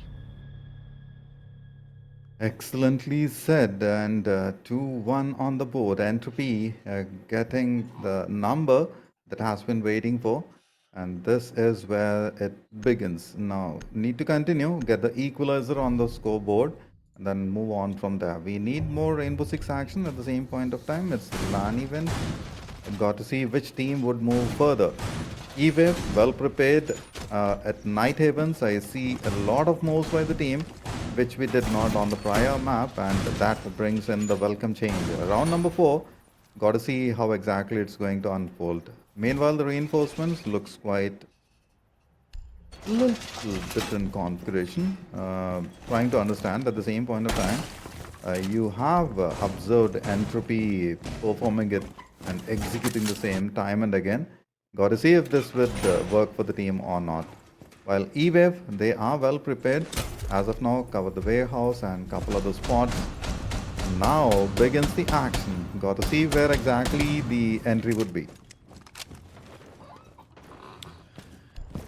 You gotta make an entry, right? It's without a doubt that the attackers need to make some sort of hole, they enter in through it, and then extend. That's as simple as we get to it, although Entropy, they're trying to fix it back up. And that's exactly what this Kate trick is happening. That's what it's doing. Although Vasi, that Maverick blowtorch, it makes sure that whatever type of breach is happening, he's gonna be confirming it with just a simple Maverick trick and having that wall softened up. In the meanwhile, also creating lines of sight all the way over here to Raptors. Observer noticing it, but Becky, he's just sitting up on the desk. He's not letting his fit be seen, and neither is the information upon him been revealed just as of yet.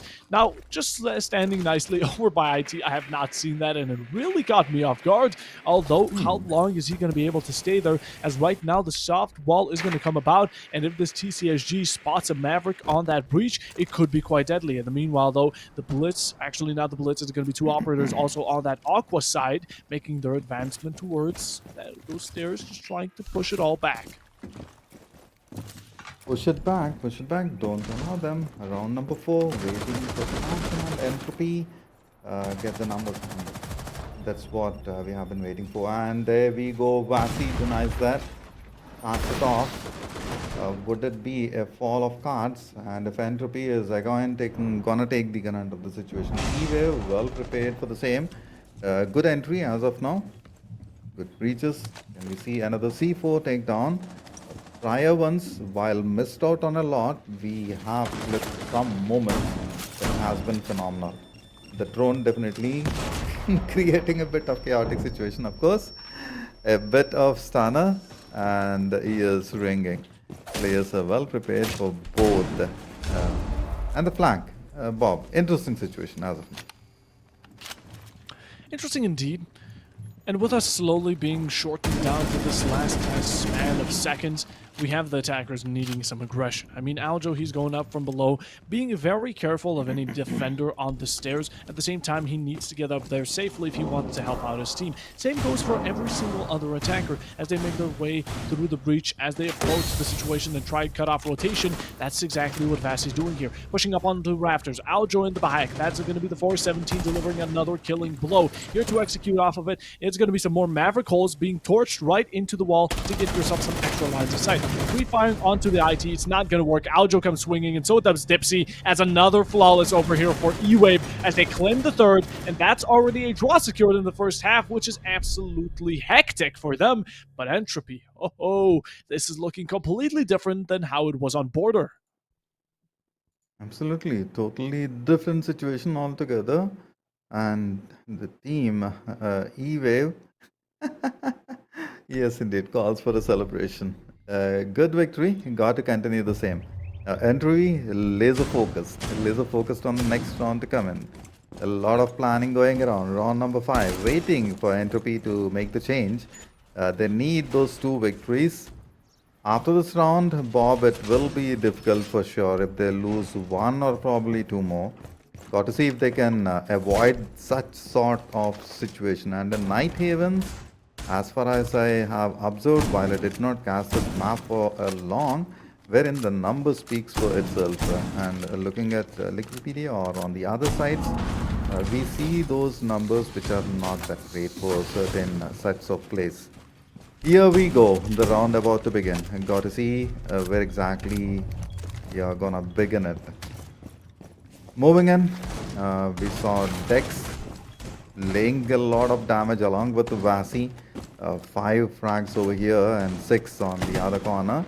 The heartbeat sensor gathered a little more of the detail. The reinforcements are ready, as well as a big breach, quite a big explosion. Avoided the splash damage.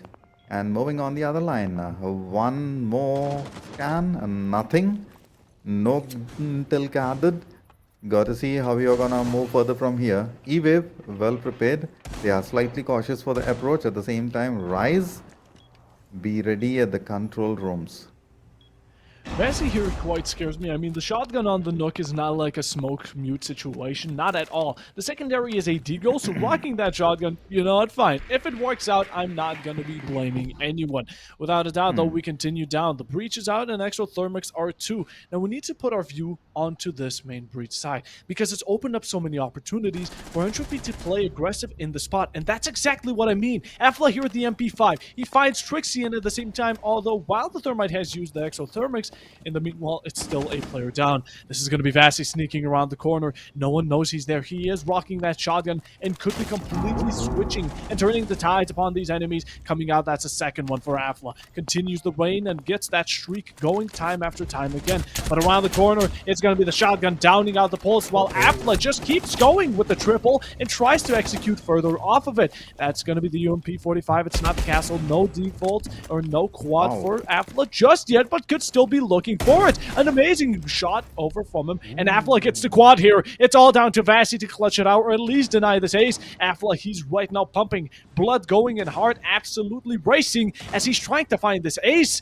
It's lastly down to Vasi. We know where he is. He killed the pulse, and look at Shishi coming around the corner, trying to take it away, and in the meanwhile, it sadly will not conclude with an ace, but of course, you don't want to play it hastily, you don't want to throw bodies, and that's what Entropy here are doing. They've already lost a couple of rounds, so without a doubt, they won't be throwing another one just for a possibility of an ace.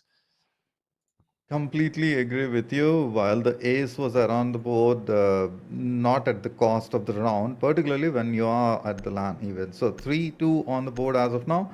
I'm expecting an equalizer pretty soon from Entropy. Good choices on the operators. And looking at the breach, yes indeed, a lot of reinforcements, and Entropy is well prepared for the upcoming onslaught. Got to see if E-Wave can stop the victories and would be able to attack as intended, not to celebrate way too early. And yes, have a lot of fun in R6. While doing the same, make sure that you're getting the numbers on the board. 16 seconds for the timer, for the preparation to occur, and the action unfolds. To paint the picture the best, it may not have been the best situation over on Border for E-Wave, although it shows how much they've improved in strategy, teamwork, and gunfights over at Nighthaven. Not only upkeeping the score away from that 7-1, 7-2, at the same time, they're leading as of current. If they get a 4-2 on the attack, beautiful. They go over to the defense, dominant. It's going to have Entropy gasping for air time after time again, and they're going to have him in the grasp. That's what we're looking for, that control, that zone of just having everything under your sights. What you plan happens. Whatever trap you put down, Entropy fall for it. E-Wave, they've done that for 3. Can they do it for the 4? Going for a completely one-sided push. We have verticals coming out, and the main breach doesn't seem to even be closed, as of course it's going to be Becky here contesting. The bandit trick comes out. It gets one exothermic, and the time is slowly just ticking away. It's slow and poor timing over from the Thermite and of course the impact, not impact, the EMP on Thatcher. They're not going to be working together quite well, although they back off on it. They gave some pressure, and now they're just going to be putting it somewhere else. Yes, agreed again. You have to see what action is about to occur. Round number 6, this could be where the situation can turn around, and Entropy can get the equalizer for the 3-3 and then move further from there. Now to see if E-Wave can stop the same. Otherwise, the map goes into the opponent's name, and that's it for now. Ready for the same. A quick entry. about to take a little bit of damage, most likely, if I'm reading the map correctly at this juncture. Night Havens, not exactly the strong point for Entropy so far. By the way, I have observed those defenses. Gotta see if E-Wave can again deny this. Round number 6, hardly another 60 seconds. I might have called it slightly. A lot of damage has been dealt. My goodness. I'm understanding the same if it is correct. A lot of damage about to happen. More splash avoided. Slightly low on health. Trixie may not be able to move directly onto the line. Where in Entropy, quite ready for the situation. Makes a big flank. Gather the detail. We should see a quick frag happening just around the corner. A quick peek and will be deleted. Vasi lands a big blow. Fantastically done. Shish takes the grunt of the situation. It leaves a trail of blood. What are you doing? That's a lot of information for your opponents. Hardly another 25 seconds left out on the clock. And it's going to bleed out. My goodness, man. Not a wall bang, of course. Vasi gets the second for himself. We've seen so many double, triples, and quads, yet no ace. Make it happen here, players. Dipsy going for a plan. Dex is off the board. Shooting out the feet of the Blitz will be enough to down the job. And Aldra getting one, but getting taken out in the meanwhile. 2 down. It's left down to Trixie, as now he's completely stranded alone. And with the time remaining, sadly, Entropy here are going to be taking the next defense as they even it out in a 3-3 manner. With that in mind, blue team, it's a wave. Now you're on the defensive. This is where you made that huge play earlier. Not only one huge play, 5 to be exact. 5 in a row where you got round after round consecutively, which was beyond impressive. Now, can they do it? I've been saying this so much, but it's such a question that I need an answer to, Santa. We need answers here. Yes, indeed. A lot of questions needed to be answered. And Entropy so far, at the defensive front, they have been phenomenal. Now, gotta see if the attacks would also be quite heavy from them, and if E-Wave is well prepared for the same. Looking at the way they have laid the reinforcements, I'm certain they are prepared for the onslaught that is about to be unleashed from Entropy. Again, the question remains, handling this in the head, would you do so? Would you get the job done for the team? 13 seconds, the preparation ticking down, and then we see 3 minutes of R6 action. Be ready to clip. There would be a lot of heavy plays on this particular round. So get ready for round 7. Here it begins. Let's see who would go down first.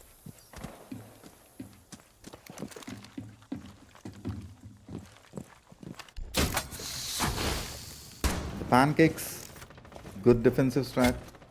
Moving and denying the entry points from the other corner. Okay, the drone, this is going to gather a little bit of detail, of course, and could be a fake as well.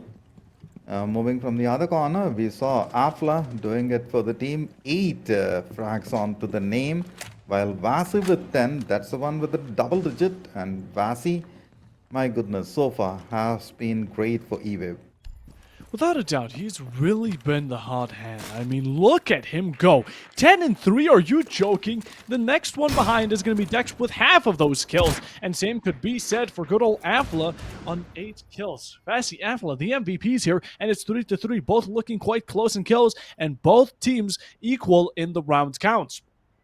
These attackers, they're still outside, slowly making their advance, and with it, they're pushing out whatever they can. This utility is being kept out for the later rounds, but in the meanwhile, this breach, it needs to get popping, because if it don't, honestly, look at what the score is right now. Dex, he gets that shotgun onto one. The IQ is down, but a double kill for Shishi makes its way through. A nice little exchange, and the A is using that gun, that absolute menace of the AK-12 to its foot, but they have 2 coming around to swing. Wise gets 1, Aljo gets a return, but so does Becky. A 1v3 here as Entropy have reclaimed the Sword of Throne. They are not going down without a fight, and even with the breach open, Vasi, he's just enough. He is enough to finish this off, and that's what E-Wave are hoping for. C4 chucked out. It's not going to be finishing the job. Just a no shrapnel, no damage delivered. Pushing up. That's going to be a nice kill. You deliver one more bullet onto Afla, and it's a 1v1, but can you do it? Becky here, he has the diffuser, and they don't have side control just as of yet. Bullets are running low. preferably reload. And with it, the zombie barrier is going to be standing in Apple's way. Don't give this man the 1v1 he needs, because if you do, the score is going to be quite offsetting. Last 45 seconds slowly going down. The ACOG, it's steady, it's ready. Just about to absolutely shoot it out. Now, Becky, Vas- for breach. And please do continue, Santa. Sorry, I thought you were... Okay, my bad for that. Vasi with the double-digit 11 so far. The diffusal going down with that. Only 40 more seconds to work with. Vasi has to make the move. The frag. Big and set. And a heavy amount. What a move right around the corner with the frag doing the damage, and then the quick whiff. Formidable opponent in the name of Vasi doing the job for the team. 3-4. My goodness, man, what a turn of events. So far, under the impression that E-Wave would straightforward take it away. And then we see Entropy making a big comeback. 4-2-3, the scoreline. Round number 8. Can we see a 5-3? Or is it going to be a 4-4? Remains the question. And E-Wave with Vasi intact and supported heavily by either, I might mispronounce the name, Alchemister, or probably Dex. If they can buckle up along with Vasi, it's definitely a 4-4 for sure. A bit of a surprising score here. I was expecting E-Wave to really have it in the right pocket, just throw it out there and have these rounds flying for them, but Entropy's giving them a bit of trouble. Although the previous round, it came down to a 1v2. That is true. It was close, but just not close enough. No cigar for them to claim the 4-3 for themselves, and Entropy get that lead back going on them. Now it's the defense. E-Wave here should have it in the bag. They seem to be quite leakative, and with it, it's honestly quite a tough decision. Both of these teams right now are looking close, and of course, it's a lot more on the line for E-Wave. They lose it, it's gone. They're not going to the grand final, and Entropy are. If they win it, it's that second chance, it's that cafe both of these teams statistically love. Shishi, though, he starts it off fast. Earlier, he was the last one standing, now he's the first one to go. A nice opening onto the K. The K clause won't be there anymore, and that's going to be your only denial of breach, besides the 2-bar hour, which is rather a delay more than a denial. Becky breaches out, that's the exothermic on board. And with the time that we have remaining, this is great progress for Entropy. They play it aggressively, they get those kills rolling, and they're looking quite nice, right? I don't think he knows that there may be an Azami lurking right behind this window. A wallbang is all that could finish the job. It's just this information that's lacking. You jump into the wrong side, and you're caught between a crossfire. Oh my goodness, that was hard to watch. Of course, a minute and 50 seconds to work with. The up-down grapple working for the same. A 4v4 situation, we can expect that to turn around at any juncture. Jewett on the other front lays a lot of cover fire, while the distraction has worked slightly. Got to see if the flank can also be executed properly. With Vasi off the picture, kind of spoken lightly early. Dex and Dipsy has to move in, while Aljo on the other front, the shotgun shots. Big blows on the head. A minute and 90 seconds left out. Whenever I see this 90-second game, it's the changer. So, what are you going to do? That would be a lot of splash damage. And with the Claymore intact, I don't think they would walk into the trap. Have to see. Oh my goodness. Aljo finds Afla. And I think his eyes are one of the eagle. Really locked in as of current. Tempted to keep on pushing up. Druid, he had the Ash, the R4C, it's in the nature. And so is it for Shishi. A nice double exchange for them. They get it back and running. A Trixie Dex left duo up. And try and muster something out of nothing, because currently all they can do is either waste time or have these shotguns absolutely blowing the heads off of Entropy here. Either that or the secondary, whatever you prefer. Both of them are close range and both as strong as possible. These are absolute mayhem loadouts. And with 20 seconds remaining, this is going to leave Entropy to forcibly push in. Verticality is brought, and Shishi is going to be the one to get it. Joined along with the second one. Jewett and Shishi absolutely dueling up to deliver a 4K out of nowhere and get the round in for E-Wave. Finally striking back, and yet again, or actually this time it's going to be not even E-Wave, it's going to be again Entropy. I thought E-Wave were still on the deck, but I guess I'm wrong. It's a 5v3. This is bad, Santa. It's 2 more rounds for Entropy, and they take it. Oof, difficult situations. Look where we started and look where we are right now. One more victory and close to the match point. Entropy definitely going for the same. They are going in with all cylinders firing. And if E-Wave are unable to stop the strain of wreckage, out of the play for now. So that brings us to the question, what changes are you going to bring in E-Wave and how exactly you're going to handle it? While Entropy, they have been great so far. Apla about to touch the double digits with the 10 on the board, and Vasi has to remain for the team to go further. Wherein it's not a one-man play. It's a team effort that needs to go in. And team contribution is going to be huge for sure. E-Wave did it earlier. Let's see what's going to happen in these 3 minutes, shortly of 3 minutes. Yes, indeed, the vertically working for a quick hole, trying to find as much detail as possible. Night Havens, a lot of corners to cover with, and a beautiful map. I'm trying to understand more about this map. We all are. We're trying to understand what's really happening behind the minds of these players. Entropy right now in a 2-round lead. Before, earlier, they were in a 2-round deficit. They were going wrong, and now they're in the right. Mistakes were fixed, and with it, they adapted. And the second part, they overcame. That's the most important part here for Entropy, and they're snowballing it. No tactical timeout brought upon this map, and it's concerning for E-Wave. They're the ones who brought it around in this entire day, for the most part. And now they just seem to be completely out of it. Not a single one. They could have used it the second they lost the round. Right now, it would have been really great. But if you give them this match point, that could be a bit too late going over. And yet again, this is the last map. If you lose it, you need to have it. You need to claim it. And it's a necessity going forward if we do get to the decider in the first place. C4 is blowing up. Meanwhile, though, actually tonight going to be C4. It's just going to be a good old can opener. Maybe, maybe not. Whatever the case is, verticality still looking at an all-time high. We have the buck on board, and absolutely every single player is still alive, kicking well. Not a shed of blood has been dropped here between these players, and they look to make it happen. But it's up to the first person to do it, as this Maverick is going to be making great lines of sight, and Trixie making a great effort to start it off. That Maverick, an essential pick, but the line is already established and main breach is already contested by the ESA. With the shield outside, it is cutting off a major amount of rotation and at the same time completely shutting these defenders down. Complete shutdown indeed. Trixie low on health, will not move further. Round number 9 drinks in, and with that, found out the detail while trying to lay a little bit of damage from above. Did not find any connections over there. We can safely say yes, it's a 4v4. And with this, a little change onto the side of attack, a 4v3 about to happen into a 2v3 most likely. Got to see if Rise along with Afla and Jewett doing it one more time. Slightly under trouble. Afla a quick peek, and that's it. Denial. Yes, indeed, a beautiful C4. Lot of damage for Dipsy, still working with the health left out. Vasi, huge amount of contribution so far. Got to do it one more time. We spoke about this 3v2 situation.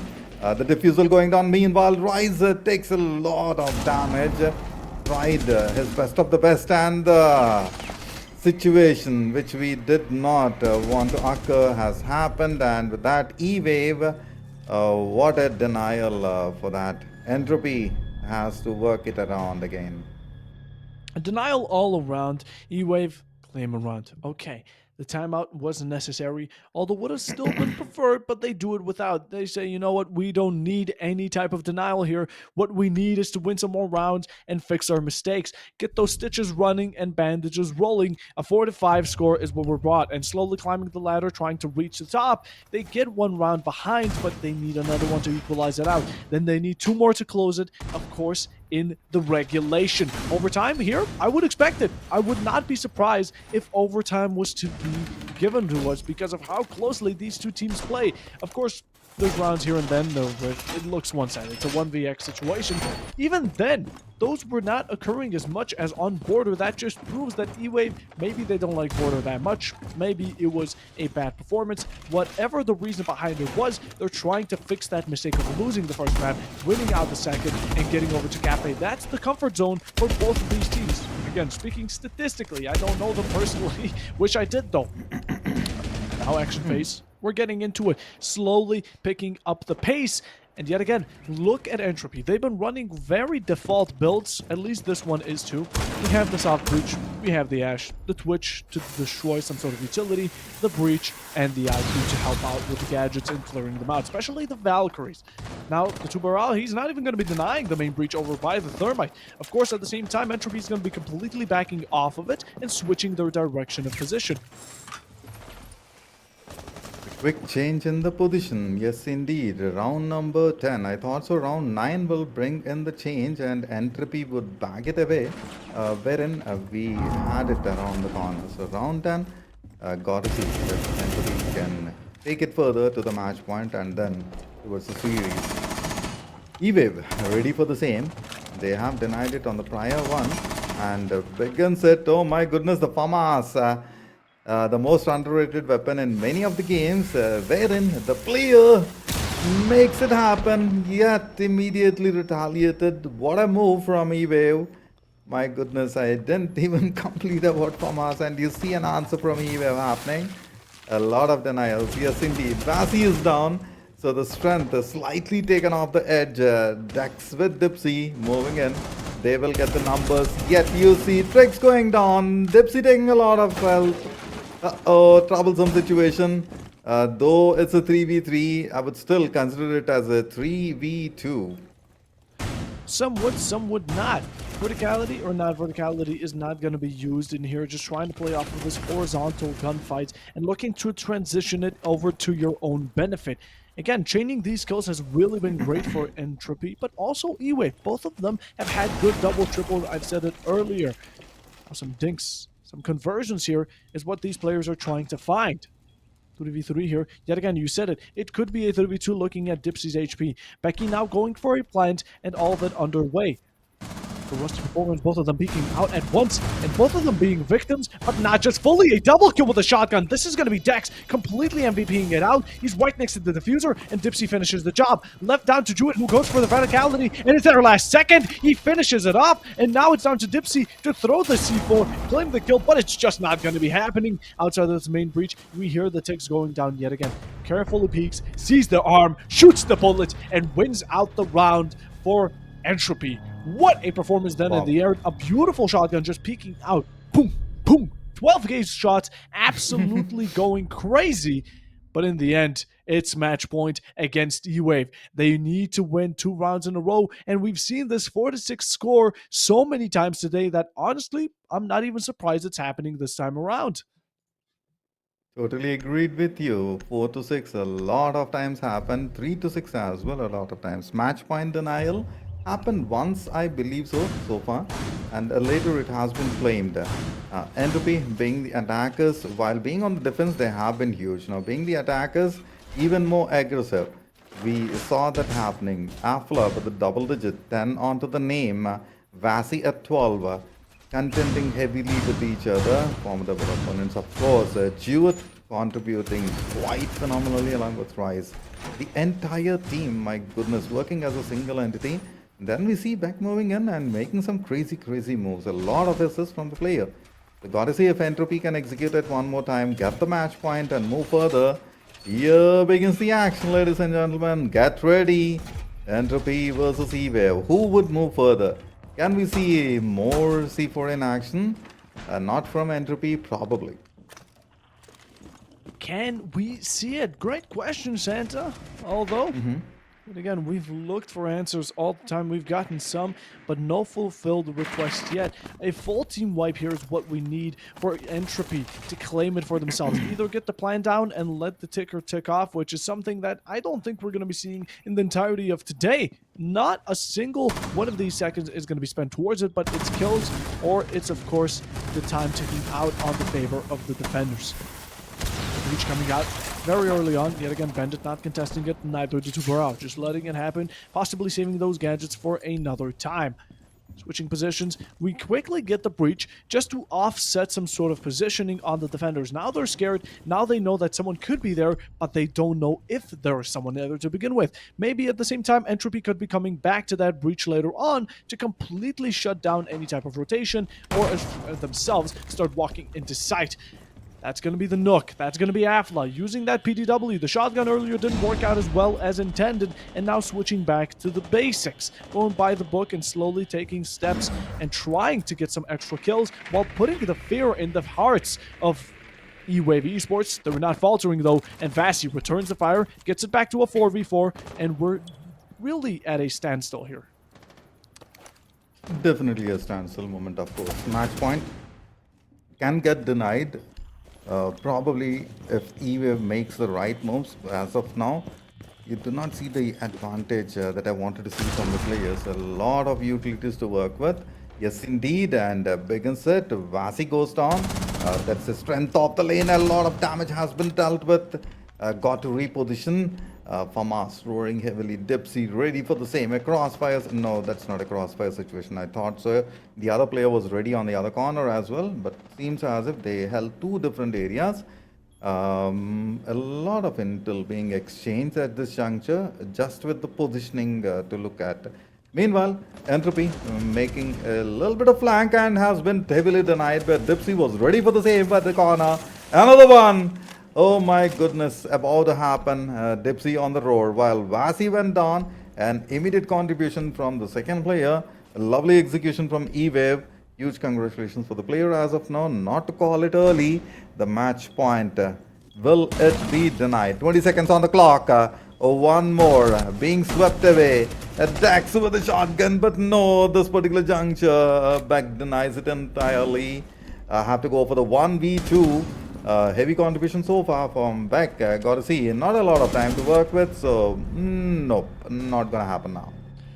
Gave it a nice little attempt at pre-firing the head, and while it was close, no cigar was given, and E-Wave, they managed to just get one extra. It's round 12. This is gonna decide if we stay in regulation, if Entropy take it, or is it gonna be the big overtime where both of these teams are gonna be stuck where they started, and the first one to get to capture the first 2 rounds will be the one sticking it through. It's huge, absolutely out there, and with it, Entropy are going to be fighting to not risk any type of second chances. Going to be giving it to E-Wave. E-Wave here, yet again, it's all down to the wire. They're sticking themselves through. They got themselves nice rounds back, and with it, even though it was a 2-5 or something like it earlier, and a 6-4, they're still fighting. They're keeping the pressure high, and then controlling majority of what they're doing, because right now this 5-6 score is yet again back to that 1-round deficit we saw earlier from them. Dodging and weaving this match point from going over to Entropy. Yet again, no match point, no nothing. We're keeping it how it is, and that's how E-Wave love to see it. They make some sort of comeback happen, but they do not confirm it yet. This is the round to do it, and this is all down to see if we go to Cafe or Entropy take the entirety of the semifinals and lead over to the Grand. Yes, agreed with you. Still time to work with. 5-6 on the board. I can expect another denial from E-Wave and equal as the situation, and probably then we might see a little bit of change. If in case Entropy fails a little bit with the coordination. On the last round, we saw some heavy moves from E-Wave and they have been phenomenal. If the same execution happens again, yes, indeed, another denial, quite possible, and an equalizer. Got to see, these 2 minutes and 20 seconds quite crucial for both the teams. They are well prepared. The utilities not being allowed. The drone has been taken off. Even the cam gone, I believe so. Yes, indeed, Valkyrie. No identification as of now. No details. While the gadgets have been destroyed so far. And on the other front, Vasi, slightly on a troublesome situation. Avoided the with this. Oh, what's going to happen? Slightly a nail-biter situation. The C4 did not make any impact. Oh my goodness, man. How could you? Not at this juncture, at least. Hafla, bit of blood spared. 65, lowered down to almost the 50%. Now the ESA prepping up for another possible average strategy. That's exactly what they're doing. opening up a nice little line, and anyone who comes across it, they get shot. Really simple right then and there. And Vasi, he approaches it. He doesn't want that over for the enemies. He wants to keep it safe for themselves. So he approaches Becky and he shoots the Maverick dead. Dipsy, in the meanwhile, has found himself 6 foot under right after an Ampla. That verticality being put to use.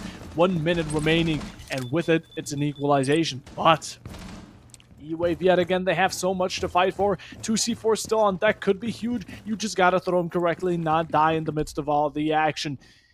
Trying to contest off of it. We see 2 players right now by this main breach. Ryzen, he's still trying to contest it. C4's coming out, but you walk into the bullet to Vasi. This is going to be a huge starter, and we need to get some blood refunded. Over for Entropy, it's not happening, though. It's 1 for 1, and tried to make it 2 for 2, but Aljo completely denying it through. Dia gets another. It claims the victim and leaves Jouet outside of the building with a pistol in hand. Tries to make his way back, but he has the diffuser, and that's just not going to be happening in time. With a 1v3 on hand, it's really a doubtful situation. Slowly ticking us down. He tries to get that commando in hand. Tries to contest anyone contesting him. The frags are out. You should have used them earlier, but it's too late for now. Using anything you have, all that's in your armory and your lockers, it's slowly going to tick us down. With it, it's a beautiful shot, but he needs 2 more, and those just won't be offering themselves up for granted. Entropy here, they are going to overtime alongside E-Wave, who just made a fantastic comeback. Wow. Well, I mean, I'm confused whether to say a nice try or well played, because both happened. Attempted time was of the essence. Could have done a little earlier, as rightly called by Bob here. So the overtime, have to see which team would back the situation and get the advantage. IQ on the play. And time and again, Entropy has been quite phenomenal with this. What would you say? Who would back this victory? E-Wave or Entropy? Because for me, I'm completely out of options. I would say E-Wave take this. I've been with E-Wave through the entirety from the start. They were really on my betting side. Now, of course, I'm not going to be biased. It's only a bet. It's only some hopes. And only from experience. I've seen a lot more E-Wave than I have Entropy, I believe. Unless my memories are that bad. Currently, the first round, all the way to Entropy, without a doubt. You know, hand it to them. They played that extremely nicely. It was satisfying to watch, although not the funnest when it comes to how one-sided they may have been. It's Nighthaven here. Really balanced between the 2 teams. They are going bar for bar, toe-to-toe, and eye-to-eye. Absolutely close. It's a rivalry between the 2, and it's a clash of the titans, showing it to be. That's the second match, and with it, E-Wave, yet again, they have so much more on the line that they have to fight for it. It's probably stressful as much as it can be, and Entropy, they still have the second chance that's called Cafe. Both of these teams are, should again, statistically should be comfortable on it. Not sure how much those statistics hold up. And we go into overtime. This is the first time I'm seeing it today. It's also the first best of 3, so that's an interesting little correlation between the 2. And as we go for a similar strategy like we always have been, a 3rd time downstairs, and a 3rd time we're seeing the ESA and Maverick combination. Agreed. The combination got to make it work at this juncture. 2 minutes on the clock. Got to make the moves. Time is of the essence. Have to make the best out of it. You delay a little or you miss on the timing, it slips off your hand. Having said that, E-Wave has been doing it great so far. Got to see if they can take it away from Entropy. The overtime situation has always been quite interesting. A lot of damage, and yes, indeed, lands it heavily. Going for the second one, would you get it? And E-Wave, are you prepared for the same? The breach occurring, be ready, be ready for the same a quick peek, and maybe if flag would help. If not, if a direct entry, you know for sure what's going to occur. Look at the patience with which they have held the position. That's a lot of patience, man. Like a saint, he's slowly waiting to get picked off or pick off one by himself. The deployable shield is still not been placed. He's playing behind it, and Trixie, what a shot, like a snake, eyeing around the corner and getting amazing headshots time after time. Is the SMG-12 out of all cons. The secondary is being such an opponent to all of these players, and they just can't get rid of him. Shishi, he's there to contest another 1v1 between the two, and they're going to have to ignore him if they don't want to put themselves in a dangerous situation. No frag grenades. They don't own it. They don't have ash charges to take care of that shield, and that's going to be such a dangerous opposition. The Warden on stairs completely shutting down that entire section of the map and not allowing anyone to come down to sight. In the meanwhile, though, Dipsy, he's found and he's bestowed upon this 3v4 for Entropy to take care of him. More shots are fired from your left and your right, but Becky's taking care of it. He put it on his back, and Vasi, he puts Rise out of his misery. 2v3, 10 seconds remaining. The plan should be confirmed, and there it is, slowly leaving it down to the final to the Valkyrie. Trixie, he gets one. That's going to be the SMG-12 in hand. The Apex looking to claim more souls, more victims, more headshots, and that's exactly what he's getting to. It's a 2v1. Becky completely cornered, and he is outnumbered in the situation. Trixie with a triple kill, and E-Wave with the 7th round, looking to get one more and bring us right over to Cafe Dostoyevsky. We called it earlier. I wanted to see Cafe Dostoevsky, and here it is, ladies and gentlemen. Almost there. Round number 14. Overtime match point. Yes, indeed. Haven't seen such situations a lot of times, wherein I have a question in my head. Can this be denied by Entropy? And if it is denied, how exactly would it occur? And then, if a 7-7 happens, for how long can you hold it? Without a doubt. It can be denied. Yet again, Entropy, they win this. They're on the defense. It's preferable. They get it. And they win the next one. And with E-Wave now being forced, if of course we get to the big overtime, if we get to that Max OT, the 15th round, you know, the blue team, they're going to be on the defensive. That's going to be E-Wave, and they can't play on that downstairs anymore. On all other sides, they have had some troubles in the past, so Entropy, if they claim this, there's quite a chance that they take it back and finish this without needing Cafe in the first place. With it all, though, in mind, they're also taking every advantage they can. We can see how grueling it is and how much they want this round and the next one following, because Rise, he's using that boomstick. The SMG-12 combination. Vigil is honestly such a scary operator to go against nowadays. Combined with Jewett on that Valkyrie, the FPX, the amount of kills it has claimed today, I can't count with 10 of my fingers. How much would even statistics do in this point? I honestly don't know. We'd have to check that out later. But without furthering any type of talk about guns themselves, the aggression that Entropy bring with their defense is honestly outstanding to me. Yes, agreed. 2.5 minutes left out on the clock. The overtime match point, waiting for the denial to happen. And Entropy is prepared, I believe so. 3 C4s to work with. My goodness, that's a lot of damage. What begs the question, if you can make the connection and if you can check it right on time.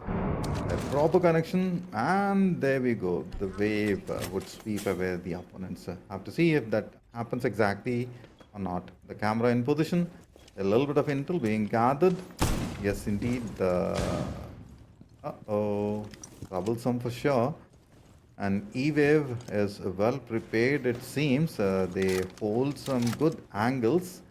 I got to see how exactly Entropy is the stun. No, nothing to capitalize on that situation. While you see gadgets being destroyed one after the other. Overtime match point.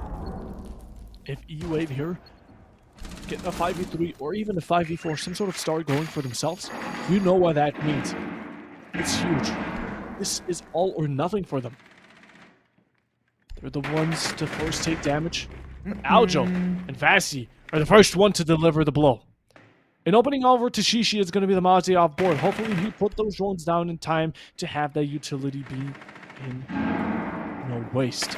looking at Jewett here. He's sneakily around the corner. He looks to get one, and that's what he does. The flash comes out, but so does the C4, and it damages Dax quite heavily as he puts another flash outside, and a run-up from the Valkyrie. Jewett is just running for it. He has the deagle in the hand, and he's gonna make it through. This is not happening. Rise in the meanwhile finds Vasi. Aljo takes out Becky. An absolute murder and chaos all at once. The Valkyrie went outside, jumped because the flash was too much, and that was the best decision he could have made. Jewett, absolute insanity, and he's already back on the second floor, looking to claim more victims, and the diffuser is outside. What is E-Wave here doing? Absolutely throwing in the last 15 seconds. They're gonna have to hastily get down into sight, plant it if they don't want to waste any seconds, and they're here by this main breach. Hibana 14 HP, Goo in hand, or should I say in foot, as Apla, he gets one, he gets the second, and with it, it's all left down to Aljo, who just can't comprehend the fact that he's in such a troublesome situation. It's gonna be a comeback from Entropy just for one round to get the official BozeMax overtime match point, 15th round. First time here today, ladies and gentlemen, and me and Santa are all for it. Of course, of course. I have been asking for the same. Look at the audience cheering for both the teams and evenly matched up teams going head on with each other. Of course, it is needed. Time and again. Another overtime match point. My goodness. I'm expecting another denial and I'm expecting another 8-8 sort of situation if I remember correctly. Or is it just going to be one way around? 30 seconds on the clock, preparation timer, both the teams are well prepared, going for some heavy sets. Have to see what's going to be the answer. The players ready, audience are ready, Vicasters are ready. And a nail biter moment about to happen. I'm slightly at the edge and about to jump off my chair. Bob, cover me if I fall down. I'm shook. Okay. I'm right now shook. absolutely shook. Why? It's 7-7. How close this match has been is baffling. That's such a small way of describing it. There should be words invented to describe that so much better, but there aren't. That's how crazy this is. It's been 6-4. It was 1-1. You name it. It's been advantage after advantage after advantage. Then it was reconciliation. It was gain. It was gain and back all the way to overtime. Now it was 7-6, close to it being 8-6. And 7-7. We're overtime to this 15th round. This is going to be the most intense one can be because it decides if we continue or not here, Santa. Oh my goodness, man. While I love R6 action, not at this level, please, because this is too much to handle. Way too much of action being unfolded. While talking about Sen, look at the upside down rappel. I love that move from when players execute it. And if you time it correctly, you'll get 2 frags for sure. Now, have to see if E-Wave is well prepared for the same or not. Still, from the other corner, they are expecting a little bit of detail and an intel. If the crossfire works properly, we know what the result is. Overtime match point, whether who would back the advantage. Still, the clock is about to answer. And here comes an answer from Entropy. The 5v4 situation under retaliation immediately. Vasi will not allow the advantage to go into the hands of Entropy. We saw Afla doing it once again. Can back rise up to the situation. The support in the form. Jyot and Shish well prepared.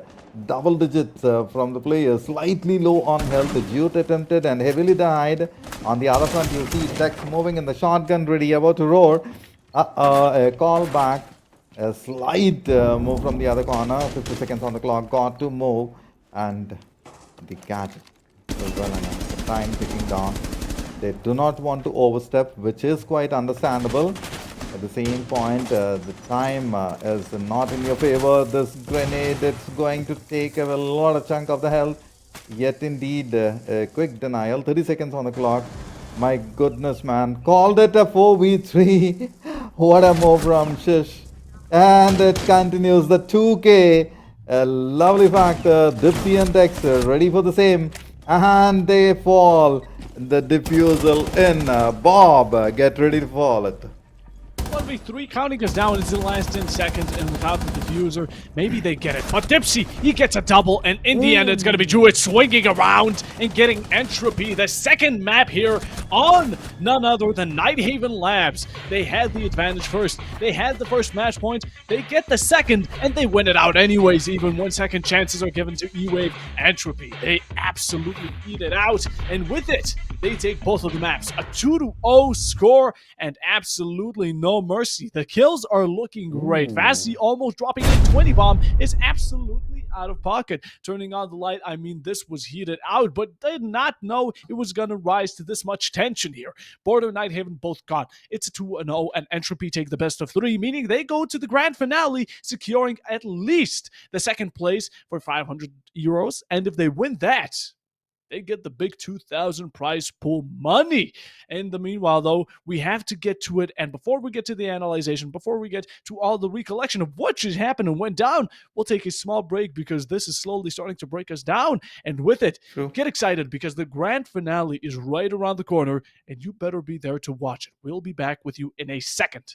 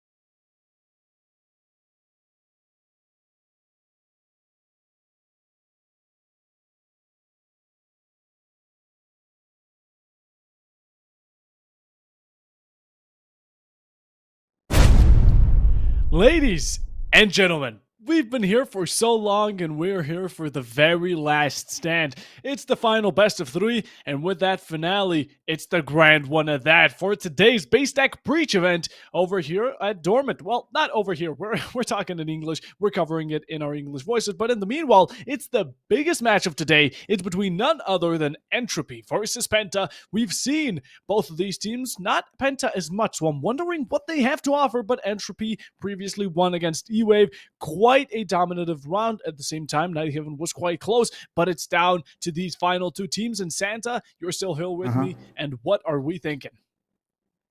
Thinking of a lot of situations, and it's the grand finale. We have been here from quite some time and expecting something quite heavy.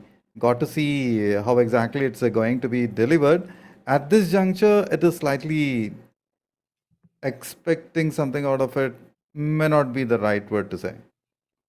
Now, in the meanwhile, let's take a look at both of these teams. We see the logos, we see the time, and we see the statistics. Penta, best on Consulate, worst on Clubhouse. None of those two are going to be here today, and a total win rate of 59% facing off against Entropy Gaming, a total win rate of 78%. Best map Cafe, which is one we'll see, and the worst one being Skyscraper. Now, speaking of these maps, how about we reveal them? How about we get to the fact of what we're seeing today? It's the first one, Border. The second one, Chalet, the basic of the basics. And the last one is going to be Entropy's best, Cafe Dostoevsky.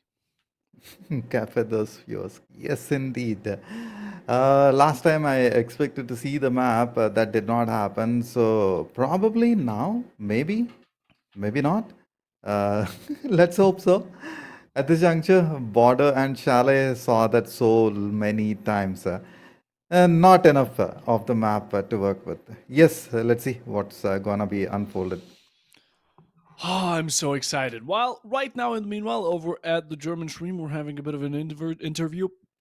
We're kicking things off with introducing the teams. So I think some statistics maybe could be brought up, and that's without saying that, I mean, Entropy, Penta, both of these teams are absolute giants in this race. Taking a look at Mhm. Penta over here, we've seen the map, but we haven't seen the players. It's going to be Disrupt, Zeta, Sneax, Real, Trizzy, Akuma, and of course, maybe Enzo, maybe Hubba, maybe Zakaya. I've seen the team, and most of the time it's the first few. With that in mind, let's skip right on over to Entropy. We've seen the play earlier. It was Duet, it was Rise, and of course, none other than some else, which I don't see the names exactly on point. Afla as well was quite outstanding. But with that in mind, these teams, it's down to the last. Of course, if they lose this match, they still get a whopping 500 euros, which is no small amount of money. But you're going for that victory, which brings about that second place's prize pool, but times four. 2,000 euros on the line here, ladies and gentlemen, and looking to claim it for themselves is going to be absolutely huge here. Yes, indeed. A huge claim. Have to see who's going to bag it and how exactly the others are going to stop them. Entropy versus Venta. We saw Entropy unfold the action, and we can expect some heavy plays from the team. Do not forget about the last map that happened. Now, Penta, I haven't seen them play, so cannot comment about a lot on the players. At the same point of time, by the time we see round two or round three, we would get a little picture. Now, as the standings show, Molotov Gang right now on Yes. third place, Round Zero Console on fourth. First is Entropy, second is Penta, the two of the highest, the two of the best. Face off. First map, Border. We've seen it once and we see it again. Earlier, it was E-Wave versus Entropy, and Entropy, they went with a dominant 7-2 score. Now, isn't that just frightful? I'm imagining Penta, they're going into this match and thinking, what is the score here going to be? They're going to have to put up quite a decent fight to outclass that score that we were already given earlier and that high skill ceiling that Entropy showed. Now, keeping that in mind, it's only Border, and like I said earlier, we have not seen Penta play up until now, so a lot of mystery to unfold and a lot of boxes to open, as of course the post isn't here, and followed up is going to be Chalet. Now, Chalet, it's a basic Hmm. map. It's going to go down to the strategy, to the teamwork, you name it. It counts up and even more counts than my fingers can. With it, it's going to be interesting. We're at least seeing Chalet, and yet again, it's a similar situation as to previous best of three. Whoever can win the first one can finish it off in the second, and whoever doesn't needs to win the second to claim themselves the decider, which is Cafe. Yes, agreed. We thought of the similar situation on the prior map, which that not the prior map, but the one prior to that. So, got to see if Cafe gets that opportunity and if we can witness it during the grand finale stage. It's the hour. The players are ready, of course, and their choices. Border, chalet, and then the decider being Cafe. A lot of areas to cover with. And Bob rightly mentioned, if you didn't back the victory on the first, go for the second, and then be the decider map. And with that in mind, game is slowly starting in the background. Players are getting in, readying up, and in the meanwhile, starting to slowly tighten their seatbelt because it's about to get hectic. It's about to get wild, without a doubt. These, like I said, I cannot over exaggerate how close this could be. E-Wave's semifinal, the second map, honestly had me on the brink of it all. I almost fell off my chair screaming when that 7-8 was determined, and with it, I think it's gonna just be that much better going into the grand finale. Yet again, no one likes a one-sided match, and that's True. what we're not here for seeing. We are here to see the best of the best and who can claim the big prize pool of the 2,000 euros and have the other one walking home. Yes, a big prize pool to work with, and it's gonna unfold in the map of border. Expecting some different bans, not exactly Monty has been banned time and again. At some point, I remember, oh, knock. Okay. I get scared Fuck. just because of the outfit. Also, Yeah, some moves. Yep. it's an interesting ban. Mhm. We've seen Nook being used by Entropy Oh, earlier. no. Although on Border, I wouldn't say it's that strong of a character. Maybe Penta have bad experience. What we also see that all these players, no one likes Monty.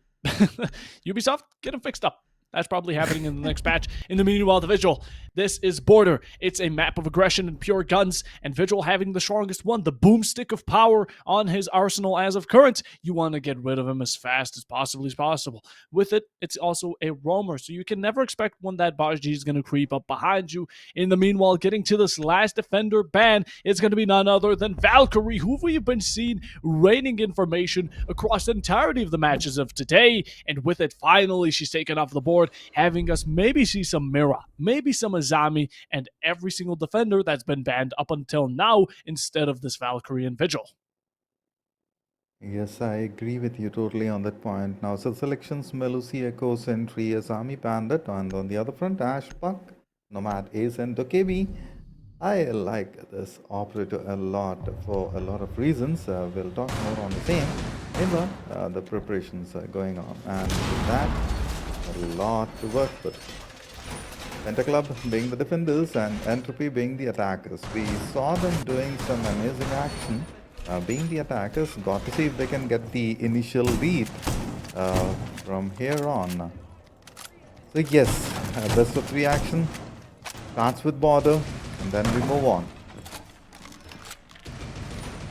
Like you said, we move on, but we need to get through border first, get our pickaxes swinging, and start digging slowly because this is going to get deep between all these players. And again, it's huge amounts of money, it's huge amounts of competition, and not only is money on the line, but so is pride. Honestly, honor, the name being put out there, and you being recognized as the BaseStack Breach grand finale winner of the 2024 winter season.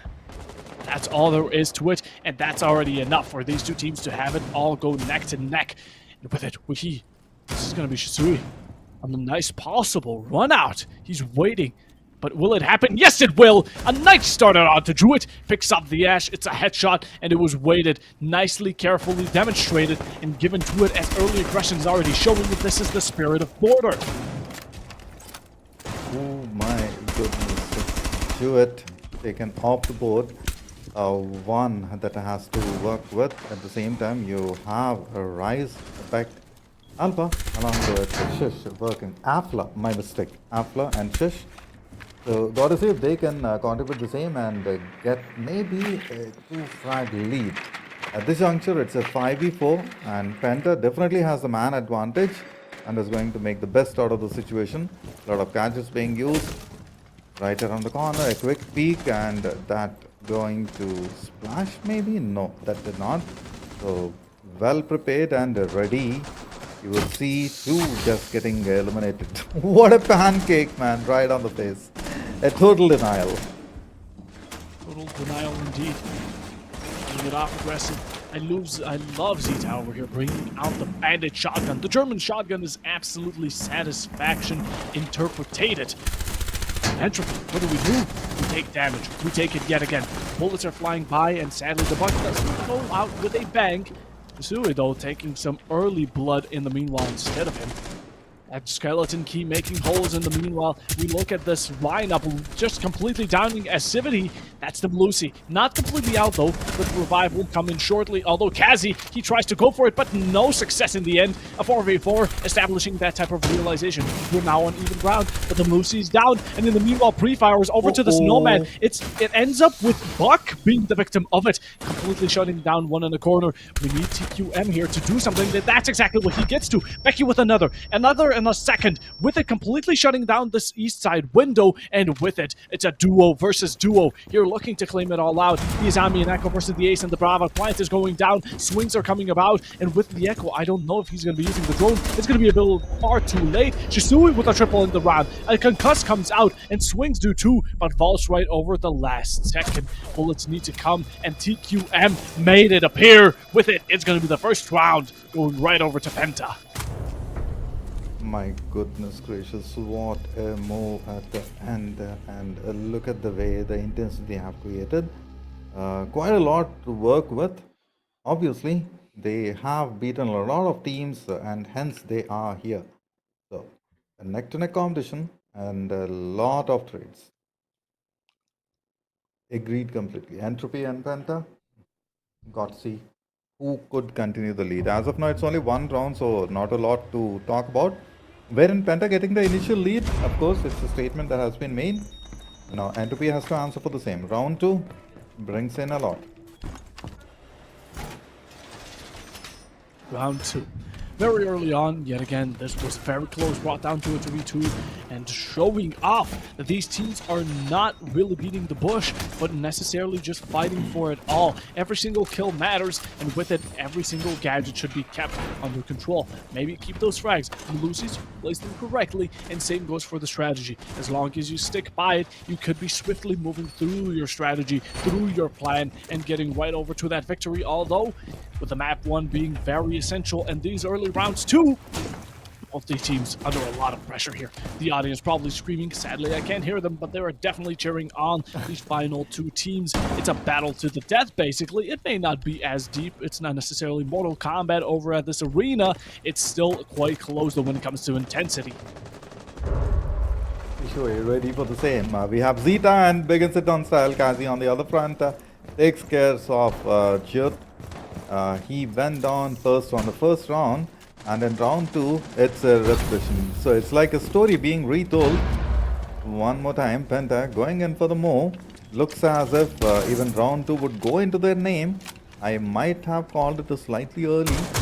Wherein a 5v4 situation, the man advantage, covering every particular corner. They held the crucial spots, disallowing the entry. Meanwhile, you see a lot of damage being dealt to Shui. Huge denial. A lot of damage. Cannot go on to the front anymore. It's a 5v3. Would it turn to a 5v1 probably? Maybe, maybe not. We're gonna have to see how Entropy go about it. They start pushing up slowly but surely, but they don't have the information on all of these defenders.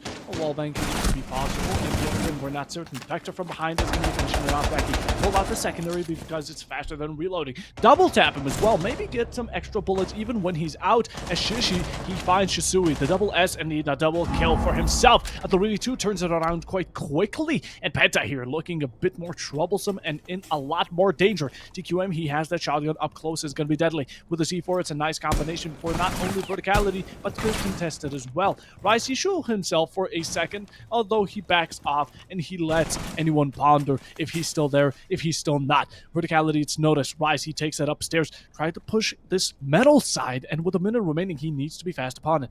Any type of information here could be key for the defenders, and Penta, they don't want to play it aggressively. They're not bringing any type of proactivity against him. As Entropy, they do that exactly. That's going to be Rise, the equalization onto activity. With it, it's the Goyo, it's the Bandit. 2v2. Extremely close and slowly taking it apart. Trying to make a rotation over towards this armory, going off of these half-sided, I would say not necessarily full-on verticalities. The shotgun from above is definitely a terrifying deal to go. Shishi, he gets the triple into the round. He finds Kazi, and all they need is TQM here. He lets himself be known where he is with a shotgun in hand. If he drops down this hatchet, could be all over, and this round could be Entropy's to claim. The diffuser is down, and the time is upon him. He tries to find more and more, but trying is not sufficient enough. He drops down, and that's where Rise is going to be claiming his fourth in the round. As soon as jumped, prepared, ready for the same. Round 3 so far, 1 each for the teams. A great equalizer, and seems as if a paused. If I understand correctly, maybe, yep. Is it a timeout that they have called in for? I'm confused. It is going to be a technical pause from lag, from production, mostly from our own side, not from the players. Apparently some connection timeout, some lag in the background. Whatever the case is, it's just trying to be solved in the background. And with it, well, until it gets solved, we're going to have to slowly but surely leave it off and see how it works. Maybe throw it to a break. At this point, we're still deciding. So trying to fix the issue. Yeah, just trying to get it all back up and working because, you know, quality is needed. Quality over quantity. And of course, you can't enjoy a good old LAN, a good old match, grand finale like these without any type of quality, with the lag included, of course, with stuttering, all of that sorts. And I do believe it has been solved. But then, another thing I believe here is that we're back into round 3. Round 3 it is. So far, 1 each for the teams. And Entropy attempting attempting to take the lead. Have to see if they can be stopped by Penta. Good on the defenses. They got the first round, wherein the second round was slightly chaotic. And the jump attack, oh my goodness, towards the end, what a move has been executed and heavily denied by Entropy. Gotta see if they can repeat the same or not. The positions are completely under the control. A C4 to work with. So Penta. Here begins the action. Let's start. 3 minutes on the clock. 3 flashbangs. Do not see any any C4s from Entropy. So can't ask for the same. While Penta has 1. So begins the frag and K just like that. Easy peasy takedown. I'm not sure if Rise was prepared for the same, but look at the way they countered it. Quick retaliatory strike. Now, Shishui doesn't have a lot of intel. Need to move in order to gather the same. Get those drones moving and the gadgets in place. Now it was a nice little exchange. In the end, this Legion falling off could be a bit of a negativity for Entropy. I mean, they lose puck, they have the Ram, but Penta can lose that Legion. Those stocked up goo charges still could be useful getting some information, although it's a man-v-man, and your guns matter the most. So kind of equaled out, I would say, even gadget-wise to some extent, although slowly making their way through. We have a lot of drones incoming and a lot of information being relayed between the two, as with it, nice connection between not only these players, but at the same time, look at these wall bunks. That's going to be one onto Kazi. He drops down to 91 HP, which is about 19. Not much, not anything to be too scared of, and slowly starts getting pushed back. Some Goyo canisters popped over by the site, and in the meanwhile, verticality is what these attackers are right now striving to get, but Kazi's just not allowing them to get it, as of course, when he picks off one, it's not going to be a fair fight, unless Entropy, they take it upon themselves. Entropy going Entropy going in and attempting for the same. It's a 2v3 situation. Shishui may not get the revival and has slowly bleeding out. Yes, we go 2v3 indeed, and slightly low on health. Shishui on the other front. Oh my goodness, a quick entry, and the frags running in. A peak. Troublesome situation. Jute, the last one standing in the prior rounds, he was first to go off, and here you see him attempting big ones on the board. 1v2 is all that is needed, and Jute attempting for the same. We saw the corners have been covered. He knows for sure he's gonna walk into a crossfire sort of situation. Ready for the same with the diffusal kit. He has a little bit of utils to work on. The first one, just to flush out from the corner, the diffusal about to plant, and this gives him an opportunity. I believe it is Ashel to work with. Oh my goodness. What happened? What was the That's the idea there sequel. from IQ? Just the plant was going down, but his idea was to charge and step right onto that C4 that the bandit placed. Well, it was a bit of a booby trap, some would consider it, and honestly, I have no clue what happened then and there. But what I am sure of that is that the round went to Penta. Now, Entropy, that was quite a slip up. It really gets me laughing, mostly because of how comical it looked to some degree. Leaving that in the past, though, it's round 4, and Penta, they take back another. Going over to it, it's been 1 for 1 for 1. Can we keep this bar for bar transition going? Well, we're gonna have to see. It's quite traditional that teams in the very early stage try to have rounds interchange between each other, and that's normal. Nothing new of it, and it's really beautiful to see because it shows a sort of rivalry. It doesn't show a one-sided match, and that's what we're here to see. That's what everyone watching is amping and just tightening their fist for, waiting for their team to strike and get that round back. Maybe even 2, maybe 3 started going for themselves. Then a timeout, it's a nice little exchange between the two, and as we search for it, they seem to search for how we're going about this attack. We're seeing the sentry being used, which is an operator, the crew being reworked or has been already reworked, and alongside with the zombie with the Echo, which is an unusual combination. Normally, like I said, I'm not used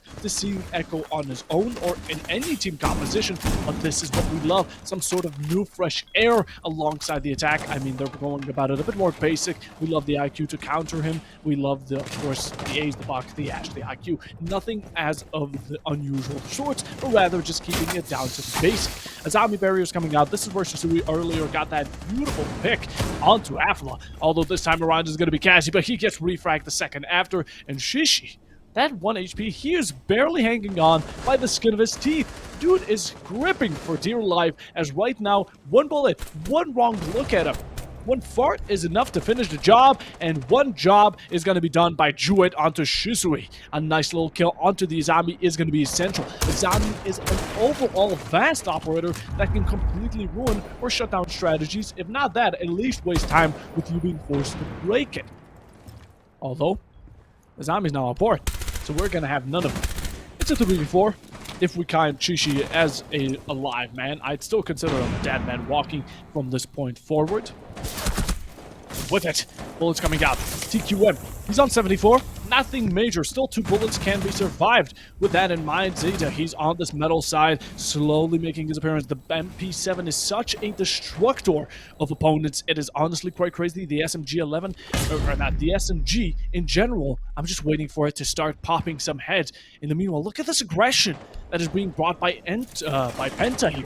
They're just swinging around corners, going for the breach. It's all open, and they're trying to execute and punish, because anything that Entropy offer is going to be taken, and taken nicely, with no grains of salt by Penta. Right now, the defense are playing aggressively, and TQM shows it, but you have to watch behind you. That's going to be Druid sneaking up slowly, and also contesting sight, delivering some bullets, but Hita, that's from metal, gets it down to a 2v2 and a 2v1 for them. A knife, a little animation for himself, leaving Wise in the 1v2 scenario. He has the HP of both of them, but not for much longer. As long as that T5 SMG is in the hand of this Legion, he'll be making use of it, and use of it nicely he does. A round going over to the defenders, and Penta, they claim their 3rd one, going over to a confirmed draw in the first half. This is absolutely wild. Entropy, Need to start bringing it back. They're on the attack. Let's focus in, lads. We don't have the Monty. We don't have any type of crutch like it, but we can still pull it together. The teamwork, the chemistry, start working on it. This aggression, I don't see it. I'm seeing more aggression on the defense than on the attack, which shows something is wrong, especially on a map like Border.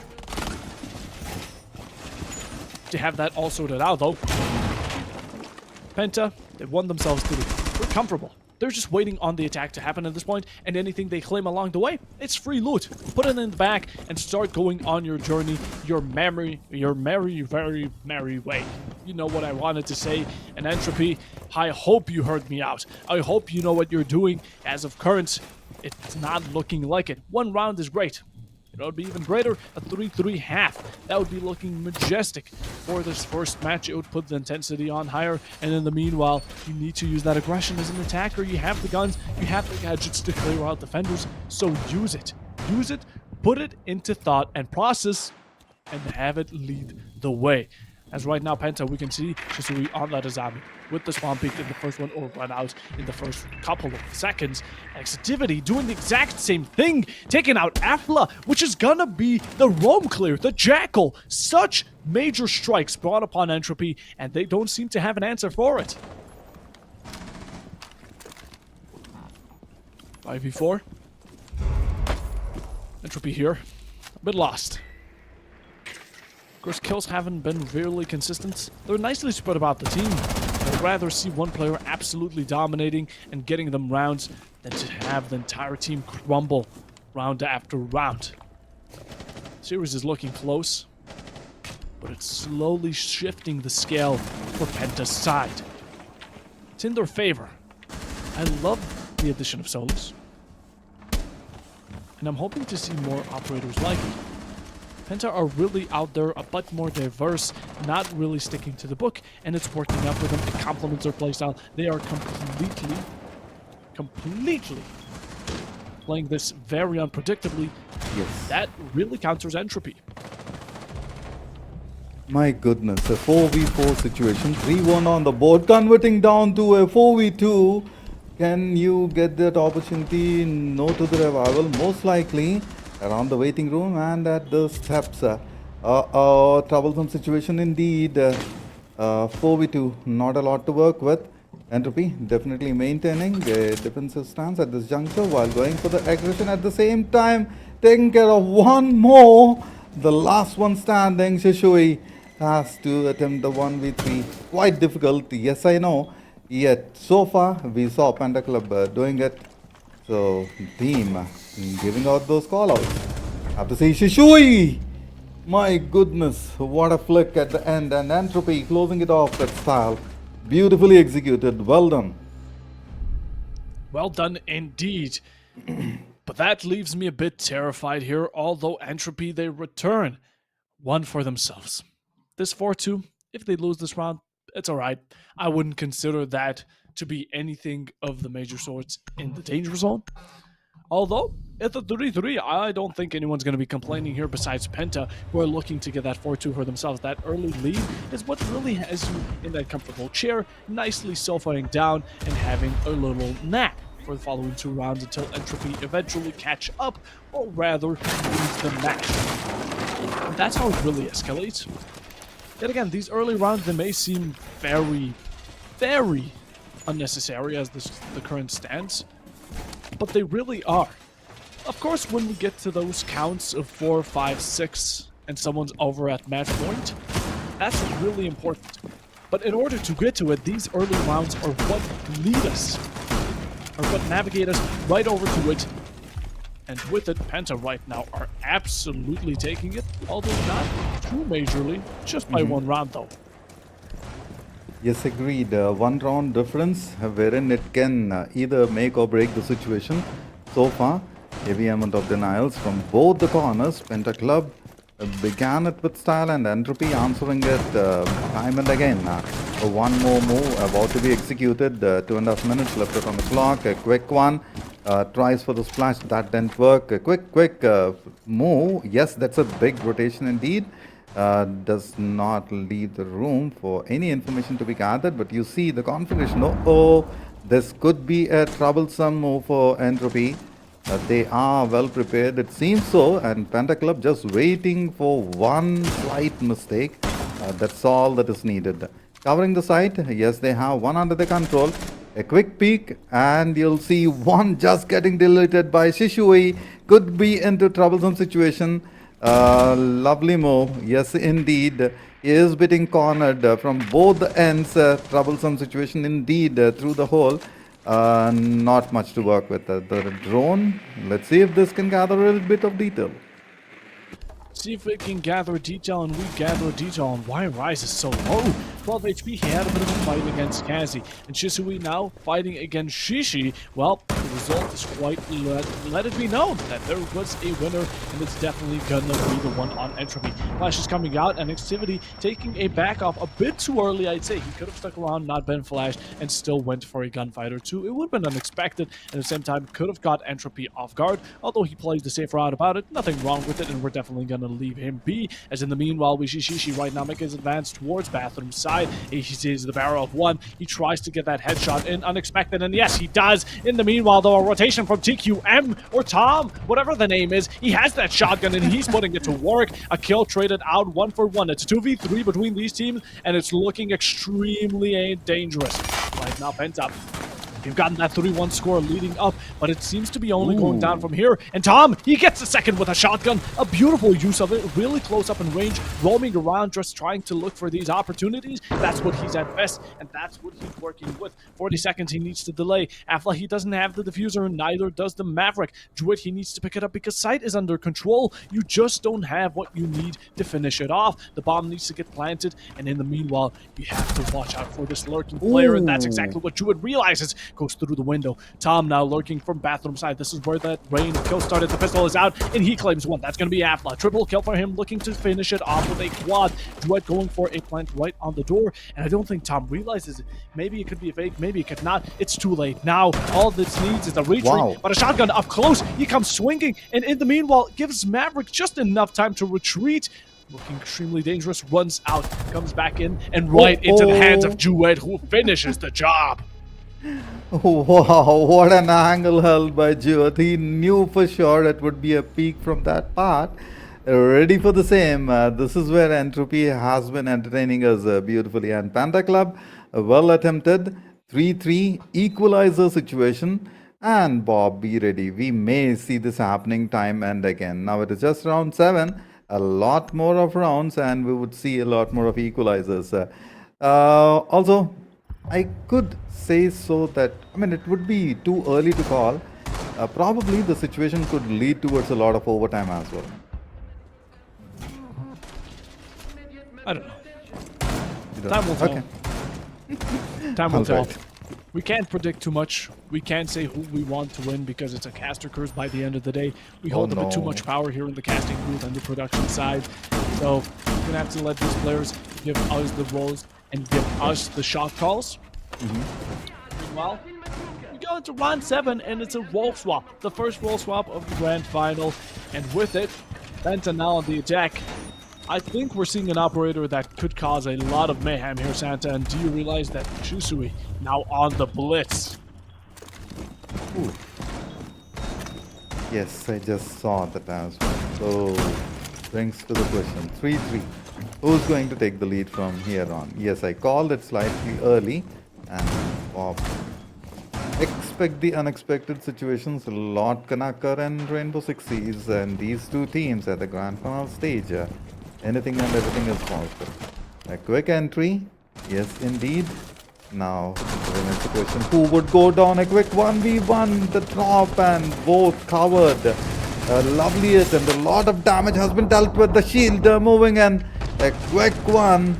Just like that. Deletes 2. Goes for the third. A 3v5 situation. A lot of damage has been dished out.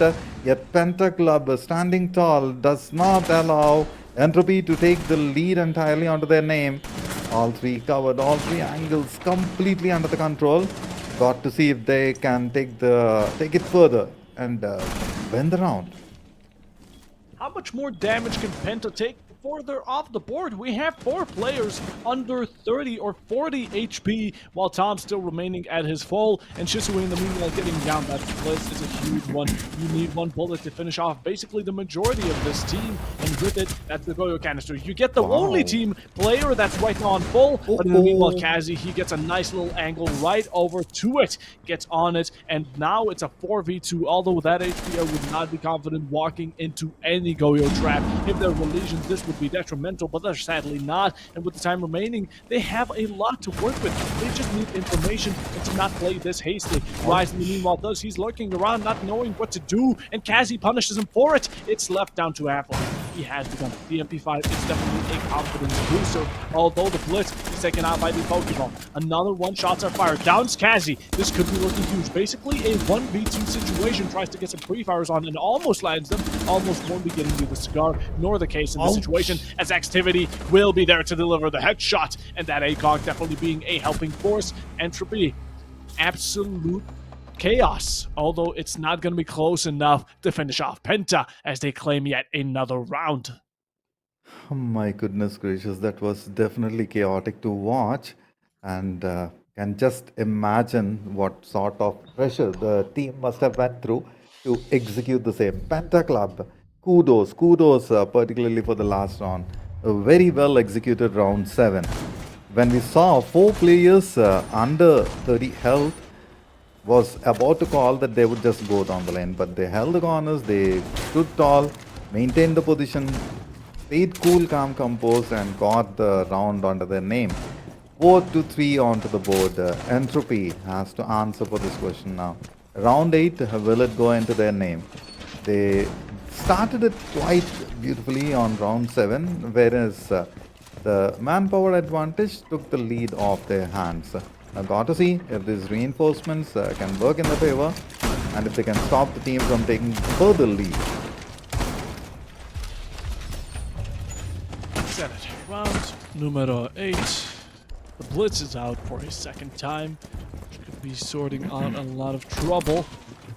Entropy here, they switch out an operator, not exactly sure who it may be. Possibly the Melusi for the Pulse.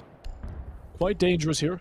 The microwave below could be proving to completely change the tides of how they're going. And right now, Penta, they have no clue about them. Unless they scanned them, they should be going about it carefree. And that's the exact opposite of what they should have in thought. 220. We're not making much progress. I mean, Penta, they're stuck outside. They get to deliver some final blows to these Goyo canisters, which is absolutely huge. Get that gadget out of the way and slowly get rid of those time-wasting gadgets, or should I say, in devices. Now, shots delivered. Shishi not being able to connect any. And same goes for the opposition as Shisui. That's the pistol finding Rise, and that's also the pulse off the board going downstairs to take care of him himself. My goodness, man, a lot of damage has been dealt with, and Rise, I'm sure he was prepared for it, whereas did not expect it to happen in the same manner. One more flick, one more goes down, and it's a pack of cards falling down one after the other. The last Becky follows, and it's a victory for Penta on this particular round. They got the lead. Now, just with 2 lead, is it enough, or should you bag one more? Round number 9, I'm gonna decide that factor. Look at those numbers. KZ already at 10, the double digit. Most likely chance. I mean, I don't want to overstep over here, but I'm expecting a 20 bomber from the player. Just by the way, they have executed the attack so far. It's lovely to see that Entropy actually take this timeout into their own advantage, seeing as Penta are now 2 above it. The 5-3 score is quite demanding, also quite endangering to their first map. They take it into consideration. They have it set down. Now they talk. Now we see what's wrong, what can we do, and all of these questions being answered purely, I'm assuming, by the coach, by the team working together to figure out what is and what isn't. Now slowly getting back into it, though. We still have the timeout on lock. It's forming out to be quite an interesting match here, although Penta are upholding their standards quite a bit more. Seeing as the score, I mean the consistency, even when at low HPs, they manage to go for headshots, click heads, and get themselves nice kills. You said it, Kazi on that double digit, he has the 10 kills, and he's maybe even looking to drop a 20 bomb. We're going to have to see how that works out for him. And we return back to the game, back to these lineups, and back into ventilation and workshop. Dukebi in action, and we see Pulse as well on the way. So interesting choices so far. Entropy ready for the same. Got to see if they can defend as much as they have attacked. They have been quite phenomenal on the defensive front. We saw that happening on the prior set of maps. Now it's time and again they got to repeat it. Has to bridge the gap. Two victories one after the other, and the sooner they get it on round 9 and round 10, the better it would be to equalize the score and to move ahead from there. Penta Club, while Entropy has been attempting, they have been denying time and again. Saw some amazing moves, particularly the 4-man team with so low health. My goodness, man, I can never ever forget that round. We continue forth, marching in towards the site and the building. We see Shisui proud on those two legs, metal plate in front of him to protect his teammates and himself. And in the meanwhile, it's just a faster Monty. If the Monty's banned, will you place him with the pits? And oh, what a jump in, almost securing Rise off the board. That was a quick execution, and he was not stopped by anyone, or not stopping himself either in his tracks to get what he wants, and that's that kill on the Scopos. Would have been interesting to see, although in the end, Rise slowly gets away, and in the end manages to just run past these bullets flying by. Although Shisui, you know, he delivered the first blood, and he's going to be the first one to get taken out. That's going to be a nice one from Avla, the Vector being put to work. Absolute machine of a gun to have it close up, and even at far range, it still does its job finally. Activity now being the second victim of it. That's the double for Avla, and she's still standing strong, but they don't know about Rise hiding over by Fountain. Yes, that's going to be the call out. Afla, 20 HP down, so it's going to be Becky. It's a nice refrag and a double one at that, but yet again, they do not have the information on the Scopos, and now it's realized. Now it's informated, and Zida, he tries to bully him, and he takes him out. Take them out. 2v2. We did not, I mean, at least I did not expect this sort of result on round number 9. A lot of entry has been denied, and with the reach about to be successful, a lot more of damage. Oh my goodness, the drop did not work, and the last one falls down. Entropy, what an execution. They were well prepared. A slide, Bob, correct me if I'm wrong, did Penta make a miscalculated approach over there? Well, yeah, I don't know honestly what they expected going into this, breaching hatch and dropping alongside with it. Yes, they had some information, and yes, it was unexpected, but in the end, a thing could go wrong in the plan, and that's exactly what we saw. A little swing ended off one and left a stranding player to go in a 1v2, which he couldn't even bring down to a 1v1. Sadly with it though, Entropy started climbing up the ranks yet again. It was 5-3, now it's 5-4. It seems like they're taking up this type of spirit that E-Wave was showing to them earlier and giving it right back over to Penta and having them face this type of consequence and punish and of course destroy. Oof, a lot more of destruction to be unleashed. Round number 10. Can we see a 5-5 equalizer? Entropy well prepared for the same. They expected the corners, and if they get this victory, one more close by to the match point. Too soon to call, I know. Wherein by the way they have performed so far, it's not too much for me to ask. Now, Penta Club, how are you going to stop them? Remains the question. A lot of attacks to be executed, a lot of corners to be worked with. Good utils as of now. The zip I used and the drone. This is going to reveal a little bit of intel. And the moment they enter through the window, you see two configuration waiting for the same. Back Shishi on the other front, going towards the side. Yes, indeed, they covered every possible corner. 2 minutes and 20 seconds. The shield ready, and you see a basher about to happen. A lot of damage, but the shield took. At the same time, you see KZ slightly low on health. Both of them attacking as a single entity. A lovely configuration working in the favor. The SMGs, and you see a banger from the util. With that, a total annihilating factor. The last one goes down. Not a lot to work with. Penta denying the opportunity for Entropy, and with this, My goodness. I expected an equalizer on the score, whereas Penta takes over the lead. Round number 11. Match point here for Penta. Entropy slowly starting to tail behind Penta's score. It sadly ends up in this 2-round deficit that was already given to us earlier, and with it, it's match point. It's 6-4. This is a score we've been seeing through at least 3 to 4 matches up until of today. And with the current score, it always ends up with the one having 6 winning in the end. Even if it goes overtime, earlier it was E-Wave and Entropy, when they lost that match point opportunity, they regained it and they went 7-7 all the way to 8-7 for themselves, and that's what caused them to be here in the first place. This is why they're in the grand finals, otherwise we would possibly still be in the third match. I doubt that much, but it's still something to put out there. Now, going over to this attack, I mean, it's 6-4. Yet again, so much opportunities that Entropy have, yet they don't necessarily execute off of. Poor positioning, and they seem to be a bit broken under all of this pressure. And Penta, they're taking it home. Although, no doubt that Entropy can still come back from this. They have so many chances to bring it back, either in this map or the second, whatever it may be. It's a possibility, and those percentages we need in our favor, Entropy here. Get this round, get the next, get that overtime rolling for yourself, and win it like you did prior, and I don't think Penta are going to be allowing it to be so easy. Another possible quick jump in from Shizui could occur around here. We do see someone on Rafters, so yet again, it's going to be quick contention around the corner, although Tom, he takes quite heavy damage and blows even heavier as he left with 41 HP. Low on health, yet standing and contributing as much as possible to the team. 6-4 on the scoreboard, 2 minutes and 20 seconds. The clock ticking down, and a lot of damage about to be unleashed, but no, takes some more, and with that he has to fall back. A flash, and that causes a lot of trouble for the team, and immediately you see a lot of capitalization. Penta going on a total front. They have the match point. Just one more standing in the way. Shishi goes down with that. Penta, an amazing winner on the corner.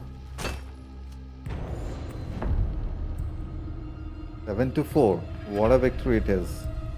A lovely victory on map number 1. So map 2 is quite crucial. If Penta can take that away as well, you know what happens. KZ being the MVP, yes indeed, almost close by the 20 bombers, 17 alone for the player. Oh my goodness, man, what a number advantage. It was close in the end, not so much. 7-4, yet again. Well attempted by Entropy. It's an attempt though, and A for effort is the biggest grade we can give them. Here we have the first map decided, and yet again, this grand final is not a best of 5, it is a best of 3. So if Penta take this following one, which is going to be Chalet, and that's the map where you can really prove your teamwork, your chemistry, you know it, all down to the map that's the most basic. Of course, besides Clubhouse, it stands second still behind it. And if we get through it, if Entropy do win out Chalet, then it's Cafe. Then it's down to all of it being absolutely reveals to see who's the ultimate ground champion. I hope we get to the third map. I hope we get to the decider. But before we do, we're going to be taking a small break and we'll be seeing you then.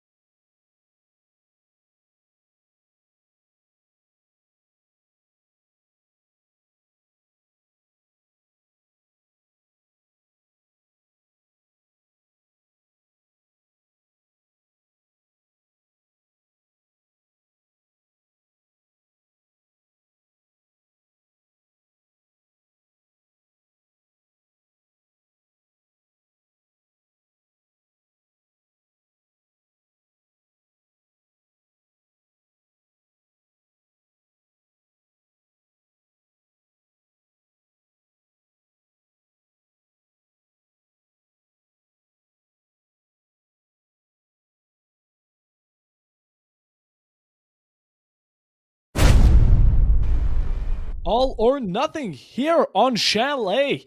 It's Entropy versus Penta. The grand finale continues. It's the second map out of the possible three, and we're heading towards what could be the possible match today here.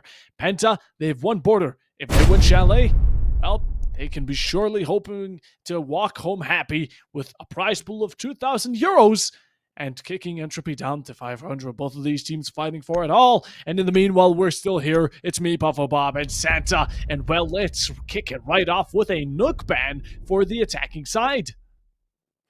And Nook ban, probably the next one is Monty to go off, and then you see the others following them. Now, got to make. Welcome, Blitz. Monty available. Oh, that's going to be interesting for sure. Let's see who's going to make the best out of Monty on this particular map. I don't think Chalet is the one for Monty. Correct me, Bob, if I'm going wrong. Every map is for Monty.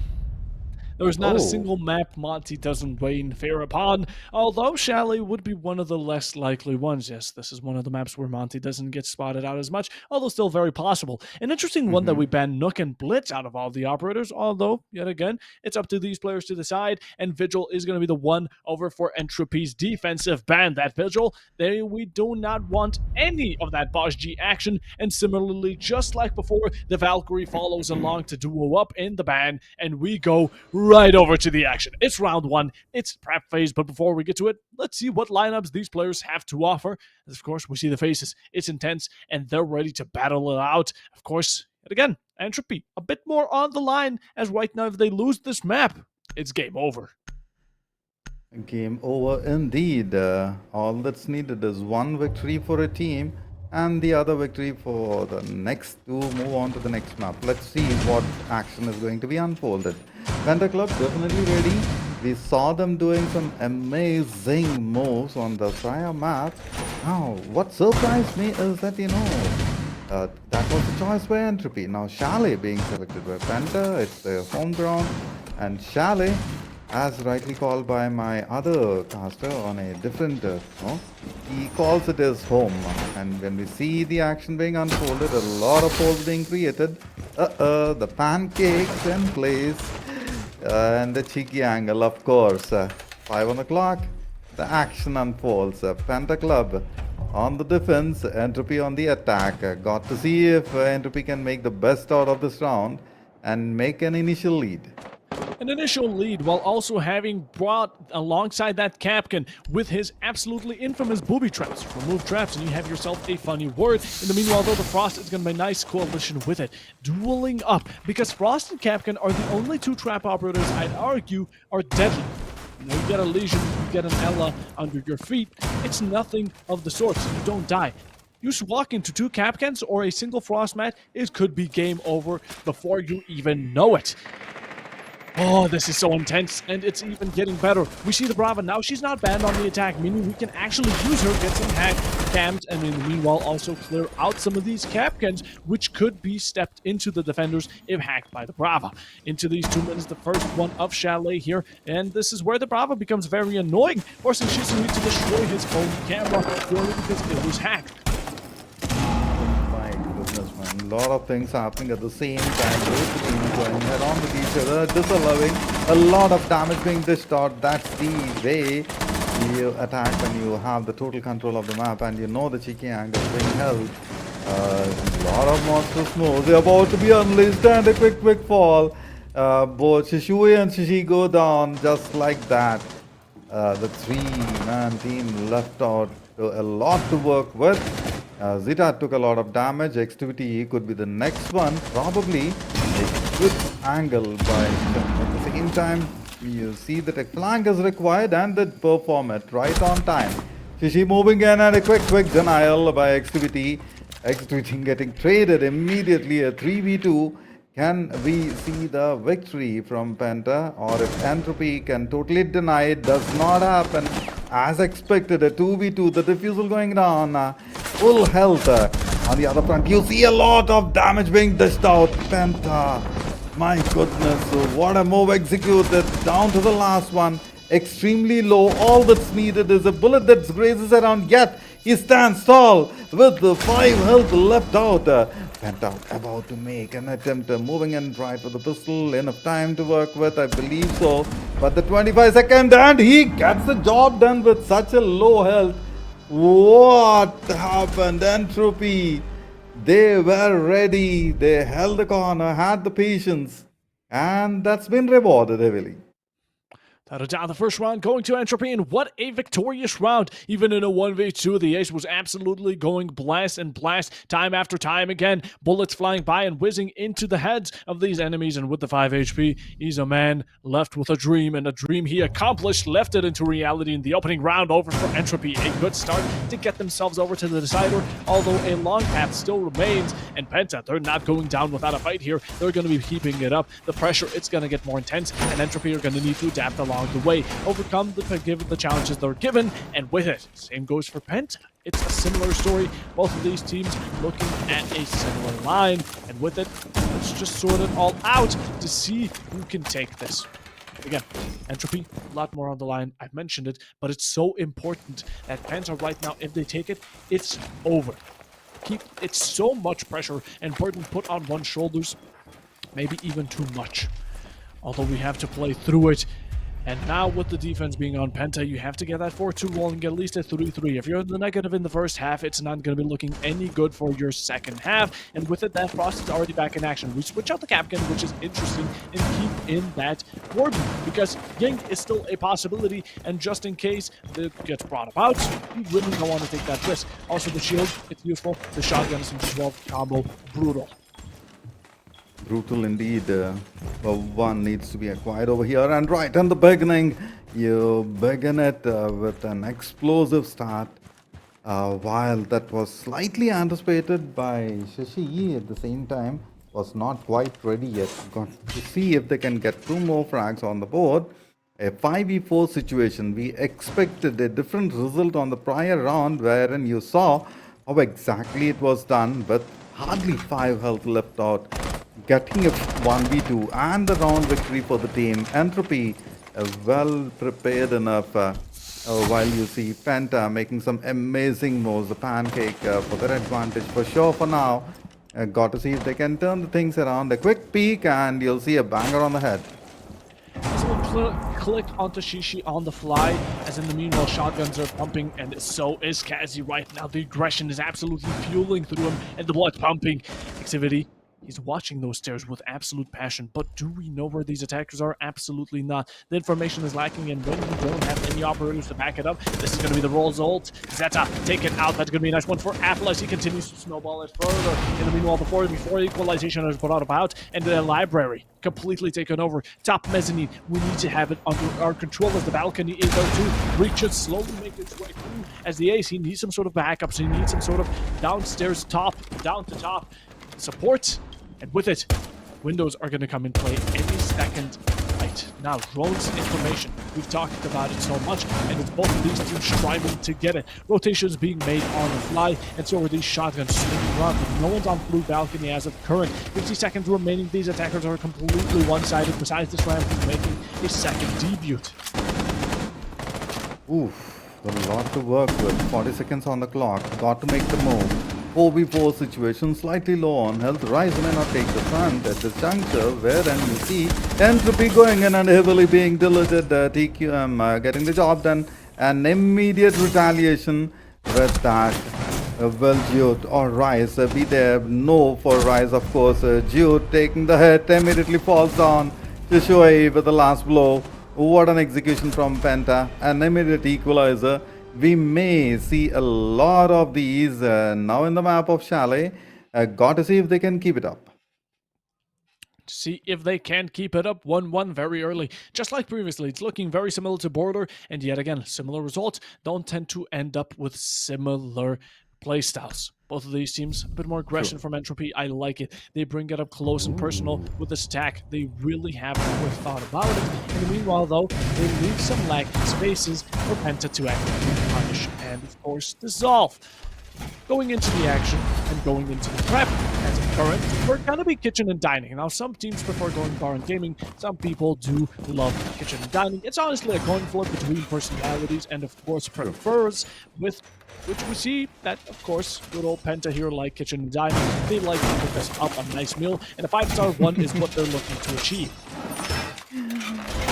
Let's see how tasty the meal is going to be. Of course, it's going to be hot as well as spicy a little bit with the attacks in place. Penta Club moving in. We know for sure the defenses are strong, and Entropy has been attempting time and again to break them to pieces. Got to see how it's gonna happen on round number 3.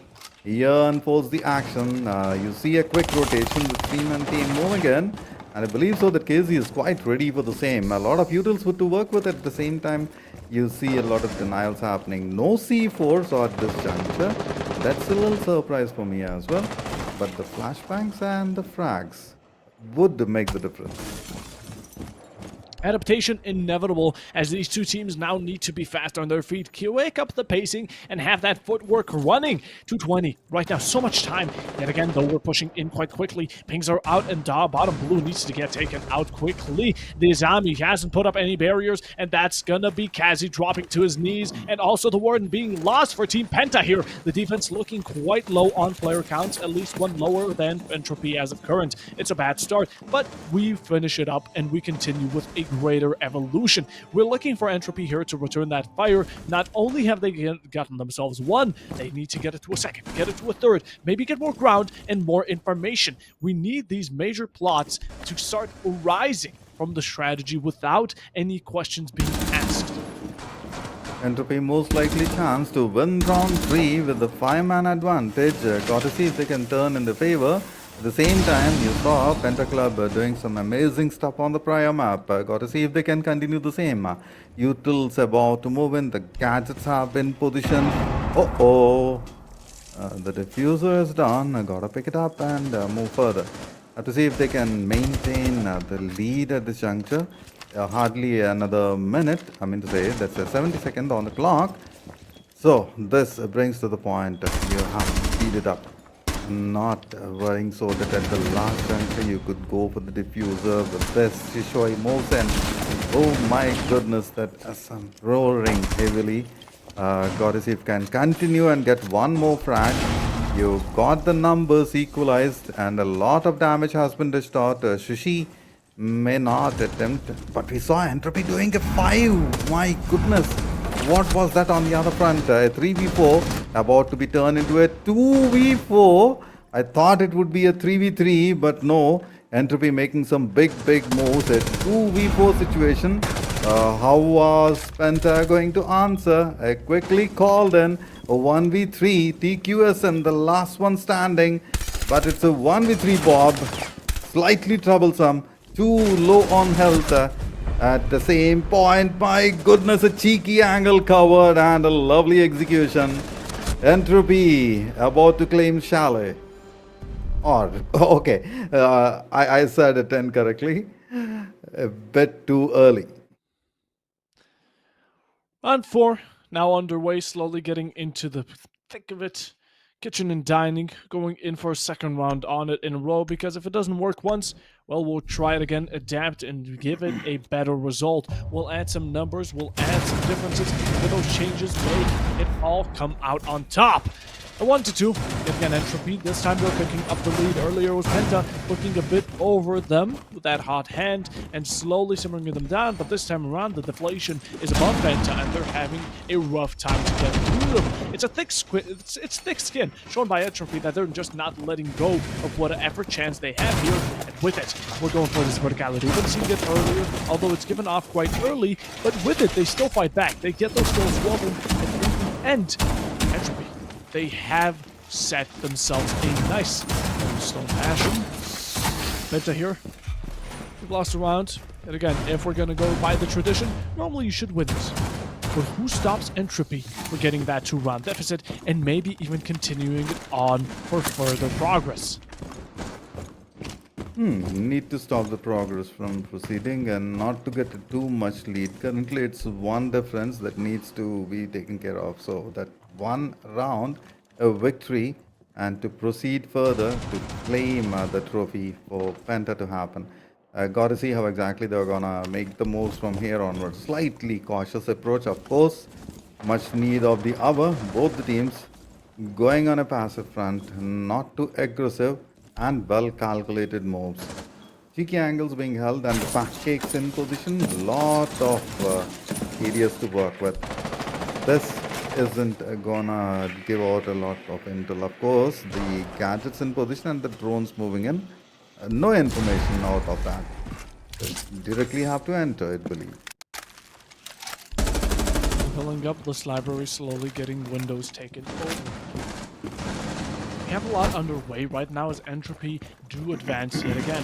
Verticality, it's quick, but it's needed. All of these are factors that are required, and look at this Cade absolutely denying any impact EMPs or Thatcher EMPs for coming through. Positioned very nicely to get rid of two, and that's going to be leaving Shishi with his last one. It denies, and in the end, the Thermite Exothermic will be coming through, although just barely. Of course, the Cade was paying a bit more attention on tricking. Could have been quite deadly, could have been very outrageous, and maybe even game-changing. What's game-changing here is Rises opening onto Zeta. It's going to be one, and a second one followed quickly, as now he's in sight. He managed to scoot his way in, and Druid following right behind. It's 2v5, looking for the verticality. Tom punishes one. That's going to be Apla, but will it be enough? Not clear. Activity follows up. Shisui does manage to retrade it, and it's all left down to Tom. The Echo, can he deny them of this victory? Entropy, they could get the second in a round and start flipping the table just slowly but surely. Looks away at the perfectly wrong time. It's all going to be going down, but Tom, he gets one,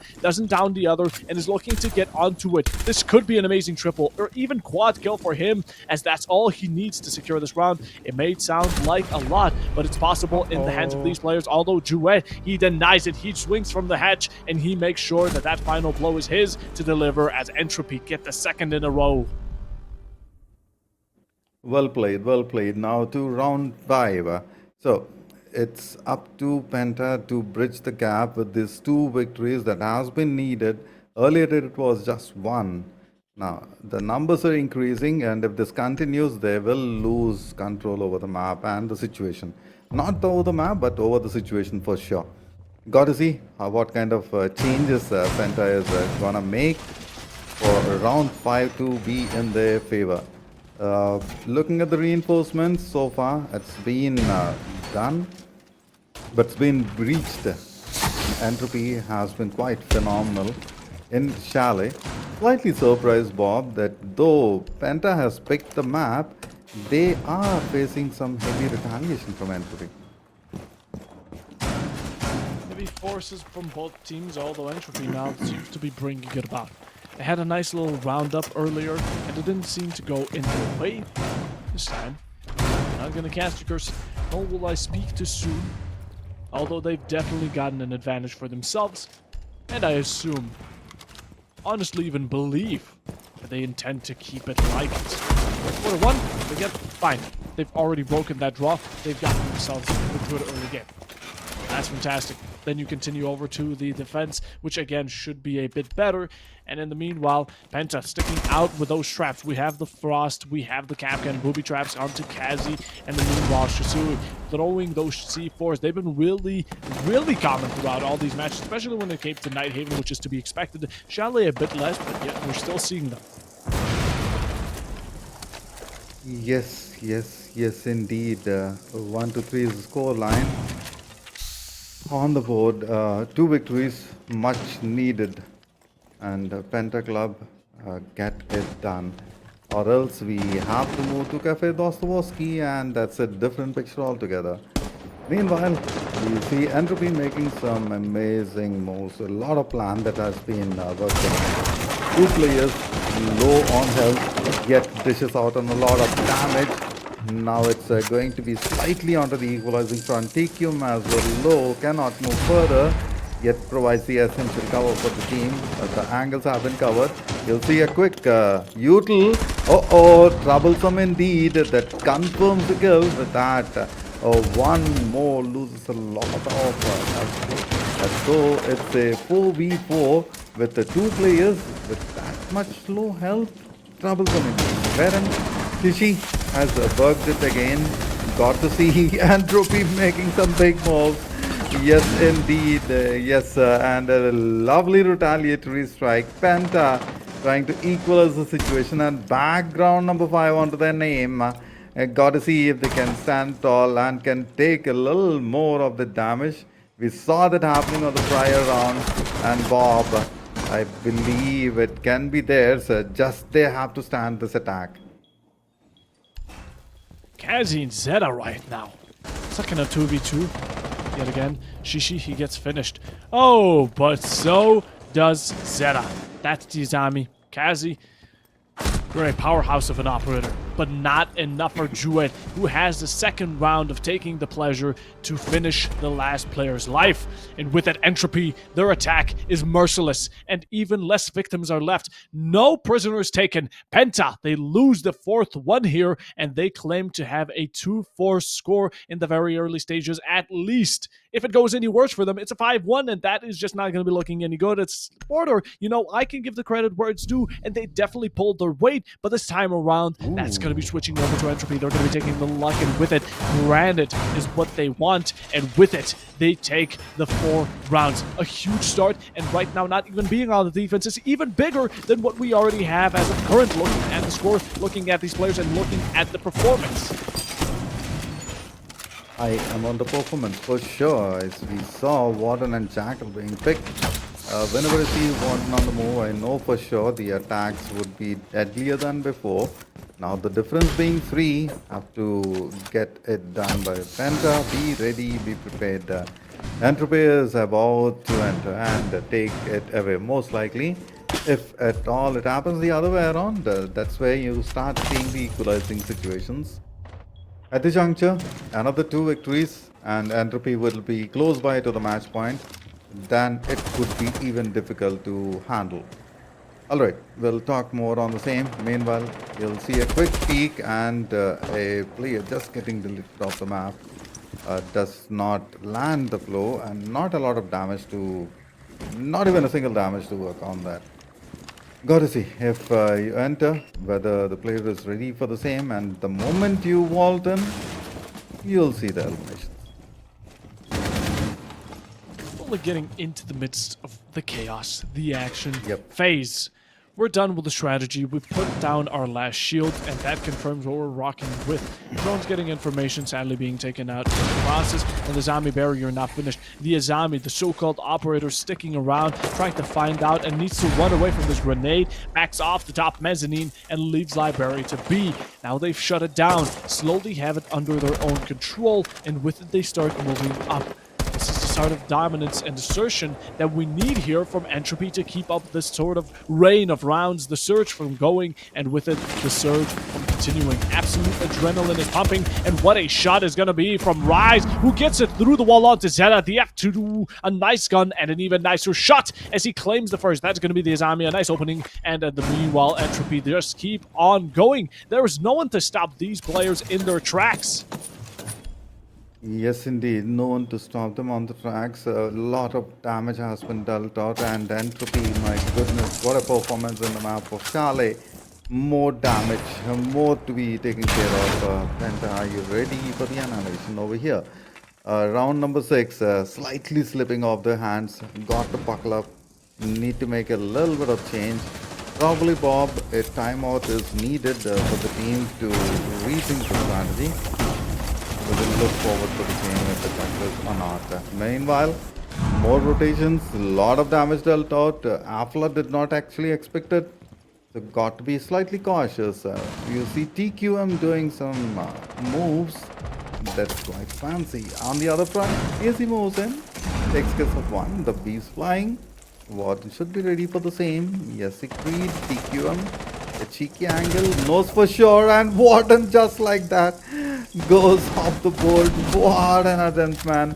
A retaliation happening. Shishua in trouble, low on health, and you see the players coordinating the attack. A 2v3 and the defusal in place. 40 seconds to work out. Meanwhile, some more eliminations. One more, and with that, Entropy claims the round onto their name.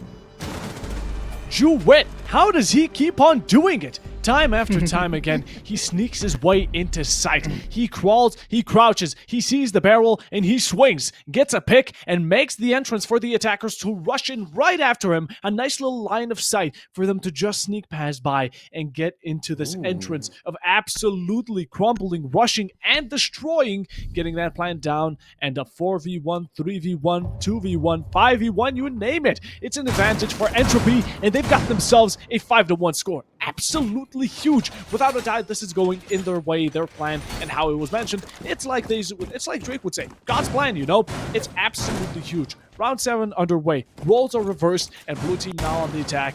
It's going to be Penta, looking a bit more dangerous and in the danger zone themselves as Entropy. It's their site, it's their place, and their time to shine. Agreed. Being the defenders, not a lot to be done by, whereas Penta being the attackers as of now, got to see if they can land those heavy blows and take the round onto their name. Much needed victories on the board. 4 back-to-back victories needed in order to equalize and then move towards the match point. I've been talking about the same right from the beginning of this particular map. Meanwhile, Entropy slowly crawling it through. They made one attempt after the other, just took a step after the step, and what a victories, man. Back-to-back victories. This was not at all expected from Entropy in the map of Chalet, particularly being the choice by Penta. Now got to see what's going to be unfolded. The round begins. Let's jump in. Let's jump in and get things rolling slowly, just like the words off of the tongues of me and you, Santa. We're going for bar, and Entropy here are doing the absolute same. Teamwork is at an all-time high, and these players, they're steaming hot, okay? Without a doubt. We see the shield from Kazi. This is the time of Monty. It seems like Penta have realized the situation and the position isn't too well, so we might as well use this Monty, get the strengths out, and hopefully get those rounds rolling, as in the meanwhile, do it. He's on the Spectre. He backs off of the mirror. Close shots, but not close enough to finish off this player. The shotgun from Rise. The Legion goons are encountered, but not enough to stop this Monty. He charges through with a player or two behind, ready to absolutely dominate, although it's going to be L2A3 starting us off. It's a 4v5. Yet again, it's Entropy. The defense completely shutting it down, and then meanwhile, this undestructible drone, all he can do is spectate. Not much gun action from him. It's needed that he pushes up. Activity behind the Ash as well. Absolute domination. Nades coming out, but Zeta taking heavy blows and damage, being on the last seconds of his HP. Tom, though, he delivers a bit of a returning shot. 1 minute and 20, slowly ticking us down, and it's all left down to Entropy to stall them or either kill them out. Oh, but a double from Becky. That's going to be a C4. Absolutely huge. Leaves Tom and Kazi here to stand alone in the midst of all of these defenders, slowly circling them out. And Kazi, he pulls out the pistol. He gets one, but can he get another? He's looking to capitalize off of it. Shoots some onto Shishi, but the Doc, he can stim himself back up nice and easy. That's exactly what he gets to. Gridlock tracks are out. The diffuser is in hand. Smokes too, but not in the loadout. Sadly, all there are frags. And tries to kill the Doc. Do it. It's gonna be Kazi off the board, not being able to finish the job onto the Doc. You get one over to the mute. Aggression is at an all-time high, but Druid, he has been absolutely dominating through the entirety of today's best of 3. Total domination, yes indeed, and one player causing the factor for the other to fall, and the move from the Doc. Don't forget about that. Match pointers here, guys. Penta. Can you answer a Jude with 16? My goodness, 4 more needed, and that's a 20 bomber. Can we expect the same from the player? So a 20 bomber and victory over the map. What a way to celebrate. Of course, a strong closing to here. Very much needed discussion for the team, and Panther Club making it, gonna make it happen or not remains the question. So are they gonna just let the map go or would try to reclaim? Meanwhile, Entropy, they are. Yes, indeed. Very much needed talk as well as.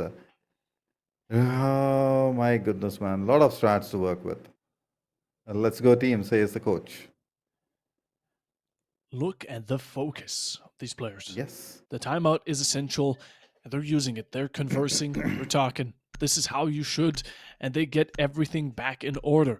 Hopefully they do, because Penta, 5 rounds below Entropy. Entropy for the second time here. They did this against U-Wave, I believe. And they're doing it again. How it was on Border, it's now on Shanley against Penta, absolutely bringing them down. And even looking at a score of the Brazil, commonly known through Rocket League, it's the 7-1. It's absolutely brutal. And if they need one more round, then so be it. Entropy are going to get exactly to that. This match point, it's not going to stop them. This absolute tactical timeout, which could have been used by Penta very earlier. The second it was 1-3, 1-4, use it in an instant. It's way too late now because 5 rounds in a row, that sounds insane, and that's because it is absolutely out of the bounds of most and majority. It's not impossible. We've seen 6-1 comebacks. It's definitely not out of order, but we have to consider the chances and how low they may be.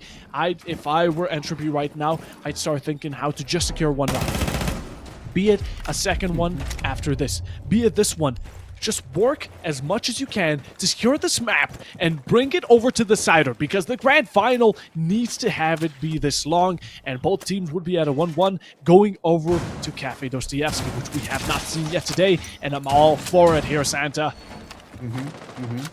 Cafe indeed, just around the corner, just around the bend, my friend. So match point needs to be acquired, or if Penta can deny the same. Okay. A lot of traps have been triggered. With that, lost a little bit of health. Not much indeed. Well timed, I would say. Right in the beginning. 2 minutes to work with. Got to see who would land the first blow and will gain the initial advantage. If it happens from the Entropy, then the round is in their name. If it happens the other way around, you know we have to wait for 5 rounds.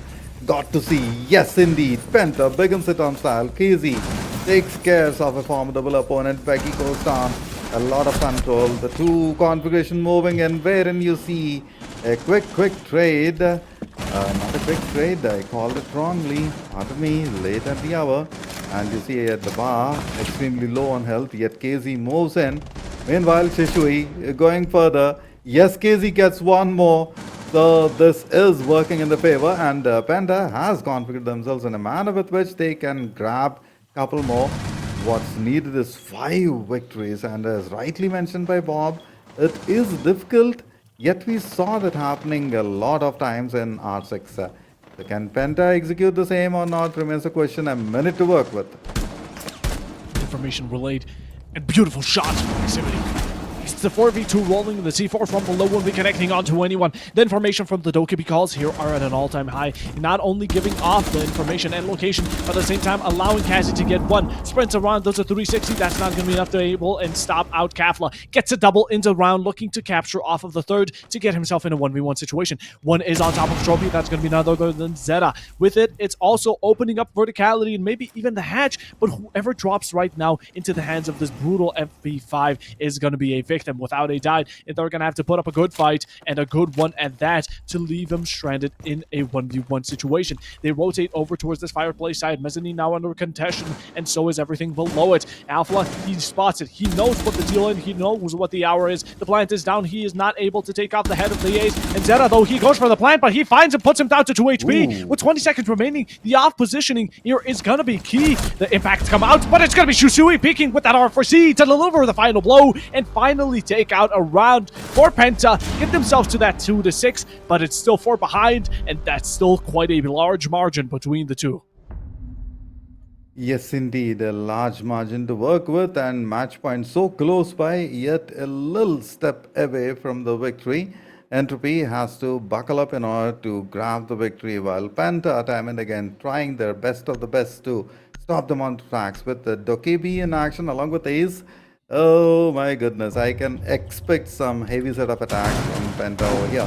Got to see how exactly they're going to capitalize on Dokkaebi on this particular round.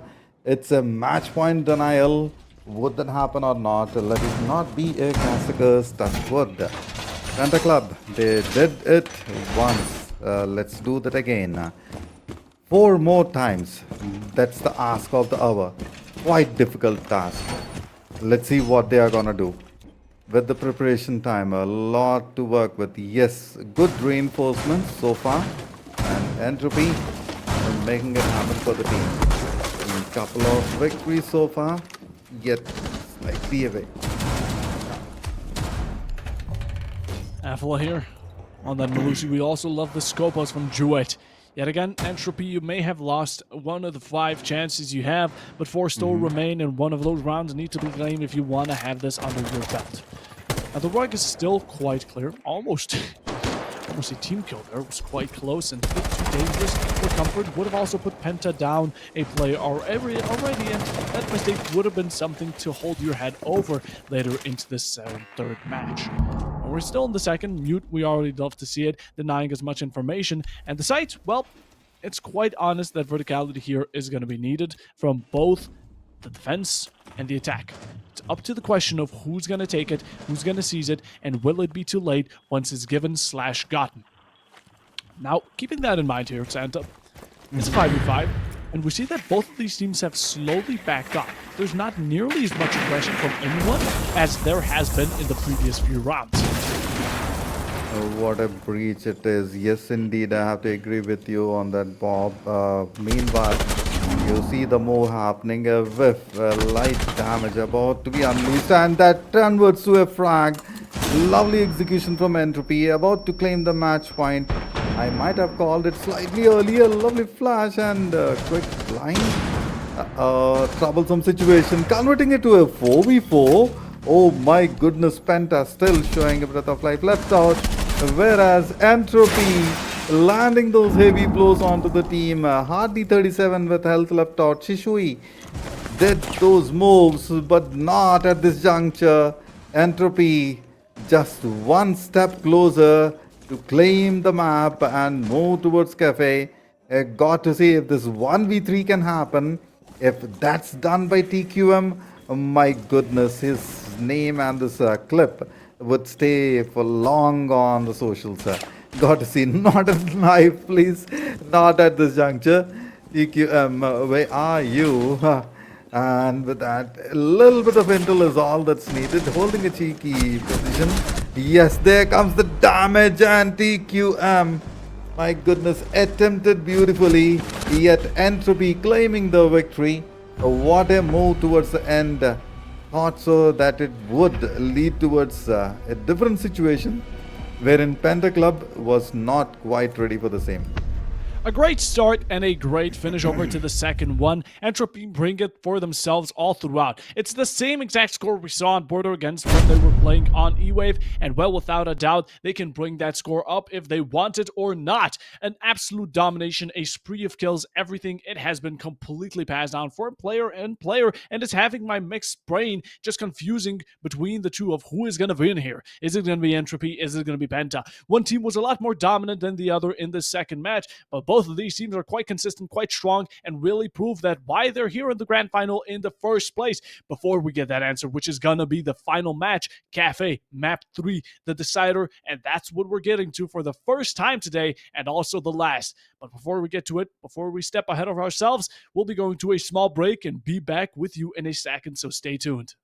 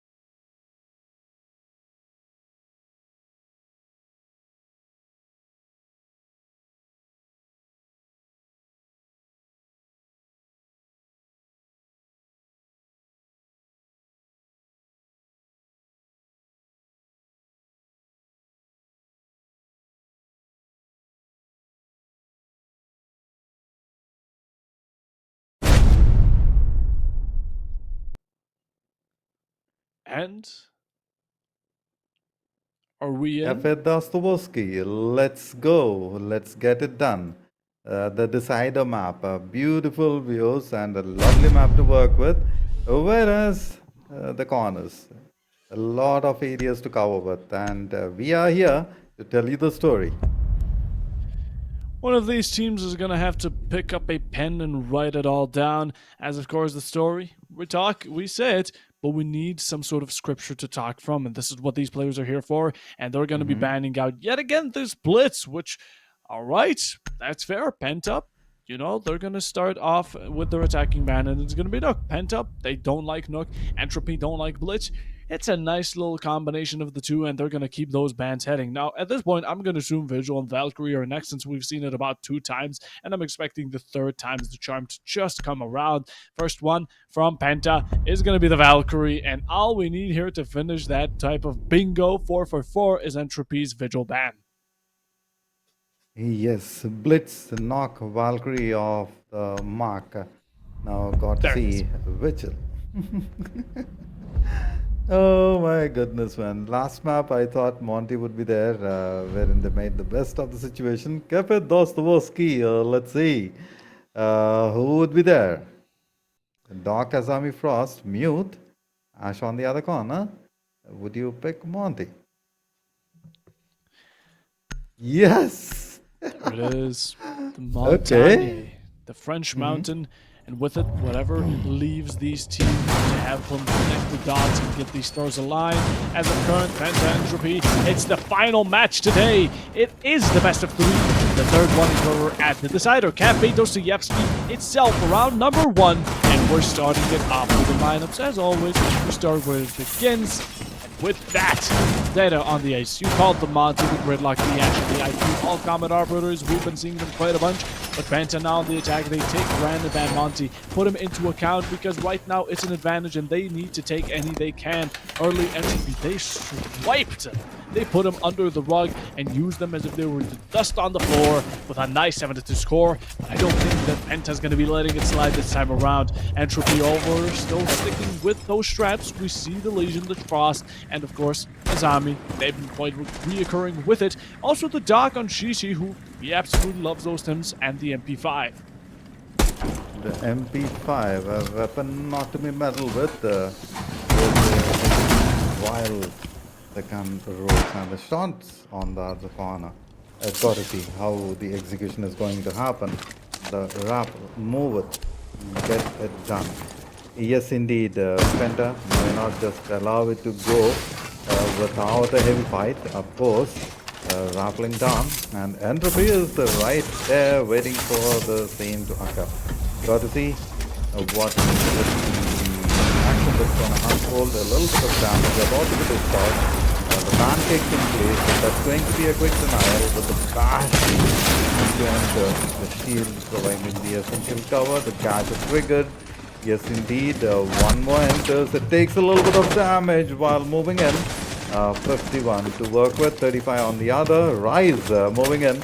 Oh my goodness. Intense situation, of course. The first round.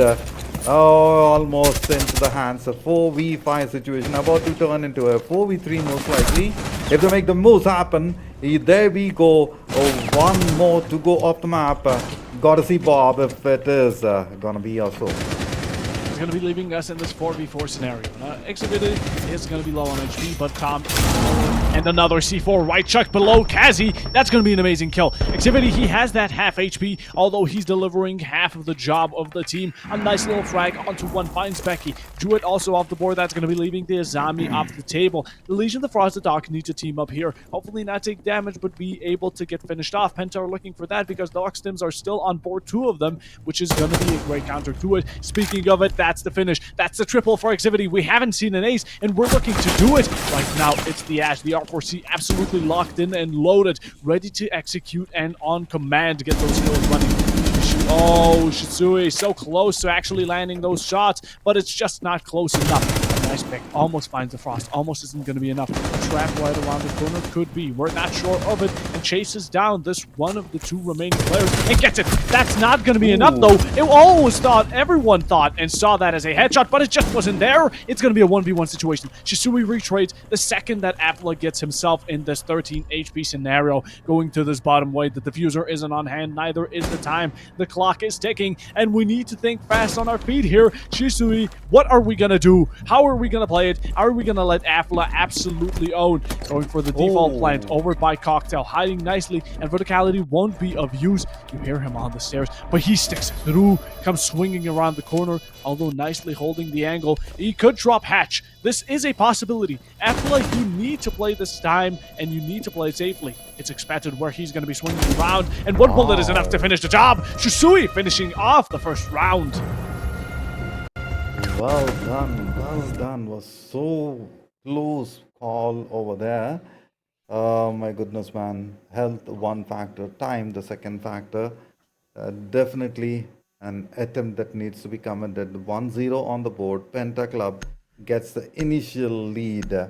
Gotta see if Entropy is going to equalize the situation or would just go ahead with the flow. Round 2. Gotta see what kind of changes this would bring in. Look at the Dostoevsky that decide both teams head on the each other, not leaving the room to work with. Yet we saw some heavy amount of damage being pitched out right in the beginning. Round 1 was something to be looked at, to remember, and then execute on the round 2. With it, you said it, round numero duo. With it, it's orange versus blue. This type of rivalry between Entropy and Penta that happens blue and again. We're in the decider, and this is where both of these teams have to cook.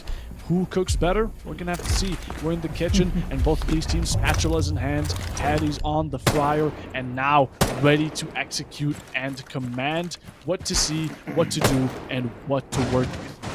Nice little 5v5 starting us off, as we always do. No spawn peaks aggression, but an all-time low for a surprise this time around. No one wants to play a risky game if not needed, and no one wants to put themselves in a spawn peeking, running out situation, at least not this early into the round. Windows are quite predictable to be spawn peaked, and of course, Entropy, they're not fools enough to take those risks.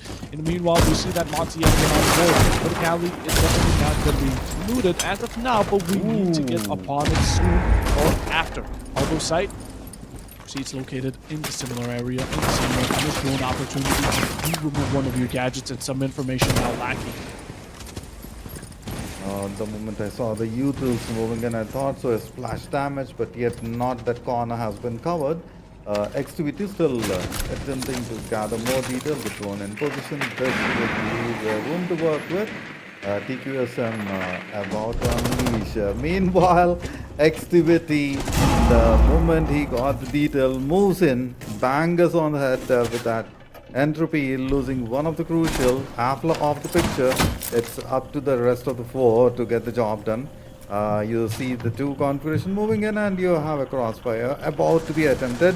On the other front, this way takes a lot of damage while pushes out a little bit. Shishi as well. And the shield here. Uh-oh, troublesome situation. Okay, trying to back to the shield. My goodness, man, the melee attacks, trying to find a little corner, working in tandem together. What an execution from Entropy over there. Thought so that the formidable opponent will not go down that silently, but the 3v3, two of them so low on health. So can I count it as a 3v1? We can. Kazi absolutely catching strays and Activity right after he tries to peek and get a retrade, but that shotgun up close, well, it's a deadly tool. And put it into the right hand, it's going to be a double kill that's transferred. Shisui 7 HP. Earlier we saw the ace with 5 manage to clutch it out on Chalet.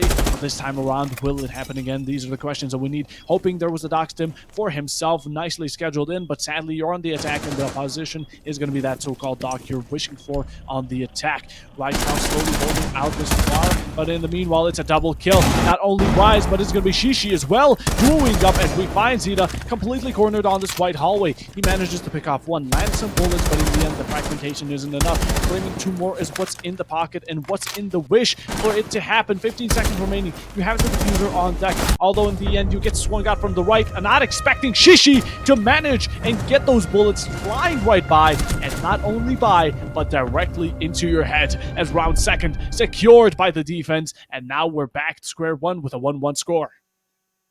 We're back to square one. Of course, indeed, a lot more of those equalizers could be possible. The decider map it is, so the teams will not allow it to move that, go that easily. Of course, a lot of discussions happening and the players enjoying the same while having a lot of fun during the play. They have the seriousness in mind, yet not allowing the same faces. So, comes to the question, Panther Club, how are you going to claim it, and Entropy, how are you going to deny the same? Most of the corners covered, very good green shot. In the prep rate, Penta right now picking other operators. We see that they're trading out the Monty for the Dokkaebi and also the 8 for the Jackal.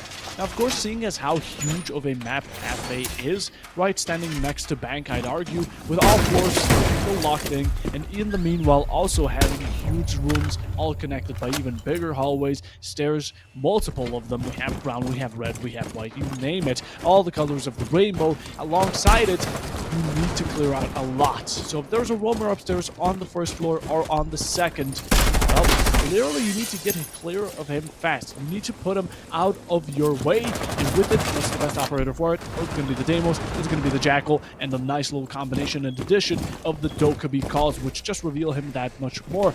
Although Entropy here, we see the aggression. Yet again, they're keeping it down to the upstairs and not, or rather the downstairs rather than the upstairs, and they're not going to be putting much of a possession on the side of Rome for themselves. Nicely having it around sight, turtling on this bottom floor, and that's where the real challenge is about to appear. Not much verticality from Penta. I would expect them, if they're already, going for all of this clear, that they're going to play off of these verticals. Of course, soft breaches can be used, but, I'd expect a Puck, I'd expect a Ram or something in the likes of it. Yes, agreed. But should it be, or the other one, got to see. Round 3, would it make a difference? And if one of the team gets back-to-back victories, take the lead, take it further, make it difficult for the other for work. A minute and 40 seconds as of now. The shield taking a lot of its might break. Well attempted on the last round. Got 2 leads denied by 2 players working in tandem with each other. Meanwhile, XTB goes for the headbang. There's a nugget. The splash, and with that, troublesome situation indeed for Entropy, going down one after the other. A 4v3 about to be turned into a 4v1 most likely. Gotta see if Entropy can handle the situation. Right around the corner, waiting for the same. A quick whiff, and you go down low on health. The last one standing, Shishi, attempting for the same. Goes right in, gathers the detail, lands the blow. Does not have a lot of time to work with. My goodness, got to make the move. Meanwhile, attempting for the revival while the clear was ready. No denial heavily. What a move towards the end. And amazing execution. Penta time and again rising up and delivering the same for the team. That was extremely close in the end. It was down to a 2v1, a 2v2 if we count the mute not completely out. It could have actually been picked up, purely because of how close the Jackal was to peeking out on the side of, I believe it's maintenance, or actually preparation. Kitchen preparation, he peeked for the footholds to see if anyone's vaulting over the window. He did not peek further. The mute could have been picked up in time, brought back to the site, and they could have pulled it out from there. And sadly, they tried to go for a refract. It was a smart play. The Mozzie baited out the Jackal, killed the mute, and of course, Mozzie's plan in that situation at that exact moment was to come out swinging with his P10 Romy, take the head off, and then go for this 1v1 trying to win it. In the end, it did not come to fruition, and the second round is Penta's to claim, with them now being forced onto Library and Fireplace. Seems like Entropy's not too comfortable going second chance downstairs. They may not like it. Whatever the case is, though, they have to pick a site, and this is where we're currently landed. Joel, we see him on that Pulse. We've seen Pulse a bunch of, actually quite a few times here, but not too common. commit. Not to commit at all, even as of how strong of an operator that Pulse in general may be, especially with rocking 2 C4s on your defense. You have one from the Pulse itself and one from the Mute. Verticality, it gets contested, but it doesn't matter when you're chucking explosives right below their feet to completely take them out and deny anything they want to gain from that verticality gain.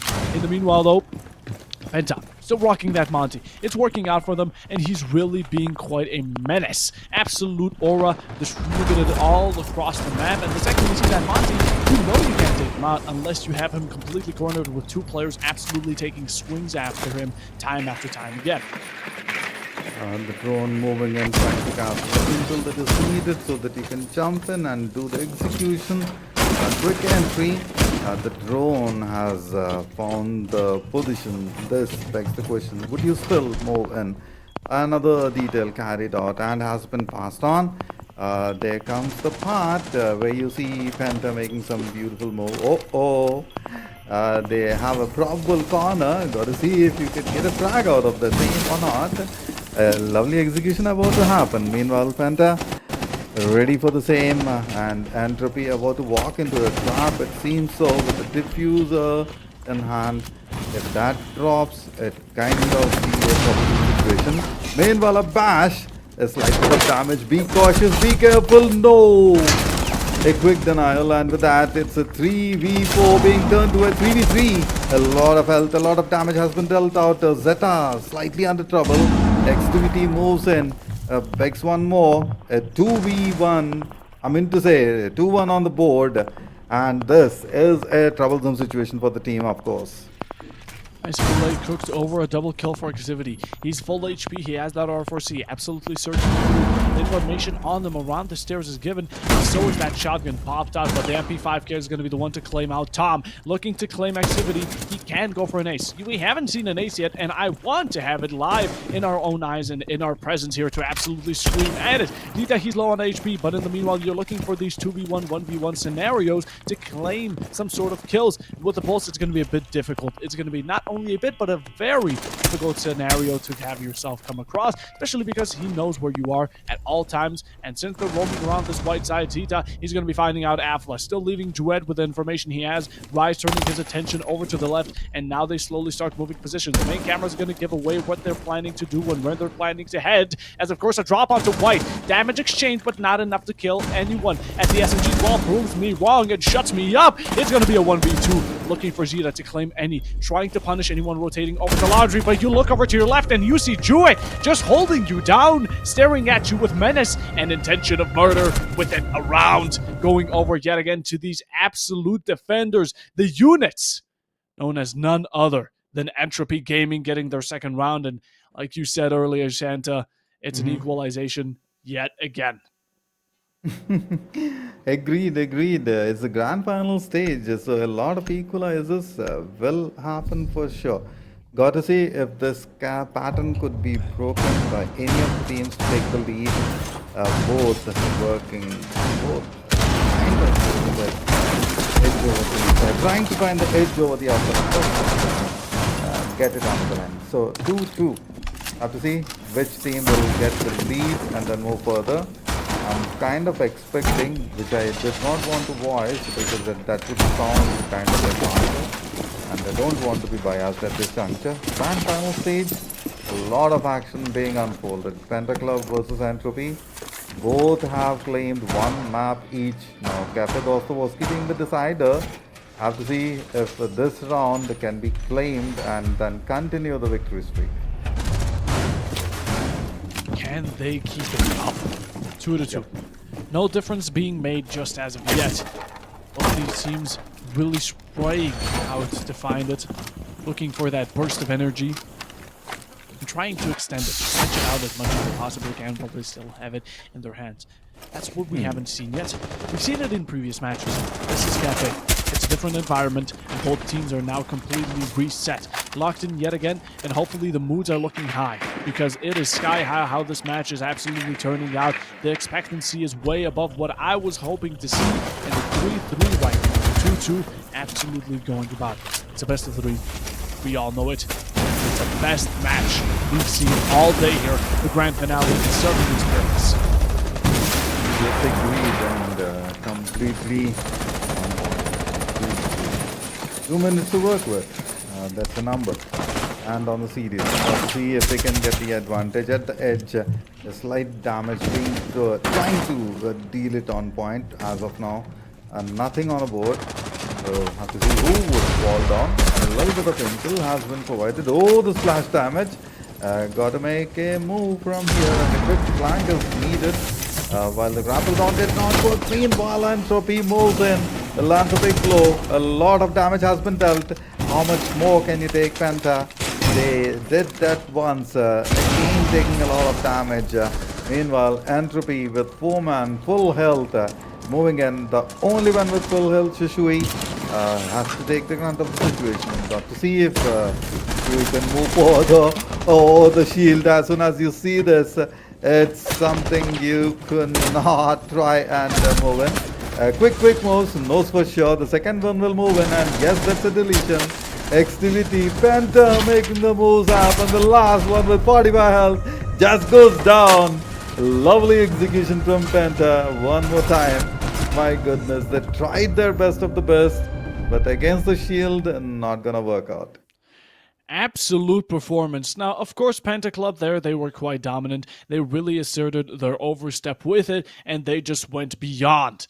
In the meanwhile, can we talk later about the performance of these players? Not only any player, okay? It's gonna be Activity.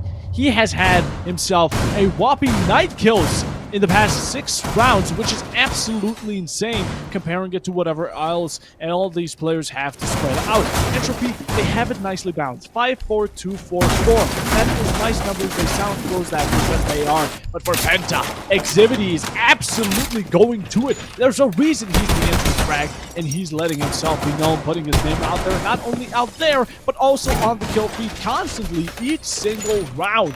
Round 6. Entropy here looking to secure the 3-3 draw. We haven't seen it yet, and if it happens, well, it's going to be a new thing, something we haven't seen today, and that's what it's going to tick off my bucket list. The 3-2 here, of course, Penta 4-2. Earlier, Entropy had a very dominant performance, and they look to return that type for themselves, get that advantage rolling, get those rounds absolutely counting up as if it was no issue in the beginning.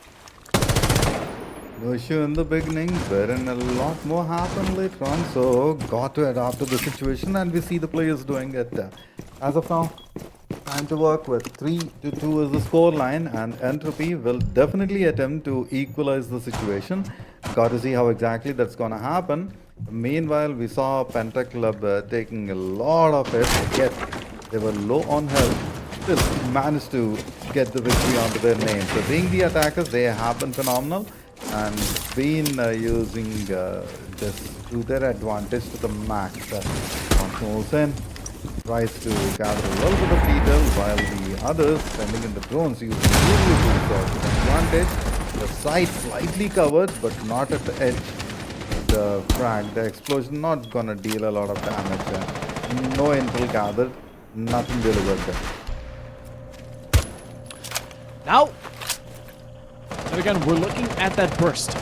It's every single round that kills just manage to drop and pop out of nowhere. This is that moment exactly. This is what I mean. Druid with a double. Completely hostage holding this piano side as no one seems to be able to take him out. The zombie barriers are too strong. A C4 coming out is going to be helping him out. Activity returns the fire, but it's a bit too late as they're just raining it down. Absolute hellfire upon Penta. Activity left repelling all these windows. Alone left and stranded against 4 hungry defenders. Entropy, they can play it safe all they want. It doesn't matter. There is small chance that they mess up this round, and they're not going to let go of that fact. Activity, you are left standing. You've had such an uprising of kills ever since you've gotten into this match. A 10-5, absolutely crazy. Could be getting some endgame kills as well, and that would serve you even better towards that reputationable kill streak. As of current, though, you gotta watch your right and you gotta watch your left. Both at the same time, it's too much to multitask, and the shotgun is too dangerous up close as it blows back this ash and gets around over to Entropy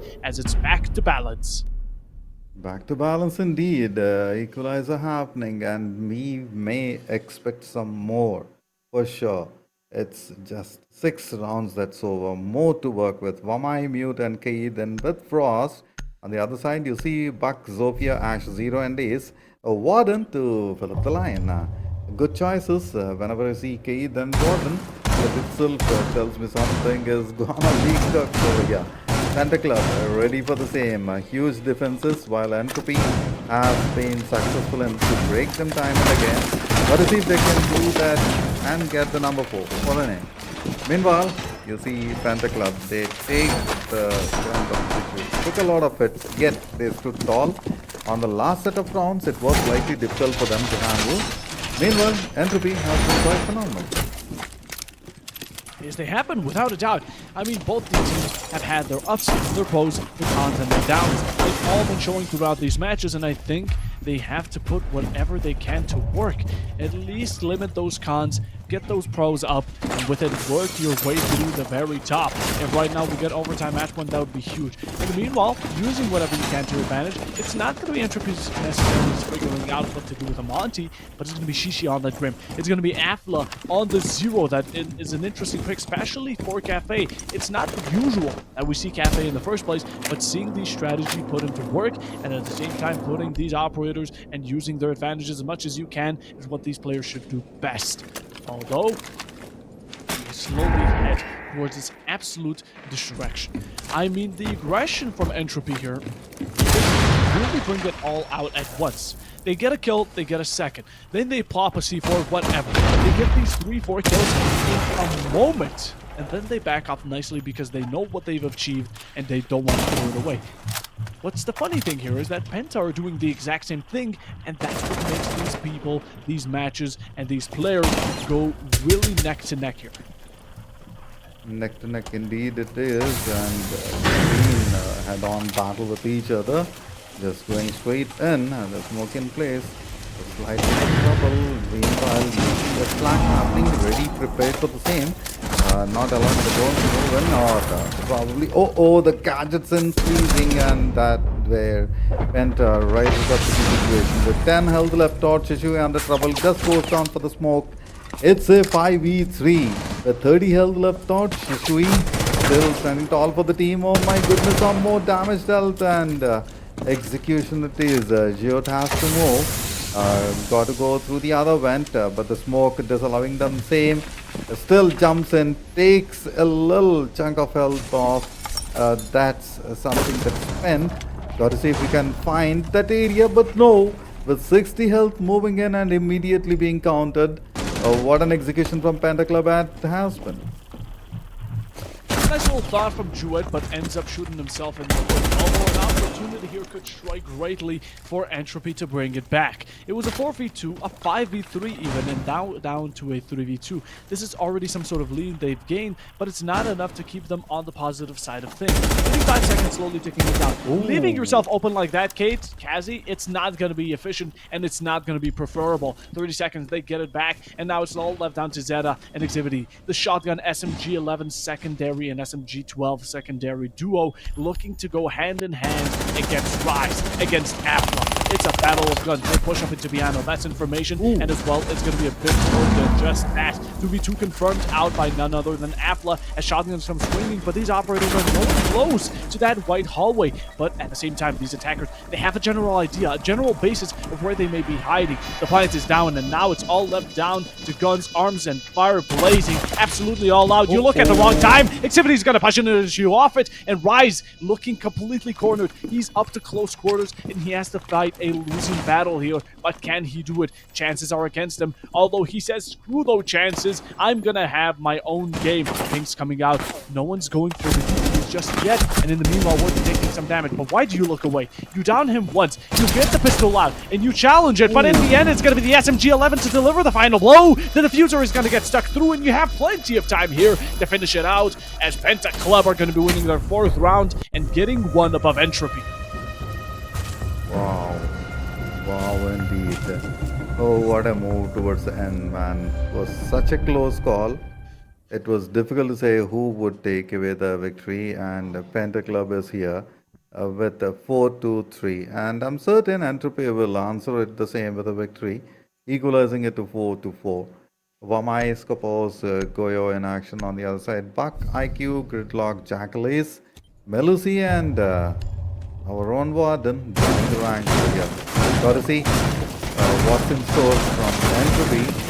Will it be a 4-2-4 or is it going in the favor in name of Enter Club for playing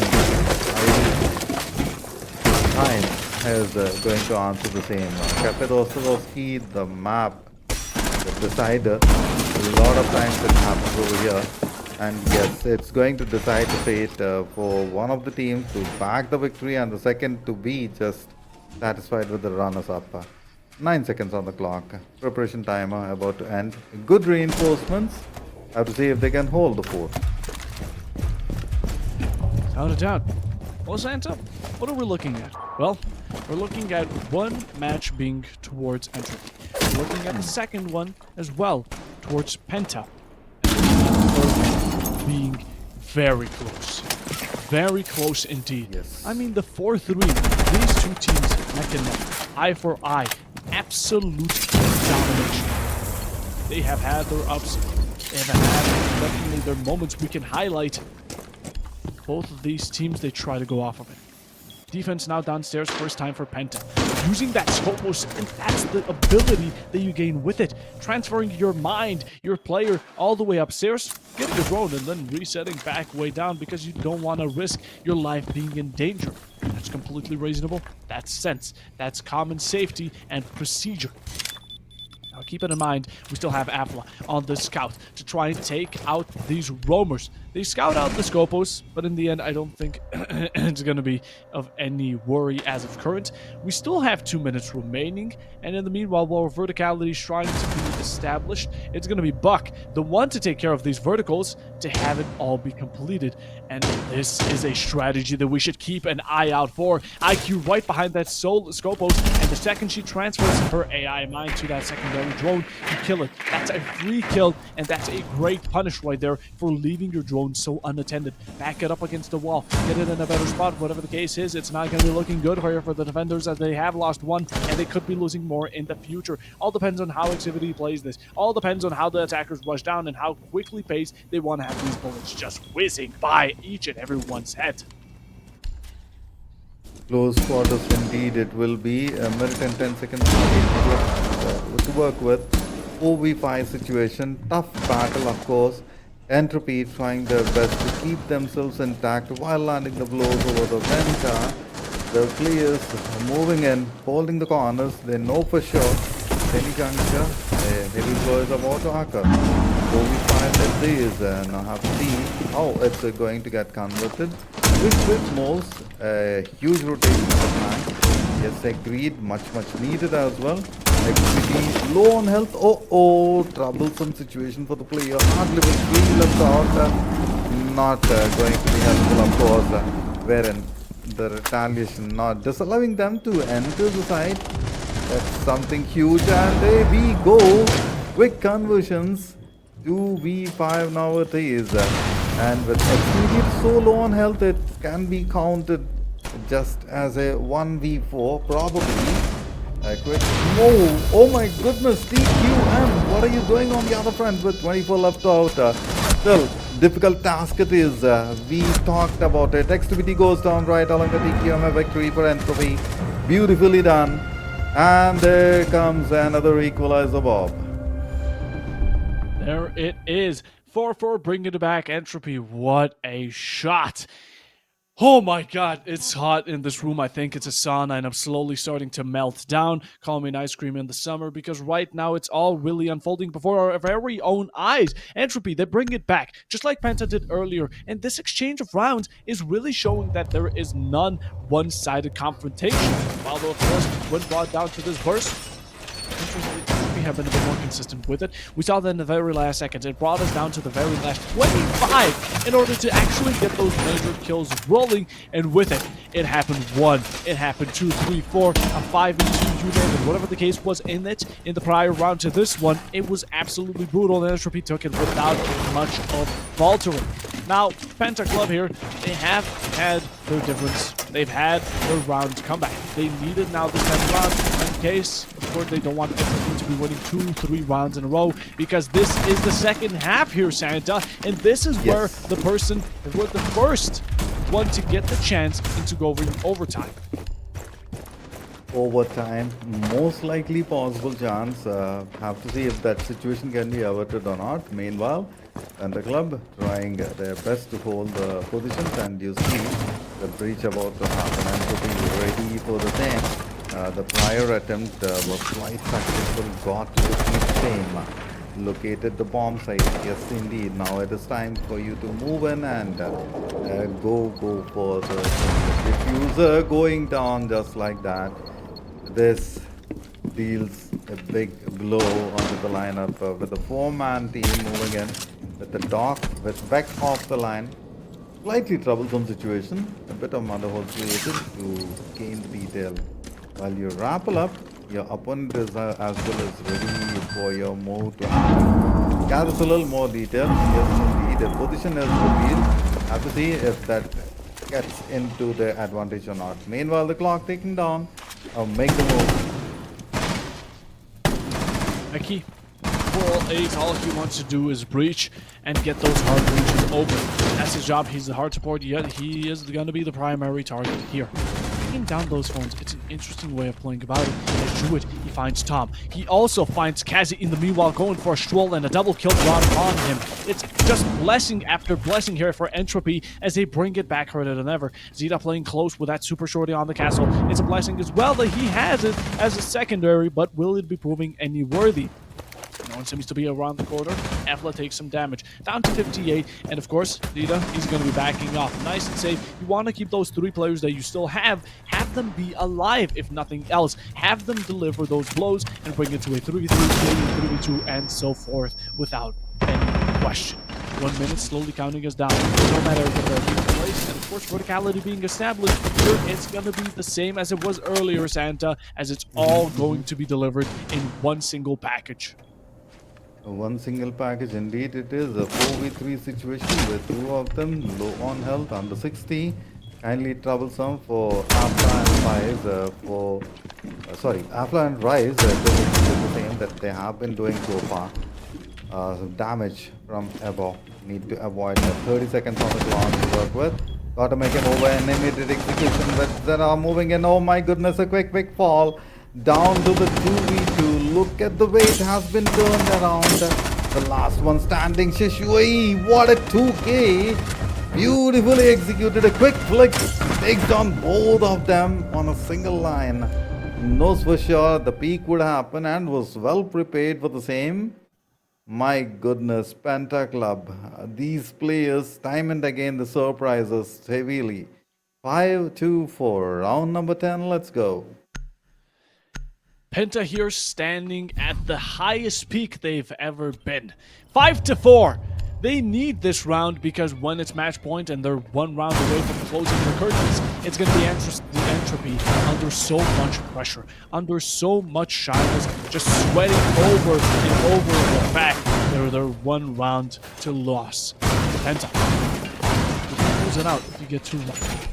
It's yet again the first person to reach 6 rounds in the second half to reach that option, that opportunity, and you just can't let it slip by here, players, until you have it. Not only do you have 1, but you have 2, as a matter of fact. This 5-4 upbringing is huge, because if Entropy lose this, you're at a match point. If they win this, you're still 1 round away, and you still have that second chance at taking over match point for yourself.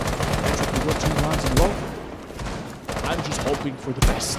We're going to have to see as Penta right now make their advance through. And yet again, taking a look at these lineups, we're not seeing anything unusual of the sorts. The only thing that does bring me off a bit is going to be Kazu with the Goyo. Although, we've been seeing Goyo all across these matches today, so it's not much to put out there, and it's really not much that can surprise us any further. These skills are the only thing that's keeping us alive, and it's not keeping alive any of these players that receive the final blow. Well, indeed, 5-4 on the board as of now. While attempting Shishui takes a lot of its 50 to work with. Execute a crazy move indeed. Goes on the floor. Meanwhile, the bullets whipping it through. Got to take the cover. Indeed, even a single loss would be a major hit at this juncture. Penta Club is well prepared for the same. Look at those combination of weaponry they got, the SMGs, the shotguns, and the other front. Heavy amount of damage to be dished out from Entropy. Quick upside down grapple with this, no details gathered. Would attempt to immediately move in, or probably prior to that, gather a little more info. The team working in tandem, changing information. Yes, gather it and then move on. Quick pings happening around as well. 5, 2, 4. A minute and 30 seconds. The 90-second marker. Here we go. Teams have to move further.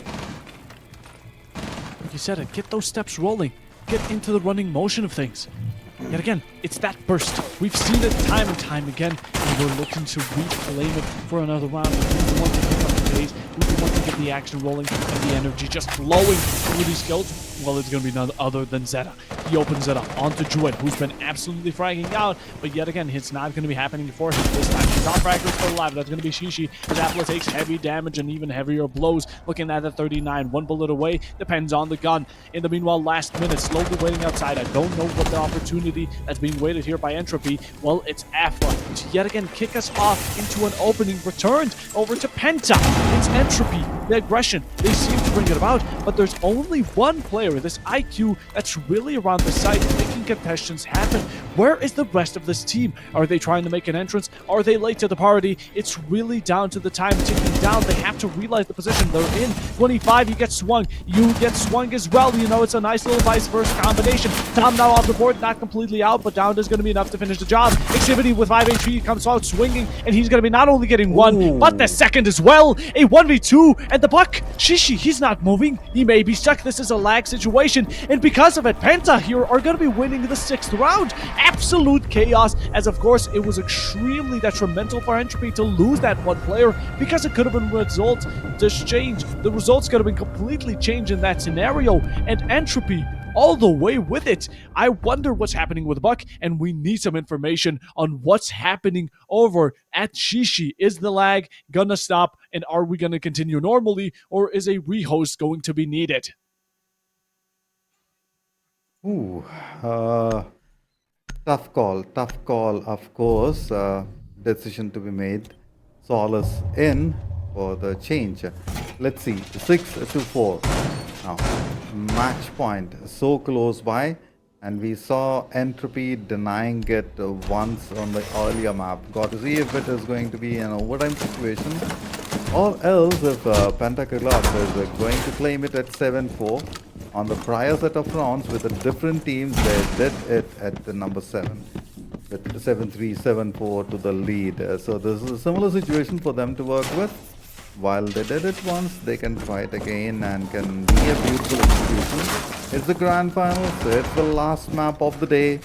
So happily if they would allow the team to deny the match point or just go grab it. Difficult indeed it is, while Entropy has been a formidable opponent, well tried by both. We did receive information that the last player of Entropy, unfortunate, although we passed by it. Top with a double kill, and Penta here, they're on match point. They have one player down, they yet another get one more, and now it's Avla left down in a 1v4 situation. What is happening? Shishi down. Where did it all go wrong? Everything's just crumbling, just slowly falling apart for Entropy as they lose everything they had. It could have been 5-5. It was a bug that caused the mischief, and now it's 6-4. The match point, leaving it all down to Afla as he gets it, brings it down to a 3v1. He needs to do more. Yes, he has the time, but does he have the gun, the bullet, and the penetration to manage to just muster up the strength, get through this defense, and get the information that he needs? Pink's coming out. He hopefully has a person watching it, but does he know one's on top white? Probably not. Diffuser isn't on his hand, and he gets notified that the Malusi is on his right, but that's also telling everyone where he is. Swings coming out from not only the close right, but the far one too. Pinks, you have so much information, you need to go for the headshot, but it's Zeta to get it through the coup de grace. There to finish Entropy as they take the victory in the grand final without no issue towards the end. The late game being absolutely one-sided. BaseStack Breach, Winter 2024, going to none other than Penta as Entropy takes second place. An unfortunate turn of events and an even more unfortunate score as a 7-4 score is going to be leaving them. The overtime is not happening in the end, though we went all 3 rounds. No 2 rounds were dominant, and with it, it's a victory decided here, Santa. We managed to get through to the end, and that was Yes. absolutely phenomenal. A victory indeed, and Penta Club, my goodness, what a move it is, man. Time and again, they rose up to the situation, took a lot of hits. There have been so many rounds where multiple players have taken a lot of hits, yet they stood tall, they kept themselves cool, calm, composed, and got the victories for the team one after the other.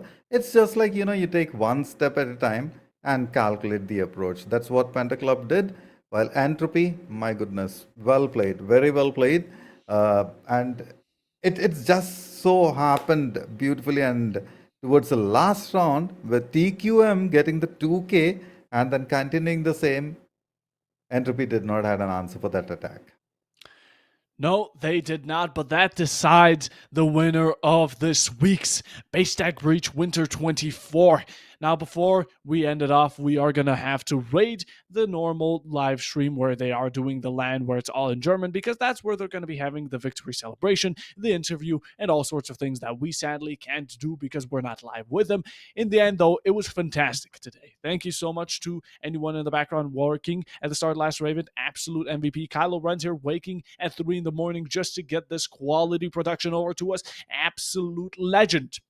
Now, not to even mention the viewers, the chatters, the enjoyers, enthusiasts, and players coming out here to give their time over to us so we can enjoy some good old-fashioned Rainbow Six Siege. Santa, thank you so much for sticking with me through the cast so I didn't have to go solo, because that would have been a bit of a strain on my throat, and with it, it has been a pleasure. And that, keeping all of that in mind, let's head over to the mainstream and let's give them a bit of a look on their interview and victory celebration.